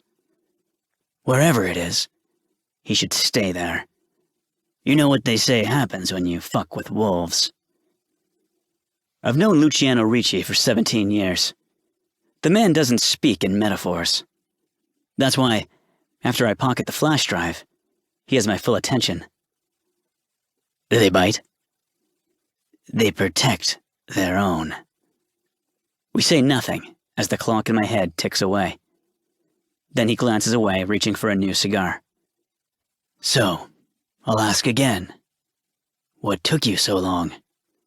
Every time you walked through that door, I waited, but you never asked. He says, pointing the unlit Cuban at me. All these years, and you kept your mouth shut. So, ask me, Dominic. Who ordered the hit on the Romanovs? The words squeeze my chest as 15 years of silence finally breaks free. He leans forward. Who do you think? No. It can't be true, but I see it. It's there, in his hardened stare. Who have I been busting my balls trying to protect you from, huh? Who have I told you time and time again not to fuck with? But you're so goddamn stubborn, Dominic. Growling, he throws the cigar across the office. Jesus! You'd think you were a Ricci with all that vengeance. Why would he do that? It's not my job to ask questions. That was Marco's deal. It was passed down to me, and I passed it down to you and Joey. Something isn't right. If the deal didn't go straight to Luciano, then there's no way he'd risk his balls by handing such a high-profile hit to a 17-year-old kid. Joey was experienced, a proven soldier, respected by Marco and his men. Luciano took a major risk in trusting I'd be able to kill... Oh, fuck. A jagged knife tears through my gut as the blind trust of a 17-year-old boy collides with the harsh truth of a 32-year-old man. I didn't earn that trust, I say, my hand clenching into a fist. You sent me because you knew I'd turn on Joey. Because you knew I'd protect the kids. Marco sanctioned that shit, not me. You want to talk about trust, boy? I didn't give a flying fuck about Romanov and his wife. But those kids? For the first time, I see regret in his eyes. I don't fuck with kids. There's only one soldier I trusted to take on Joey and save them. But I didn't save them. You saved one. The hits keep coming, and the strong resolve I walked in here with starts to fade. I back up, brushing the back of my hand across my forehead. You knew then. You knew I took Alexandra out of that house. My ass was on the line too, boy. Even if you only got a few of those kids out. I knew you'd need help. Help? I roar, throwing my arms out wide. You let me run with that girl and didn't say a damn word. I drove her across state lines and left her with my crazy aunt. I know. You know? Rounding his desk, I grab a handful of his shirt, balling it in my hand. If you know, then why the hell didn't you help me look for her when she disappeared in the middle of the... It's the defiant look in his eyes that lands the final chess piece in place. Holy shit, I breathe, staggering backward. She didn't run away. You took her. The truth has been there all along, one step ahead of me with a hand on my back. I don't kill kids, Dominic, he says, smoothing his shirt. But I don't let them run their mouths to cops, either. Some Vitoli associates ran a group home in Phoenix and owed me a favor. A doctored birth certificate and a social security number. And your girl, Angel Smith, was born. He shrugs. Sorry for the shitty last name, but she didn't give me much to work with. But my aunt was paid $100,000 to keep her whore mouth shut. A smirk creeps along his mouth. And given a nice scar to remember her oath, in case Jim Beam decided to talk for her. I know the scar he's talking about. It's a jagged, silver line down her cheek. She never said shit to me, even when I went to Phoenix when Mom died. Luciano frowns, the corners of his eyes turning down. Carlo told me about your mother. I'm sorry. I don't want his sympathy. I want to know how the fuck Angel got from Phoenix to Chula Vista. But she left that home when she was 16. Lost track of her for a while. Finally caught up with her again, thanks to you and your shit show on Paolo Bellini. Once I saw a picture of Jade Saxton, I knew I'd found her. Tracked her ass right to Chula Vista. To save your own ass in case her memory came back, I shout. His palm slams against his desk. No! To save yours! I don't want his protection. When she turned 18, why not just kill both of us and save yourself years of trouble? Luciano's face flushes bright red, and he backhands the ashtray, sending it crashing to the floor. Rising out of his chair, he looms across his desk, fire in his eyes. Because you're family, Dominic. You saved that girl. She meant something to you. I could see it in your eyes. But Rawson, I told you not to go after him. He roared what the results would be. But why? Eventually, you'd both need proof. Why not already have it? Did you have my contact fired too? Did you set the reveal in motion on purpose? Because I swear if he did, I might empty my gun right now. No, that was dumb luck. As your girl would say, fate always finds a way. I've said before that tension smells like a strange rubber band being stretched to its breaking point. After 15 years of strain, it finally snaps with one final unanswered question hanging in the air. When you gave Joey and me the job, you told me it was over a debt. It wasn't, was it? Luciano's eyes cloud as he lowers himself back into his chair and pulls out a third cigar. Why don't you go pay your friend Rubio a visit? Ask him to dig up files on one of his dad's old buddies. Name's Larry Kramer. Clipping off the end of the cigar, he glances up at me. Sometimes, the dirtiest layers are hidden by the most honorable shields. I don't wait. With my gun by my side, I turn my back on him and walk away. Dominic? I pause in the doorway, but don't turn around. Whatever happened in the past is the past. You love that girl, whether you'll admit it or not. In some way, you've been looking for her for 15 years. Most people don't get a second chance to make things right. Don't fuck it up. I can't see his face, but I can feel his words. There's loss there. Emotion. Pain. Almost as if he's speaking from a dark place he's locked away. Alexandra's messes are your responsibility now, he adds. The spicy scent of cigar on his face tells me he's intrigued but cautious. So, someone gave you a tip for me, huh? Yep. Why cooperate with me now? Because I have nothing left to lose. He scratches his chin. Okay, let's hear it. What do you have that supposedly is going to blow the Romanov case wide open? I take a running start and jump. I need you to find anything you can on Larry Kramer. His eyes widen. My dad's old partner. The man's dead. What the hell does he have to do with anything? We can sit here and dick around about this all day, but neither of us have the time for it. I've already leaped, and now he needs to, or I'm fucked. It's asking a lot, but just trust me on this. What you're looking for isn't going to be easily accessible. They're buried files. Misfiled, backlogged. A random tip. There's more to this story, isn't there, McCallum? I don't say anything.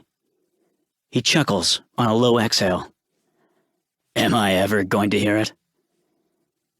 Maybe someday. And maybe he will. Maybe eventually the story of how Alexandra Romanov and I came to be will come out. But it won't be from me. I stand, throwing a 20 on the table for another untouched cup of coffee. You ever gonna tell me what my aunt told you? Maybe someday. This time I chuckle. Good luck, Detective. As I turn to walk away, leaving Detective Javier Rubio to clean up the mess I've made, I hear him mutter under his breath. Well, I guess my job is done. I stop mid-stride and twist back around. What did you say? His brows knit. I said my job is done. Alexandra's messes are your responsibility now. My job is done. Luciano's words hurl back and grab me around the throat. Her messes. My job is done. I didn't think I could be blindsided any more in one day, but I was wrong. He covered for her. I love you aren't words I ever thought I'd know. They were a foreign language spoken by people living in a culture I never understood. I knew possession. I knew want. Now I know all three. And being a selfish man, I won't let them go. Alexandra Romanov or Angel Smith, I don't care what she calls herself. They both make up the woman who owns my soul. I'll never be able to reconcile this fierce obsession I have with her, but I also know I can't fight it. She's mine, and I'll ruin anyone ever remembering what she did. Everything she did. But I can't. Eventually, Alexandra will open the door and tell her. Rook, what did you do to Greg Roston? She swallows hard, as if her breath is trapped in her throat. I didn't do anything. He did something to me, remember? He raped me. I wish she could see how much I believe her, how much I want to turn back time and put my hands around that man's throat and feel the life slowly leave his body. My angel's truth is real, up until the very end, where it dwindles away like mist. I believe he tried, and I believe he would have, if you hadn't stopped him. Her hands clutch her chest. What? Are you crazy? She repeats the words over and over until it happens, until she stills, and the frantic look in her eyes sharpens. What are you saying? That voice, that tone. I close my eyes. Hello, Alexandra. Roston is missing. She cocks her chin. So? There's no turning back now. Love can't exist on a bed of lies, and angels can't fly with broken wings. I talked to Luciano today. I meet her cutting gaze. The guard who claims you weren't there was paid to erase the footage and lie. I saw it myself. She blinks, and her clenched fists release, as if she's fighting to hold on to her own skin. When she looks back at me, there's fear in her eyes. What? By who? She presses the back of her hand against her mouth. Why? My angel. Luciano, to protect you. Again. Where are the jeans and shirt you wore to Silverline? I might as well have slapped her. Swinging her chin to the side, she winces and whispers through a sob. I don't know what you're talking about. Fuck this. Jerking open the nightstand drawer, I pull out a pair of jeans and a splotchy shirt. Both covered in stains so thick the fabric is barely recognizable. Pennies. Blood. These clothes! I shoved them in her face. The ones stained with blood. You want to know where I found them? She shakes her head, clawing the wall behind her, hysterically sobbing now. In the East Wing bedroom, not only hidden under the mattress, but stuffed inside it. No. Do you know how they got in there? No! Keeping the bloody clothes held up with one hand, I reach back into the nightstand with the other, and wrap my hand around the silver handle. With this! I roar, pulling out a blood-stained 10-inch letter opener. Holding it against her cheek, I force her to look at it, my heart ripping out of my chest with every scream. I promised I'd never lie to you again, Angel. But I need you to meet me halfway. Did you kill Rawson with this? No. Her knees buckle. Dropping the clothes, I grab her around the waist. Because I'm about to push both of us off the ledge. Turning the letter opener sideways, I hold it in front of her face. Read what's engraved on it. For a precious few seconds, there's silence as Angel scans the words. Then she lets out a blood-curdling scream before slipping through my hands. Chapter 50. Angel. Gregory Roston. Even with my eyes closed and the noises coming from my mouth, those two words are still louder and shine brighter than anything else. They can't be real, but I'm too scared to open my eyes and look again.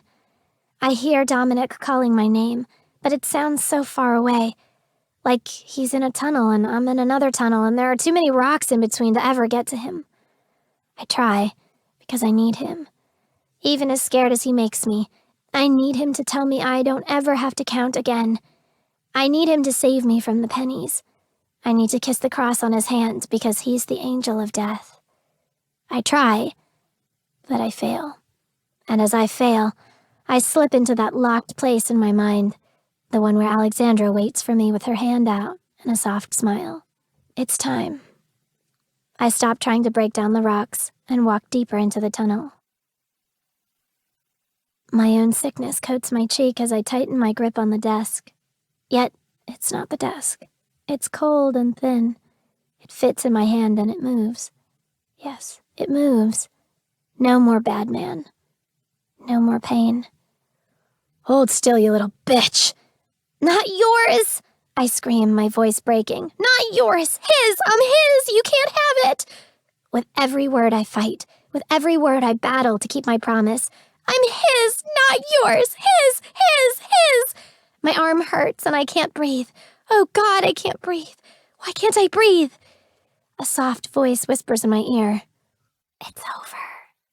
She's here, so I listen. I stop yelling and stop fighting, but I still can't breathe. Slowly, I open my eyes to see Roston still on top of me, but he's not hurting me anymore. He's not saying ugly things to me anymore. He's not moving anymore. I can't breathe because I don't know, and I don't care. I don't think I do either. There are enough bad things in my head. Knowing Greg Roston's final resting place doesn't need to be one of them. It's bad enough I know where they found Violet. I stiffen, harsh, ugly words coming back to me. What did you do to her? I didn't do anything. It's what you did to her. Or don't you remember? How easily the young mind molds and breaks. Did I kill Violet? I ask quietly. Moments pass as his hand strokes my hair. No. But Rostin said Rostin was trying to get inside your head. He always has. But why would he hurt her? His hand still's in my hair. He was watching. Confused, I turn around and look up at him. What? Dominic closes his eyes, a hard look passing over his beautiful face. He called me by name when I walked in, but his back was turned. He watched us from the window. Jesus Christ, he knew we were fighting. I don't know what that means, yet I let that part stay locked up in Dominic's head. As long as I know I didn't hurt my friend, that's enough for me. But not for Dominic. When he looks down at me, those beautiful icy blue eyes I love so much fill with pain. It's time you learned the truth. The whole truth. Everything. Holding me in his arms, he tells me everything. Every word out of Luciano Ricci's mouth. He tells me about why Luciano gave him the assignment. He tells me how he failed to protect my siblings. He tells me how he followed us to Phoenix, then took me to a Vitoli-funded group home. He tells me how Luciano searched for me when I ran away, only finding me when Dominic exposed Paolo Bellini. He tells me that man was the one who intercepted the DNA sample. I listen quietly, not saying a word until he finishes at war. One of them will eventually win. I'm scared to lose me, Dominic. Me, Angel Smith. Alexandra is stronger. She's louder. She's just so loud. And that's my fear. What I've run from for weeks, months, maybe forever. This is her life. This is her body. It always has been. Me, Angel Smith, I'm just a placeholder, an actress playing a role. I'm not real. I'm a broken fragment of Alexandra's mind, her shield in the storm, and the barrier to her pain.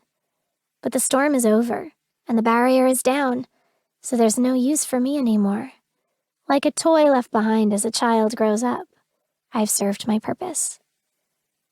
She's going to take back what's hers, and what's mine. Dominic's arms wrap around me tighter than ever. It's almost as if he can feel the tether thinning. His lips press against the top of my head, his rough exhale blowing my hair. When he speaks, I hear the raw pain in his voice. It's okay to let go. You're tired, Rook. You fought hard, so Alexandra didn't have to. You protected her. And if you need to rest, then rest. I let the tears flow. Who'll protect Alexandra then? I will. I close my eyes. I'm scared. I know you are. I am too. But I didn't let anyone hurt her 15 years ago, and I'm not going to let anyone hurt you now. I believe him. I love you. The words fall out of my mouth and he stiffens in response. Maybe he doesn't want to hear them, but I don't care. Make love to me. His nostrils flare at my words. What? I sit up, my conviction stronger. If you love me, show me. Take everything else away, because if there's never another chance, I want that to be the last thing between us. I stare in his eyes, silently pleading with him to see how serious I am and how much I need this. I need his warmth and his skin against mine. I need him. Dominic's eyes change from pale blue to hooded and dark. Scooping me in his arms, he walks us both to the bed where he places me gently onto the mattress. There are no rough hands or dirty words or frantic kisses this time. He takes off my clothes slowly, looking into my eyes as if asking permission before each touch. It makes me love him even more. I nod, watching as he peels off his clothes and the vases. So much is the same while so much is different. I'm different. Once I reach the back door, I turn my back to it and pause for a moment before walking diagonally to the right. There I stand, gazing out at the scene before me as I finish what they started. 1, I say.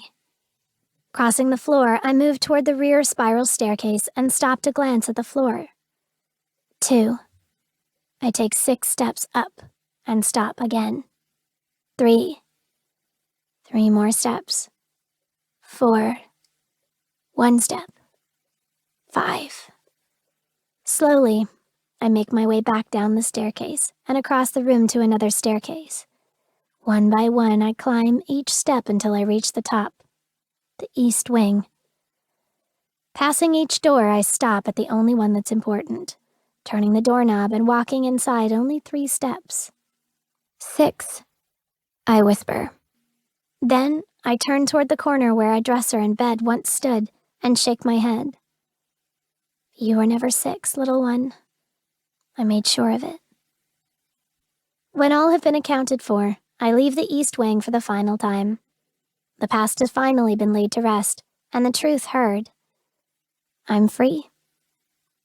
Making my way back to the bedroom, I watch him sleep. He's so beautiful. Beautifully bitter, just like he was when he saved me. My angel of death. He destroyed me to save me. He doesn't understand. He never has. He created Angel Smith. Because of him, I spread my wings and flew into the sun, the place I've been ever since. But before I went, I made a promise to myself to find him again in another life. This beautiful, bitter boy with long black hair and sad eyes. And when I did, his pain would be mine. His heart would beat for me. I'd set him free. The first time I kissed an angel, I died. Leaning over the bed, I brush my lips softly over his cheek as my finger curls around the trigger. The second time, he did. Chapter 51. Alexandra. Tilting my head back, I stare up at the night sky and smile. It's Christmas. After 15 years, the day finally came for me. I stepped out of the shadows of Christmas Eve and spent Christmas morning with the sun on my face. It was heaven. Now it's night again, and it's almost over. I assume lots of people are looking for me at the moment. I can't blame them. I'm sure they know what I did by now. The concrete is cold on my bare feet, so I wiggle my toes, hugging the envelope tighter against my chest. You've kept me locked away all day. I look beside me where Angel leans against the rail, her arms braced behind her, and the wind blowing the bottom of her dress around her calves. I needed to be alone. I guess she understands what I mean, because she doesn't ask me to elaborate. Not that I would anyway. We may be the same, but there are still things that are just for me. She stares out at the moon. I think she's always liked it as much as me. Merry Christmas, Alexandra. I nod. Merry Christmas, Angel. My nails scratch the thick railing behind me. I'm not as good with words as she is, but it's time I try. I want to thank you. She cocks her chin. For what? For living while I slept. It was a surprise to wake up like this. I glanced down, scanning my very adult body. I'd thought I'd still be a child, but I guess we're more connected than I thought. Meaning? We aren't really 2 different personalities, Angel. Otherwise, I'd still be 8 years old up here. I tap my finger against my temple. I grew with you. I let that statement float away into the night before attempting to put more of my thoughts into words. I suppose, instead of 2 different pennies, we are just 2 sides of the same coin. It's hard to explain. No, I get it, she says, covering my hand with hers. I was there when you didn't want to be, and you were there when I didn't want to be. I guess that makes us kind of like twins. Twins. I like that. I miss my sisters. It's nice to have another one. But Angel never had any sisters. She never had a brother or a papa who tried to save her. All she ever had was my angel of death. I know she misses him. I see it in her sad eyes. He was good to us. I squeeze her hand. It's dark, but I think there are tears in her eyes. Seeing them makes tears sting my own. Tears may be tools, but it's okay if they're a weakness sometimes. Our angel of death taught us that. Yeah, he was, she says quietly. He loved you, you know. I shake my head because I know better. I was there for a few moments. I felt his arms around me.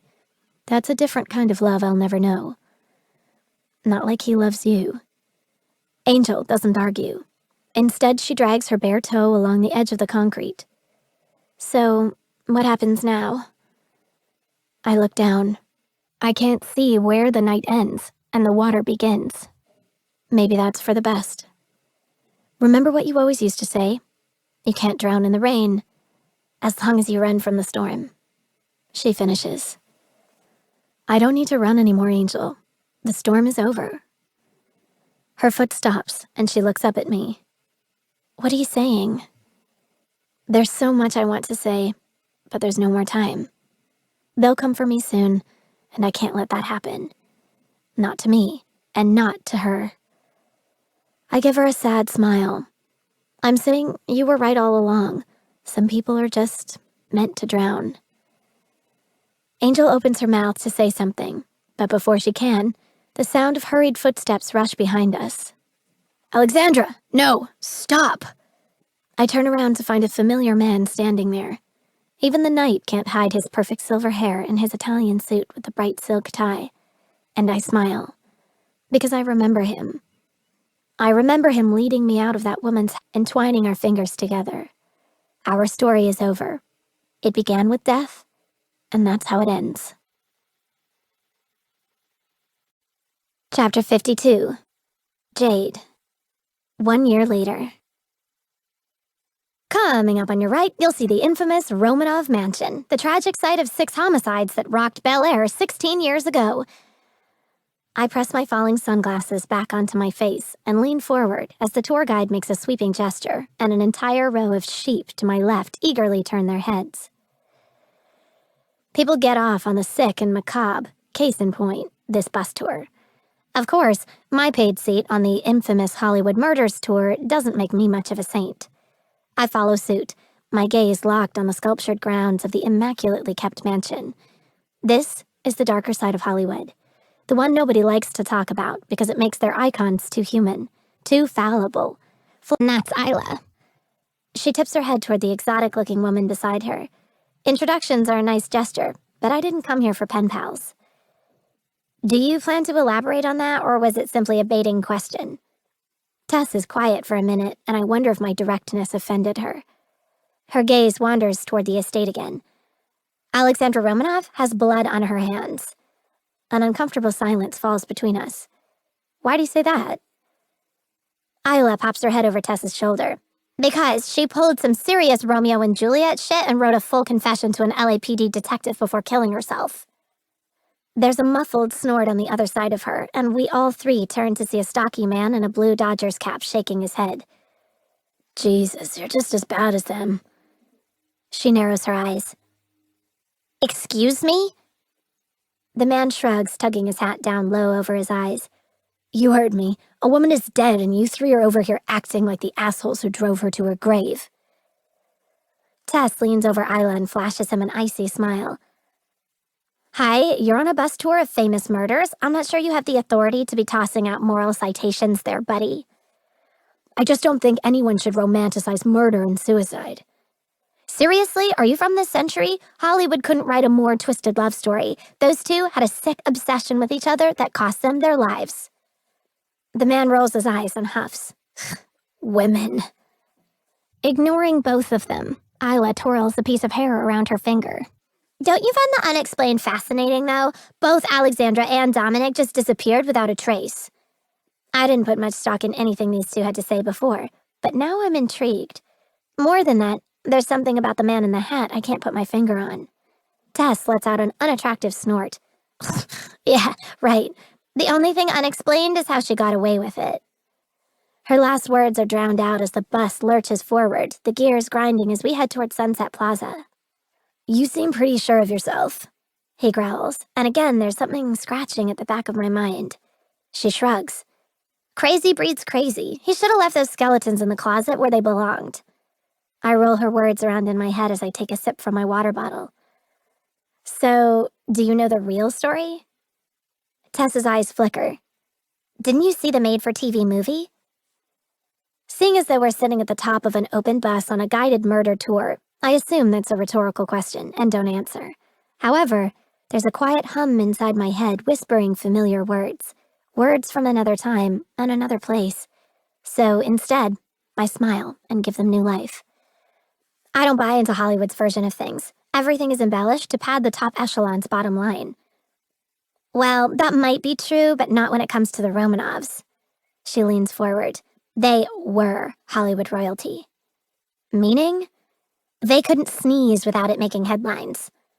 Her gaze fixates on me. I swear, anything that family touched turned to gold, which meant whatever they wanted, they got. Her jaw clenches. Anything and anyone. I pause to absorb everything, and Isla seizes the brief lull to bulldoze her way back into the conversation. Katerina Romanov wasn't exactly a young starlet. She'd aged out of lead roles, and from what I read, resorted to sleeping with a studio exec to stay relevant. Don't most people in Hollywood? Both women flinch, but I don't offer an apology. I don't presume to know their sexual habits, and I don't care to. 30% of Hollywood is struggling actors, and eventually, most of them will have a price tag. Everyone likes to think they are different until the rent is 2 months past due, and they haven't eaten in 4 days. Desperation has a tendency to put morality on a sliding scale. Most people also don't offer their 8-year-old daughter as a fringe benefit, she continues, and I can't help but wince at the disgust in her voice. I'll never be sorry Alexandra Romanov allegedly put a bullet in that woman's chest. After they found all those videos, she shudders. Those poor children. I don't care if there isn't definitive proof. No one can convince me Greg Roston didn't murder the whole family to keep his perversions quiet. Of course, I guess we'll never really know, will we? You seem confident, the man beside me pipes up. Tess leans back and picks at her nails. What I think doesn't matter. In the end, it's all hearsay, isn't it? All the police have is the word of a crazy woman who, moments later, did a swan dive into the reservoir. And now, for the second time, Alexandra Romanov's body has never been found. In the end, the truth of what really happened that night died with her. I frown. Do you think she was evil? The mind is a very fragile thing, and when it breaks, even good people are capable of wicked things.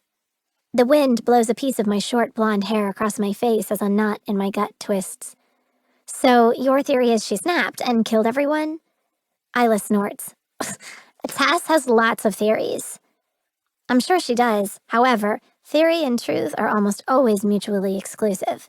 Both can hide behind pretty words and persuasive rhetoric, but putting a dress on a dragon doesn't stop it from breathing fire. It just disguises the flame until it's too late. Tess offers a brittle smile. Do I believe she shot her mother? Absolutely. Do I believe she had a breakdown and killed Greg Roston? Yes. Do I believe she killed Violet DeLuca? Rolling her eyes toward the sky, she flips her palm up and shrugs. Indirectly. Plastic crinkles as my hands clench around my water bottle. I'm sorry? Alexandra Romanov sealed that girl's fate the minute she allowed her insanity forces every eye on us, so the three of us sit quietly. Finally, the guide tosses a disapproving glare our way before walking back to the front of the bus, turning everyone's attention the other direction as she goes. Immediately, we draw together again, and Tess sinks her teeth into her bottom lip. The story has a lot of bloodstains, but it all comes back to one simple truth, which is, Alexandra Romanov is one missing person who should have stayed that way. I couldn't agree more. I admit this has been a surprisingly entertaining trip. I'm buzzing with electricity after a chance meeting with these two women. Tess and Isla livened up what I expected to be a somber celebrity bus tour in the burning California heat. I open my mouth to pump them for more dirt when the man speaks up again. So, you really think she killed him? Tess shifts a smug look toward him. You really think she didn't? They exchange heated stares, and then he slowly uncrosses his arms, his hand settling on his lap. I suppose anything can happen in Hollywood. This time the wind doesn't whisper. It roars. Every hard consonant batters my back as the familiar rumble of his voice drives a dagger deep in my chest. Even though I've balanced on my toes for 12 months, even though the only way to live on a ledge is never to breathe, I inhale slowly, and lower my eyes to the man's lap, to where an inked tattoo spans the top of his right hand. I'm in a daze as Tess swings her gaze toward me. What do you think? Her intense stare is unrelenting as she tilts her head. There's something jagged in her eyes I don't like. It's as if she spent all day putting together a jigsaw puzzle, only to realize the main piece was missing. I'm sorry, what did you say your name was? I open my mouth to respond, only to snap it closed as the bus lurches to a stop. Every eye shifts toward the front as the tour guide claps her hands together, her microphone crackling as she announces the end of the tour. Gathering my purse and empty water bottle, I stand and nod toward Tess and Isla. It was nice to meet you both. Before they can offer a rebuttal, I push my way through the thickening crowd and rush toward the street, the last hour replaying in my head on a frantic loop. After running across the parking lot and unlocking my car, I'm about to open the door when I hear footsteps behind me. They have no clue, do they? I freeze as the voice I haven't heard in over a year slithers over my spine. The deep cadence is so familiar. I can't believe I didn't hear it before now. I suppose on some level I expected him to find me someday and demand answers, if not for anything but closure. I square my shoulders, slipping back into an all-too-familiar skin. About what? That they just had a conversation with a dead woman. My keys dig into the palm of my hand as I stare at our reflections in the driver's side window. The last year hasn't been kind to either of us.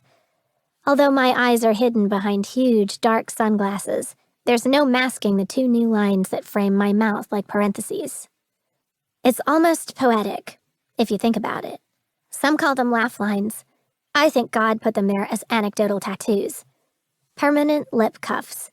My own scarlet letter ensuring everything that crosses them is nothing more than a historical footnote. A conversational, where were you moment, like the assassination of JFK or the Challenger explosion, or 9/11. Where were you when Alexandra Romanov crawled out of hell, then dragged half of Hollywood back down with her? I tug a strand of hair from my short blonde bob away from my mouth and blink at the reflection behind me. How did I not see it before? Granted, the brim of the Dodgers baseball cap hid his head of impeccably styled gray hair and those sharp, cold eyes. But if I'd taken my own advice and looked below the surface, I would have seen then what I see now. A familiar, icy, pale blue stare. How did you find me? He tilts his chin up, and I swallow a knee-jerk reaction at seeing his steeled expression. I followed you for 15 years after you died the first time. What makes you think I'd stop after the second? Luciano. He chuckles. You mean, how did I find Jade DeLuca? It's not a hard alias for anyone who really knows you, kid. I've known where you were for months. I brace my forearm against the window, a soft curse tearing from my chest. I'm strong, but even concrete cracks, and knowing I've been pinging around Europe on some Vitoli GPS tracker causes another fissure. Then why not come to Italy? Thankfully, Luciano still remembers the rules, and his shadow never moves. No need. Like I said, I know you. You don't trust anybody. I knew you'd eventually come back to verify I kept my word. This town is in your blood, kid. He's right on all counts, and I hate that he knows me so well. That was quite a performance back there. Dominic would have been proud. That one word is like a sledgehammer to the chest. Yes, he would have been proud, if he were here, but he's not, and he never will be. Shaking my head, I push away from the window and turn around. Luciano, A firm grip on my upper arm stops me. Don't. Right now, I'm just a Dodgers fan hitting on a blonde facing an Audi. Don't make it any more than that. He's right, of course. He's always right. I stare hard at our reflections in the glass. About what those women said. Luciano stiffens and lets out a low sigh before putting space between us. I care about you, kid, but more than that, I feel responsible for you. If only... Breaking his hold, I spin around, blood pounding in my ears. You promised no regrets, remember? My words are deceptively calm, yet still laced with warning. I'll be damned if I let him shoulder this sin. Choices have been made and graves have been dug. Regrets are useless. Luciano grinds his teeth together, gripping the back of his neck hard before dropping his hand and holding my stare with a resigned look in his eyes. All I'm saying is I'll always look out for you, kid, at the risk of my own life. I don't doubt his word. Opening my fist, I glance down, finally noticing I've gripped my key so hard it broke the skin.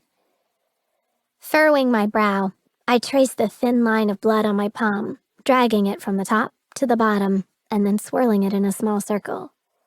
I never got the chance to thank you. You don't have to thank me. Hell, I should thank you. A ghost of a smile rests on his lips. Because of you, I finally know the truth. As quickly as it appeared, the smile fades, a frown tugging the corners of his mouth down.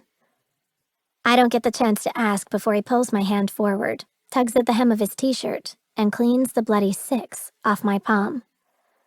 I blink, and the realization of what I've done dawns on me. I draw my hand away and curl it by my side. Thanks. So, did you get what you came for? He asks, nodding toward the now empty bus. Did I live up to my end of the bargain? I purse my lips, thinking over Tess and Isla's inflated version of events. I think of Alexandra and her declaration that some people were meant to drown. I think of the moment I resurfaced from the bottom of the Hollywood reservoir alone. I think of truth and lies, and that gray area someplace in the middle where reality exists. My reality. Because in the end, isn't it the only one that's ever really mattered? Oh, Luciano. Cupping his cheek, I memorize the loyalty etched across his face, knowing this will be the last time I ever see it. You did more than keep your word. You saved my life. Dropping my hand, I stare at the bloodstain I left on his cheek, locking the image in a tiny corner of my mind reserved for Alexandra Romanov. 1, 2, 3, 4, 5, 6. I'm not scared of it anymore. 6 can't hurt me. Because just like all the others, 6 is finally dead. Chapter 53. Luciano.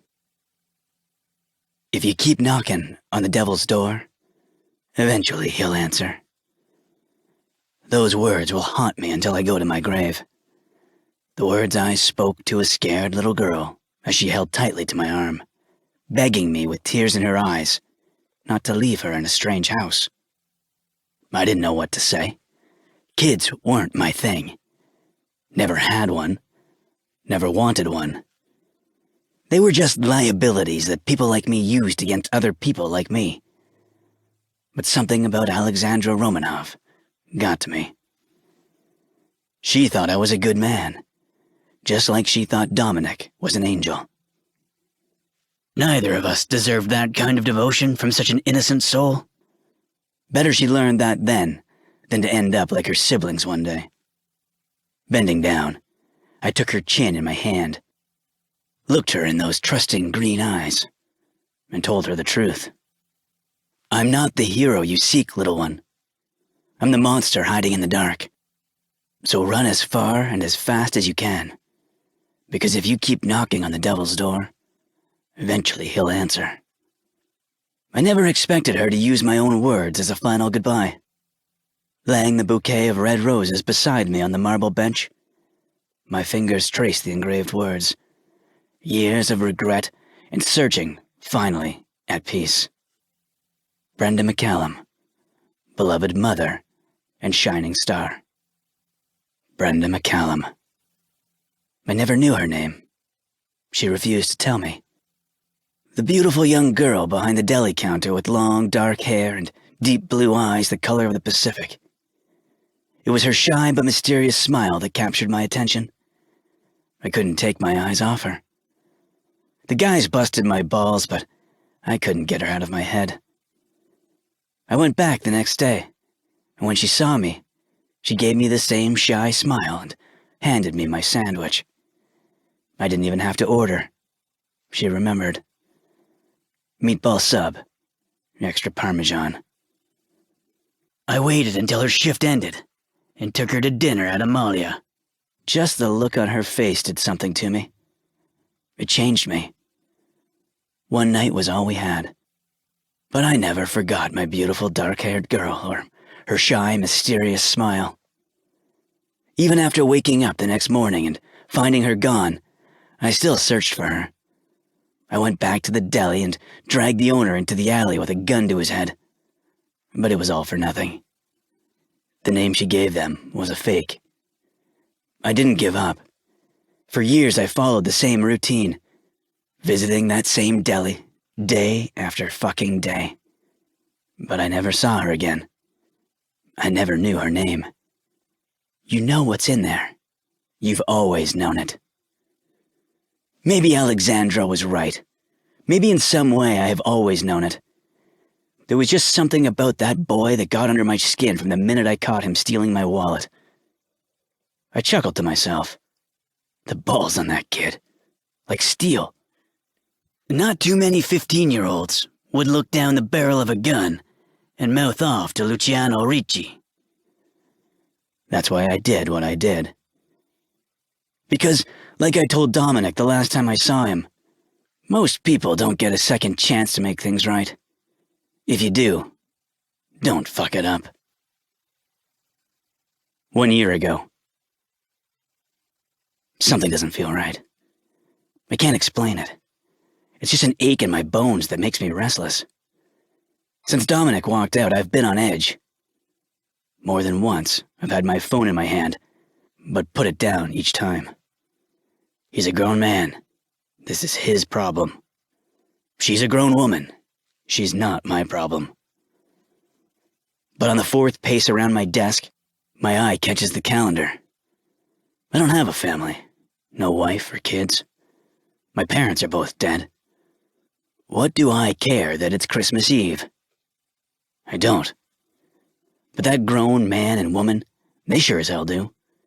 And after the shit I laid down tonight, and the truth I have no doubt Dominic dug out of the bowels of the Blue Vault, I don't know where their heads are at. I'm pulled out of my thoughts as my phone chimes with an incoming text. Grabbing it off my desk, I read the one word staring back at me. Goodbye. Before I can change my mind, I'm in my car, driving to Bel Air. It's not smart. The last thing I need to be seen doing is driving onto Romanov property on the damn anniversary of the murders. Fucking stupid, Luciano. Real fucking stupid.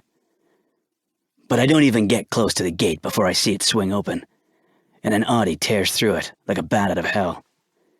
It's too dark to see who's behind the wheel, so I follow it. Again. Stupid. But I'm too far in to turn back now. The fuck are you doing, boy? I mutter under my breath as I floor the gas pedal, hitting ridiculous speeds trying to keep up with him as he takes sharp turns like a suicidal moron. Finally, he slams on the brakes at the end of Beechwood and flings the driver's side door open. Only it's not Dominic. It's Alexandra. She's dressed in a thin, flowing nightgown and... what the fuck? Is she barefooted? Pulling off the side of the road behind her, I throw the car in park and take off running as she heads towards the Hollywood Reservoir hiking trail. Shit. How in the hell is she running on unpaved dirt so fast without shoes?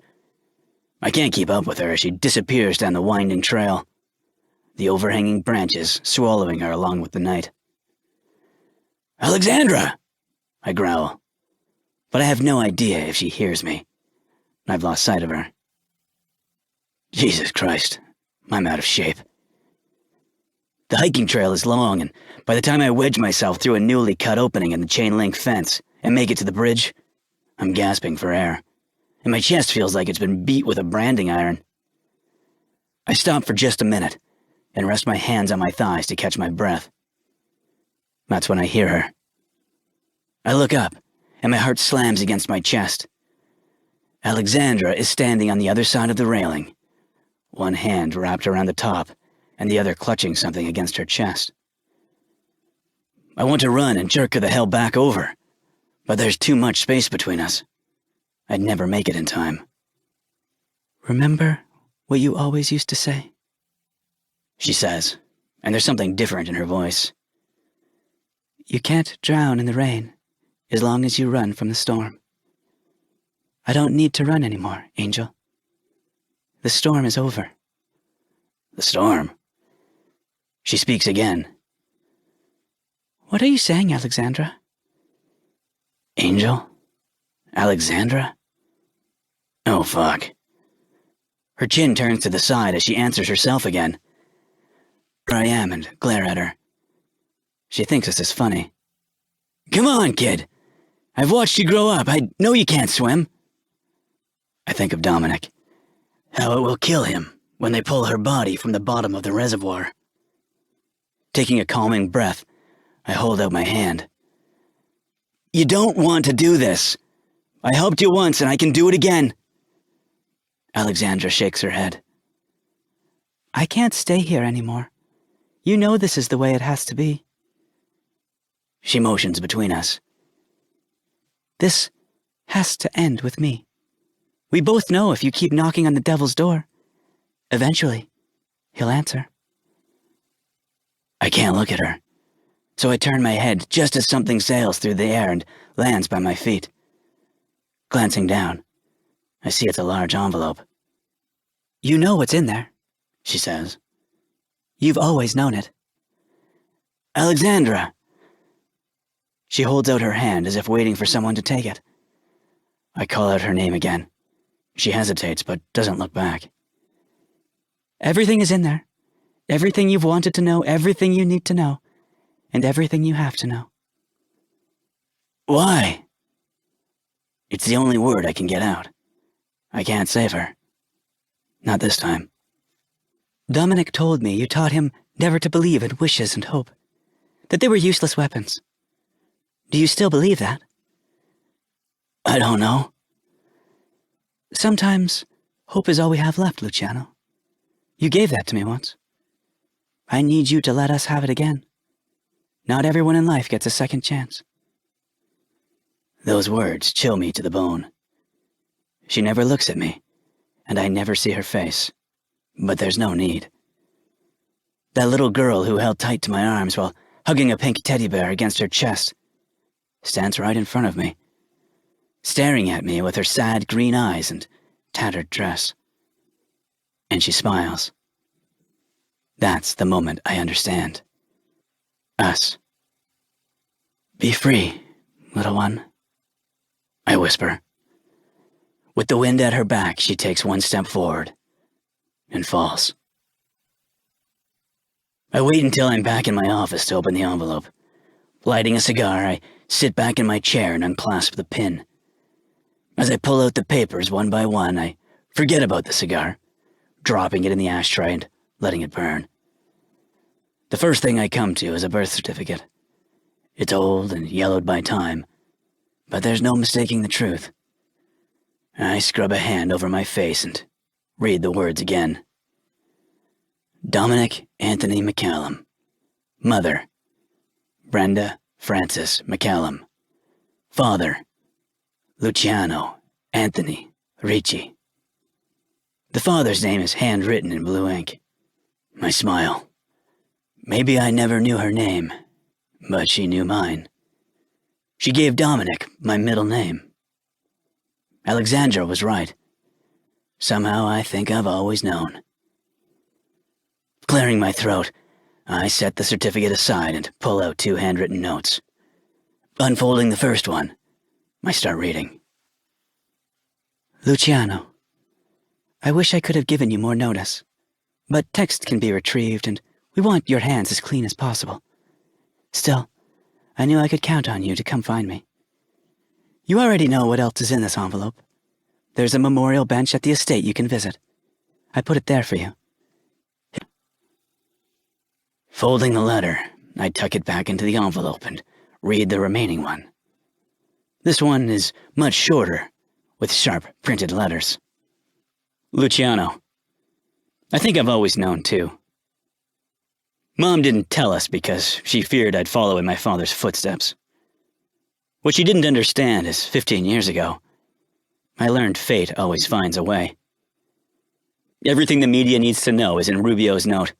Plain and simple. Who knows? Maybe 50 years from now, we'll be Hollywood folklore. Wouldn't that be some shit?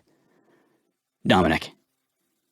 I took everything back inside the envelope, stopping only to pull out the mentioned smaller sealed one meant for Detective Rubio. Then, sliding the trash can out from under my desk, I drop both letters and the birth certificate inside, flick open my Zippo lighter, and watch as they all go up in bright yellow flames. Goodbye, son. Epilogue. Dominic. 5 years later. Mama! Violet squeals as she takes off running, her long, dark hair swinging all around her. Angel bends down, a wide smile breaking across her face as she drops every bag in her hand and scoops her up. I stop where I am and just stare. Every time I see her, she takes my breath away. Not because she's beautiful, but because she's mine. Because we made it. Not many people could survive what my angel did. But then again, ever since the first moment she kissed my hand and asked me if I was God, she's fought to live and mark her place in this world. Yes. My angel. She never told me much, and I didn't ask. All I know is when I cut through the fence and saw her swim to our meeting place on the other side of the reservoir, she spoke the 3 words I'll never forget. Alexandra is gone. She was right. In 5 years, I haven't seen or heard her. The only person in Angel's head is Angel. My angel. My rook. The woman I fell in love with. And the one who knew how to swim. How did it go? I ask, leading the 2 of them out of the Naples airport. Anything new and exciting this time? Angel just gives me that secret smile of hers. The one that drives me crazy because she knows it pushes my buttons. Maybe. Let's get this little one home first, and I'll tell you. No, Violet whines, rubbing her eyes. No, Segretti. Angel just laughs, handing off our now pissed-off daughter to me as she opens the door. Great. I'm being chastised by a bilingual 4-year-old. You just had to pick Italy, didn't you? I shrug. I like pasta. She rolls her eyes. Bullshit. You like being near your roots. Violet lifts her sleepy head off my shoulder. No si dici, Mama. Angel's eyebrows shoot up. Did she just scold me for cursing? Now I'm really laughing because, I'm sorry, that shit's funny. What else have you been teaching her while I've been gone? Buckling Violet into her car seat, I give her a kiss on her forehead and climb into the driver's seat. Maybe to have better aim than you. She pretends to be offended. This again? I shot you in the ass. Would you prefer if I'd circled around to the front? I glance in the back seat, making sure Violet is asleep. Dick threats are not funny, Rook. She just smirks and tucks a lock of her short blonde hair behind her ear. 5 years later, and I'm still not used to her being a blonde. I don't like it, but it's a necessary evil. Just like the long hair that's currently tied at my nape and driving me batshit is necessary. Like the contact lenses that turn her eyes blue and my eyes brown are necessary evils. With death comes sacrifice. As we make our way back to our villa in Sorrento, Angel tells me all about her trip to Los Angeles. I just shake my head. I don't know why she feels the need to do this every year. To me, it's tempting fate a little too much. But she claims it's something she just has to do. Who am I to question that? Each time, she always takes the infamous Hollywood Murders bus tour, pulled out of my ass, when my sweet, angelic-faced daughter sells me the fuck out. It's from Nani Moose! Traitor. Angel shifts a narrowed gaze toward me and cocks an eyebrow. Nani Moose again, huh? Of all the times for my kid to not throw out some weird English-Italian hybrid shit, she chooses now. Angel smiles at Violet, her voice gentle. Go set up a tea party, Vi. I'll be there in a minute. Violet's pale blue eyes brighten. Okay, Mama. As soon as Violet is out of earshot, Angel purses her lips. Another anonymous delivery? Shaking her head, she chuckles and turns to face the glass door where she stares out at the Mediterranean. Luciano is spoiling her. She's not wrong. Violet looks forward to her monthly surprises from the man she's called Nonny Moose. We saved each other that Christmas Eve 20 years ago, and then we did it again 15 years later. The world demanded justice for a lost little girl until they got it. But when Alexandra Romanov's justice turned out jagged and messy, public opinion took a sharp swing in the opposite direction. They idolized an icon, and when that shiny exterior tarnished, they crucified a human. Maybe all of this could have been avoided if I'd never walked into that bar that day. Maybe Angel Smith would still be just another washed-up actress waiting tables in Chula Vista. Maybe Violet DeLuca and Brenda McCallum would still be alive. But then again, maybe they wouldn't. Angel believes fate always finds a way. She holds firm that the universe revolves around balance, and whether it takes a day or a decade, all wrongs are eventually righted. So maybe it was fate that drew me into that bar. Maybe fate knew Alexandra Romanov's story wasn't finished. The first time I kissed Angel, I thought I chose her to make history. But maybe fate chose us to rewrite it, and then close the book for good. A content smile settles on my face as I watch my wife chase our daughter into the surf, both of them laughing as she swings her into the air. Once upon a time, a man taught me that wishes and hope are useless weapons. I believed him. I lived my whole life around that thought. But he was wrong.